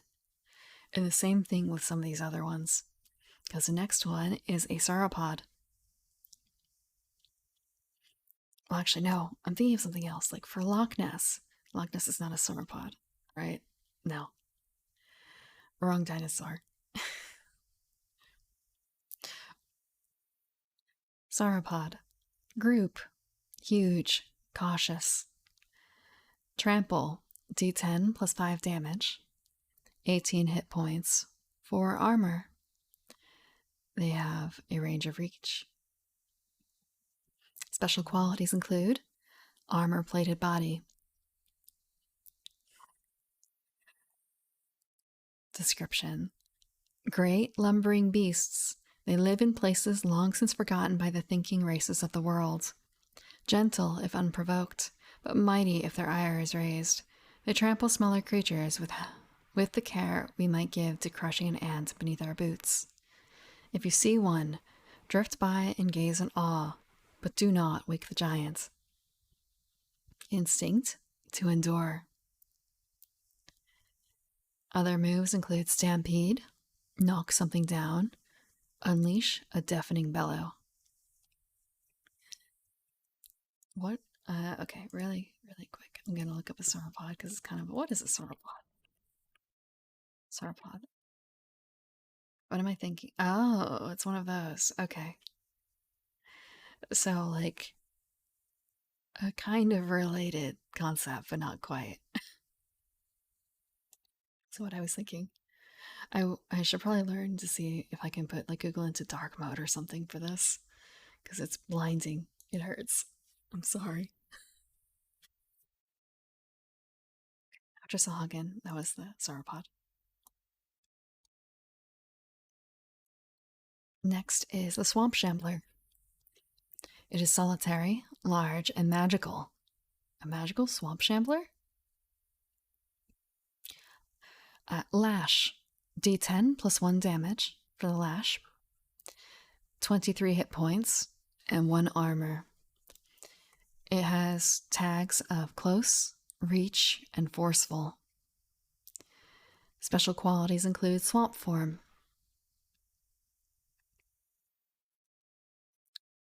Description. Some elementals are conjured up in sacred circles etched in chalk. Most, in fact. There's a sort of science to it. Others, though, aren't so orderly. They don't fall under the carefully controlled assignments of fire, air, water, or earth. Some are a natural confluence of vine and mire and fungus. They do not think the way a man might think. They cannot be understood as one might understand an elf. They simply are. Spirits of the swamp. Shamblers in the mud. Instinct to preserve and create swamps. Other moves include call on the swamp itself for aid, meld into the swamp, reassemble into a new form. I can sort of imagine what a swamp shambler would look like. My initial picture is, if you've ever seen Spirited Away, there's a customer in the movie who comes essentially like shambling in. That I think would probably fit very well as a swamp shambler.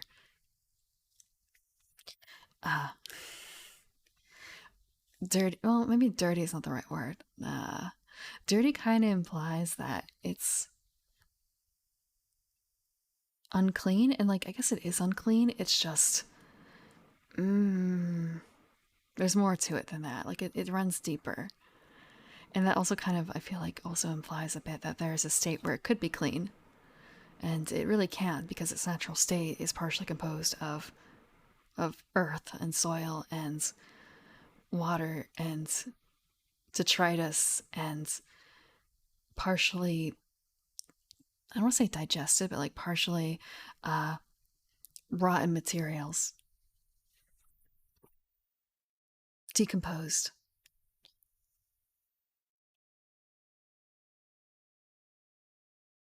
Let's see, let's see.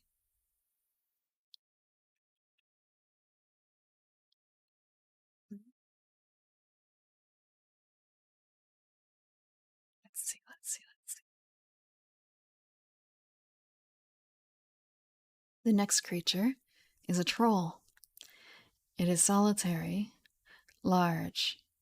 It has a club for d10 plus 3 damage, 20 hit points, 1 armor, and range of close and reach. And it's also forceful. I've never played WoW, so I don't know what a WoW Shambler looks like. What does a WoW Shambler look like? If I look up, what does a Shambler look like? Huh. I feel like that's a bit too close to human, though, for my concept of a Shambler. Vine elementals? Uh huh. Hmm. I can sort of see that from some bits and pieces, but not all of them, I suppose. Like some of them have the vines going on, and some of them are more like tiles.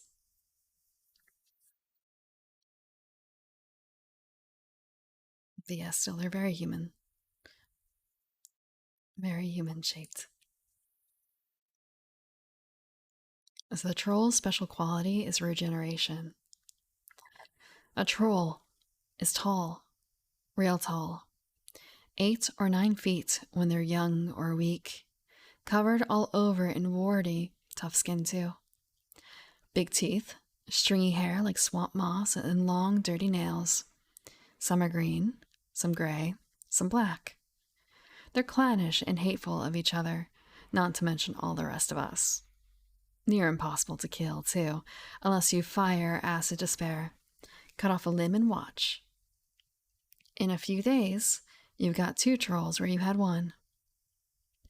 A real serious problem, as you can imagine. Instinct is to smash. Other moves include undo the effects of an attack, unless caused by a weakness, your call. Hurl something or someone. And there's a quote here.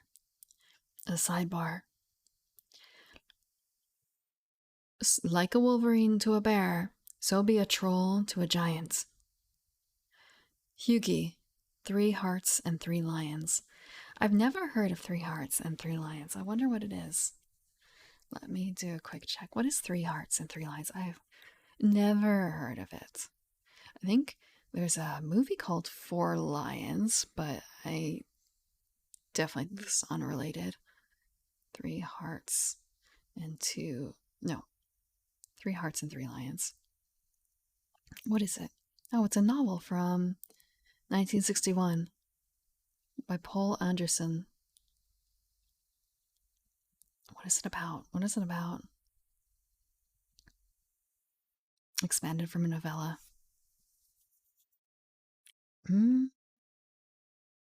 Let's see. Oh my god, it's an isekai. It's an isekai. I'm going to read the plot out real quick. I haven't finished reading it. I just read up to learning it's an isekai. Okay, so 3 hearts and 3 lions. Holger Carlson is an American-trained Danish engineer who joins the Danish resistance to the Nazis in World War II. At the shore near Elsinore, he's among the group of resistance fighters trying to cover the escape to Sweden of an important scientist, evidently the nuclear physicist Niels Bohr. With the German force closing in, Carlson is shot and suddenly finds himself transported to a parallel universe, a world in which Northern European legend is real. This world is divided between the forces of chaos, inhabiting the quote unquote middle world, which includes fairy, and the forces of law based in the human world, which is, in turn, divided between the Holy Roman Empire and the Saracens. Saracens? Saracens. Saracens. Saracens. He finds the equipment and horse of a medieval knight waiting for him. The shield is emblazoned with 3 hearts and 3 lions. He finds that the clothes and armor fit him perfectly, and he knows how to use the weapons and ride the horse, as well as speak fluently the local language, a very archaic form of French. This is an isekai. uh,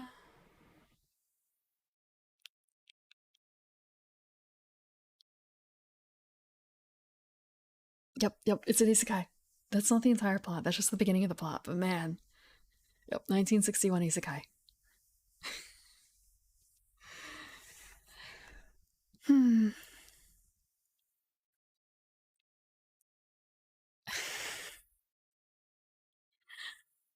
Nothing new under the sun. I know that isekais are older than that, but like this one was like very much straight up like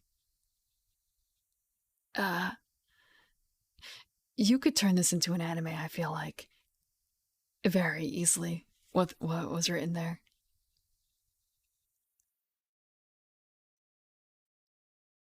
Okay, we're gonna put the troll on the list. The troll. We only have 1 monster left before he gets a ranking. And the last monster is the Will-O-Wisp. It is solitary, tiny, magical.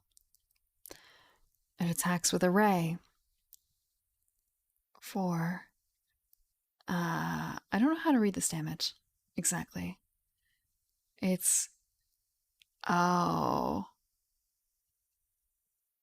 okay. I think it's the worst of 2d8 minus 2 damage. Like roll twice, take the worst option. It is near, like for range, and the special qualities is body of light.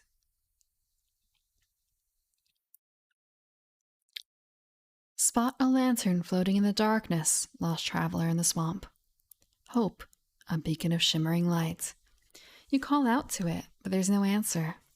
It begins to fade, and so you follow, sloshing through the muck, tiring at the chase, hoping you're being led to safety. Such a sad tale that always ends in doom. These creatures are a mystery. Some say they're ghosts, others beacons of fairy light. Nobody knows the truth. They are cruel, however. All can agree on that. Instinct to misguide. Other moves lead someone astray and clear a path to the worst place possible. That is the end of the Swamp Dwellers. The Swamp Denizens. I'm sorry, it's Cavern Dwellers, Swamp Denizens. So now. Mm. Let's see. Oh, I also have to unhide it. We're gonna. I actually really like Will-O-Wisps too. This is a personal thing. I really like the concept of them. I'm kind of debating like, are they S or are they A? But I guess I like things that are a bit misleading. I also really like the Swamp Shambler in concept.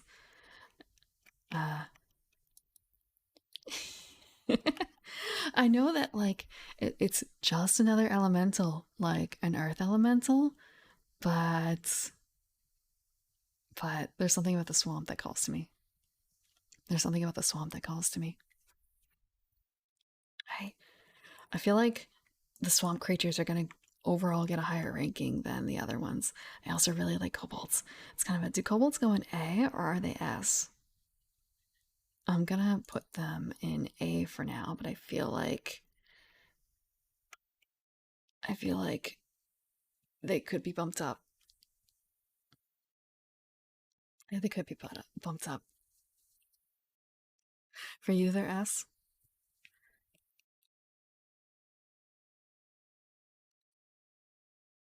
Mm-hmm. Sauropods are okay. They're not like the worst. I could work something out with that.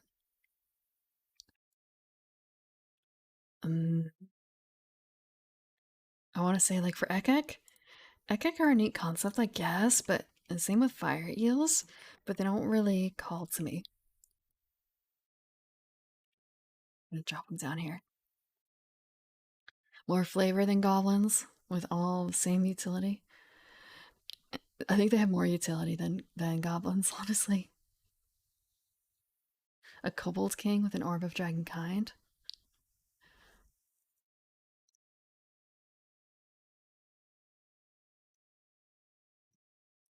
I don't know what an orb of dragonkind does. I can imagine. I can imagine. Oh, black pudding. It's kind of a I want breakfast for breakfast. I want breakfast for breakfast. Maybe I don't think I have any though. Mm, it's a pile of goo. I feel like so like gelatinous cube is kind of in the same family as the black pudding. The black pudding's okay. Again, it doesn't quite light a fire in my heart like some of these other ones, so I'm just gonna pop it in here.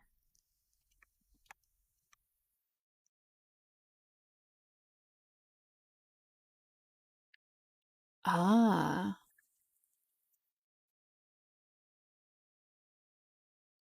that's so it gives them dragon powers and carte blanche or carte blanche, I'm guessing, minds control over any dragon of the same color as the orb, and compulsion powers of all other dragons. Okay, so it's a real formidable enemy. I could see that working out, depending on what kind of campaign.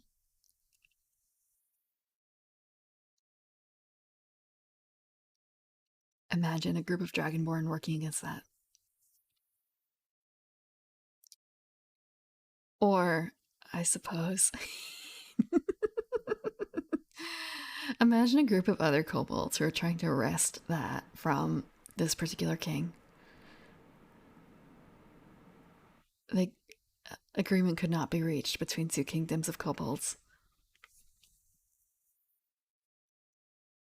A backwater kobold tribe is an empire conquering threat. Mm, mm.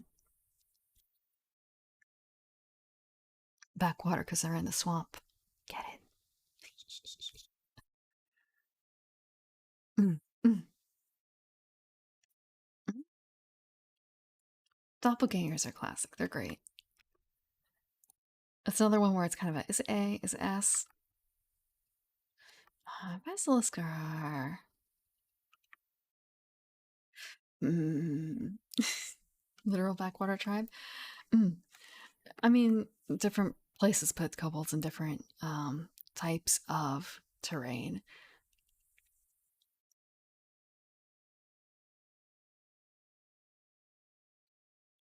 I'm not 100% certain if I would place them in a swamp exactly, but it's not the worst place.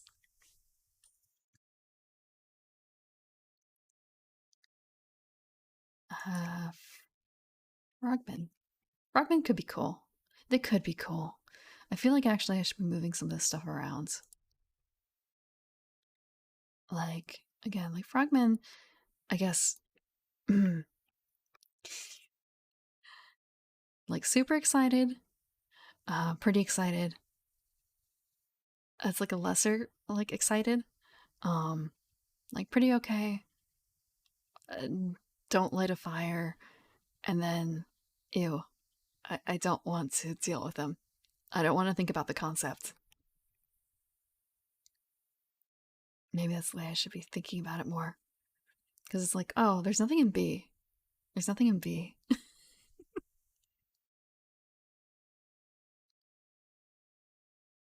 So it's kind of, maybe I should actually do this instead.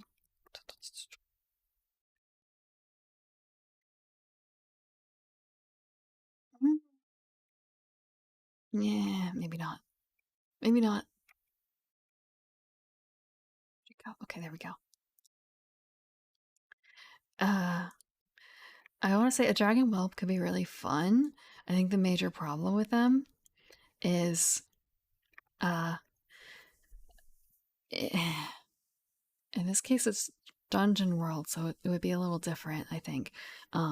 The whole idea of, oh, it's a pet, so we can keep it, right? And actually, visually in line with the kobold and the goblin, because they all have a similar issue of like PCs wanting to make them into pets because they're small and cute. And sure, they can speak, but that just means we have a pet that can speak. And not considering that they are intelligent enough to perhaps realize what you're doing. And it's kind of fucked up. It's kind of fucked up.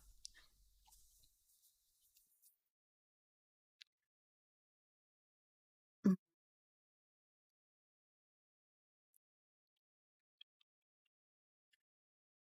Trolls. I surprisingly like trolls too. I maybe I'm thinking more like ogre actually. I might be thinking confusing, not confusing, but like mixing them up a little bit with ogres. Are ogres in here? Let me check real quick. Okay, yeah, ogres are in here. Separate. So considering simply a troll. Simply a troll. Mm, I don't know if I've ever run a troll. I can definitely find a use for them though. With fire issue. Or not issue, but like only really being hurt by fire. And hydras have a similar thing where it's a tricky kill situation. Tricky kill situation.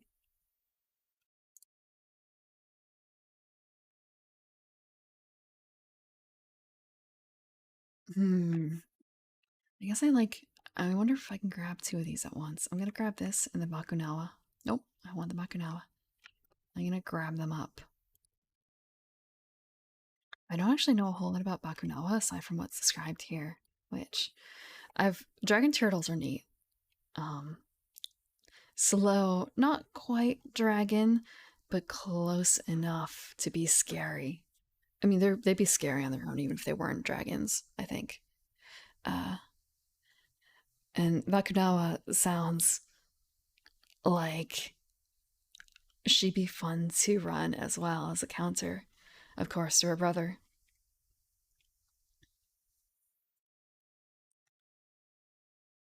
Having a snake lying wait for the treasure. Mm. I wonder what language, like what kind of grouping Bakunawa is from. What is it from? What is it from?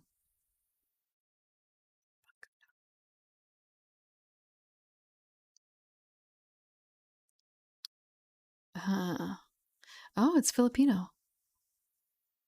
It's from the Philippines. Let's see. There are related myths. So, Naga. Ah, okay. So think of it a bit like a Naga. But perhaps I say that, and at the same time, like people's interpretations of Nagas. Let me just check that before I post, like, switch to images, because all I can think of is, ah, Nagas. Mm, yeah, okay. So it depends on your interpretation. Okay.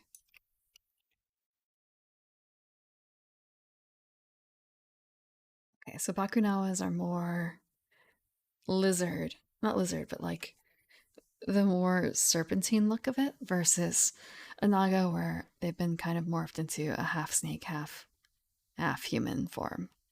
So this is closer to like all snake.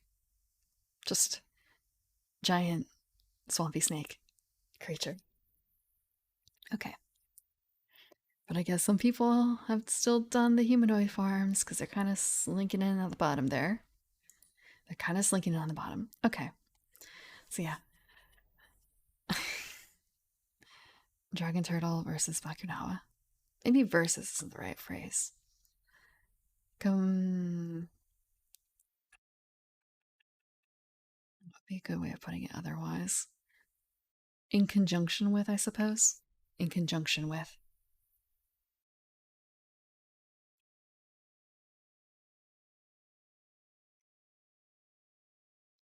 Just thinking, like, wow, there are very few of these that weren't kind of lizardy, huh?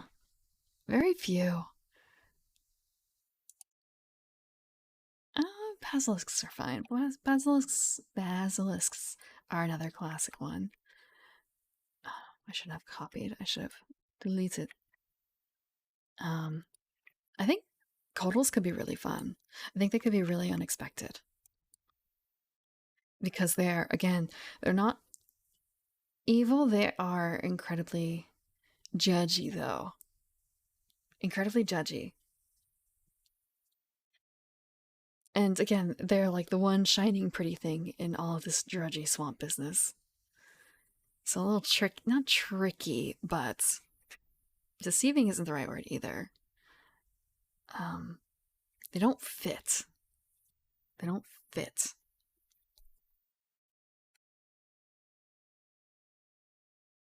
So we have Crocodilian, Lizardman, Medusa, and Sahagin. I feel like if I just take out Medusa, the last three are all kind of similar concepts, honestly. Like, a Crocodilian is a really big crocodile. Okay. A Lizardman is a lizard man.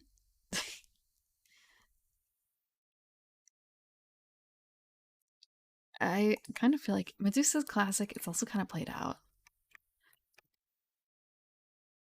Medusa's kind of played out.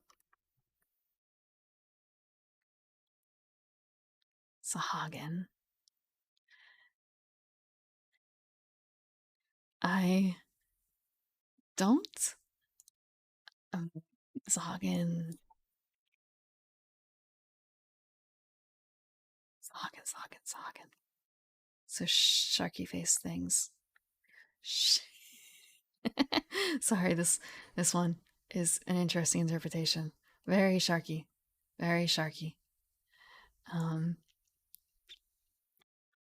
so if we consider more like that, or like this, or like this, they are. I like them. I don't think they get like they don't usually get a whole lot of use because of their very nature being by water, but I still like them. I've gotten to use them a little bit, but not a huge amount in the past. So between lizardmen and crocodilians, because lizardmen are just kind of, I think I prefer frogmen over lizardmen based on the flavoring, and crocodilians are just really big crocodiles. So then it's just kind of a okay. Is that it? Is that truly it? Just really big crocodiles?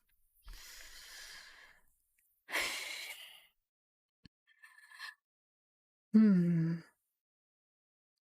And that is all the swamp denizens. That was 20 swamp denizens. 20 swamp denizens. And these might change over the course of the monsters that we have to go through. So next time that I'm reading, which will probably be next Sunday, no promise, but probably next Sunday, we will have the Undead Legions and the Dark Woods and the Ravenous Hordes and the Twisted Experiments, the Lower Depths, the Planner Powers, and Folk of the Realm. I don't know if we'll be able to get through all of those, but we will get through a chunk. And actually, I was going to say we made it halfway through, and then I realized no, we started at 220. We started at page 220. We made it to page 251. So we didn't make it halfway because we have to go to page 320. So maybe this is going to be like a 3-session thing. like 30-ish pages each time. It might be a little quicker, it might be a little slower, depending. Okay, let's see. Who is doing things now? Who is up? Who is about? Who is awake? It's only 10:30. It's only 10:30.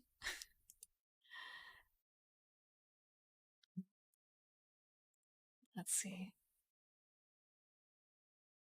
Is there anyone else who is doing?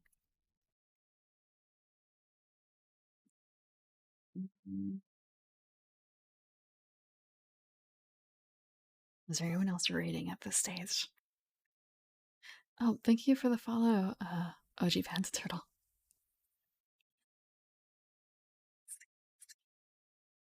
What do you mean I can no longer search that? What do you mean I can no longer search that?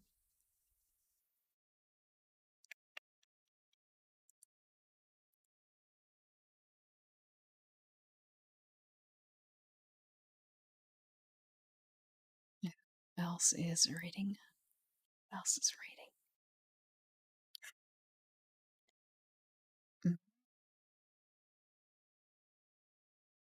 I'm a little surprised by some of the monsters that I've seen missing that I really thought would be in here, but not so much. Not so much. Ah, there is.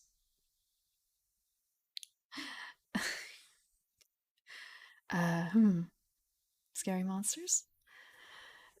Not scary monsters, not anymore. And they don't have to be scary. To be a monster, all they had to do, the definition of the monster was, actually, let me harken back to it. I don't want to mess up the phrasing of the monsters, or like definition. It is a monster is any living or undead thing that stands in the character's way.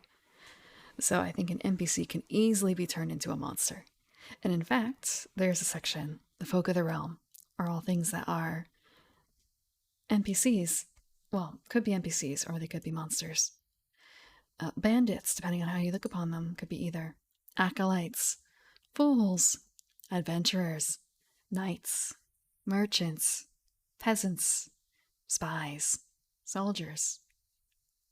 All of those are monsters. Is a fool scary? I don't know. I don't think an acolyte would be scary, but maybe it could be. Depends on your definition of what you consider scary. And also, my definition of scary is probably, adventures are the real monsters all along. Yeah, you're not, oh, that one's a rerun. Damn. It's kind of, oh, you can go to this person, they're reading. I want to say, I'll give it in. Your friend is Arbry, right? She's doing live trigger testing right now, so I think we'll go over to her. Let me check. How long has she been going on for? 2 hours? I don't remember the name, but I remember the face.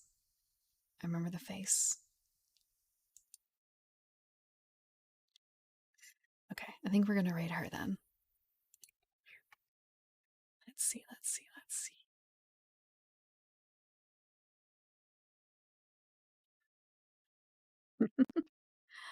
So, when it comes to this upcoming week, I'm not sure what my schedule will be like, but hopefully I will be debuting my new model, the Live 2D. It's going to be an upgrade over the static PNG. But the design is still the same. I'm still green skin, dark green hair, yellow flowers, same dress. Just a bit more in motion. You know how it goes. So depending on when that occurs, it will affect my schedule. But now reading, I will probably be reading again next Sunday, and I'll be continuing reading about monsters from Dungeon World, and also then ranking them after each setting. Thank you very much for coming today, and I hope to see you again. Have a good night.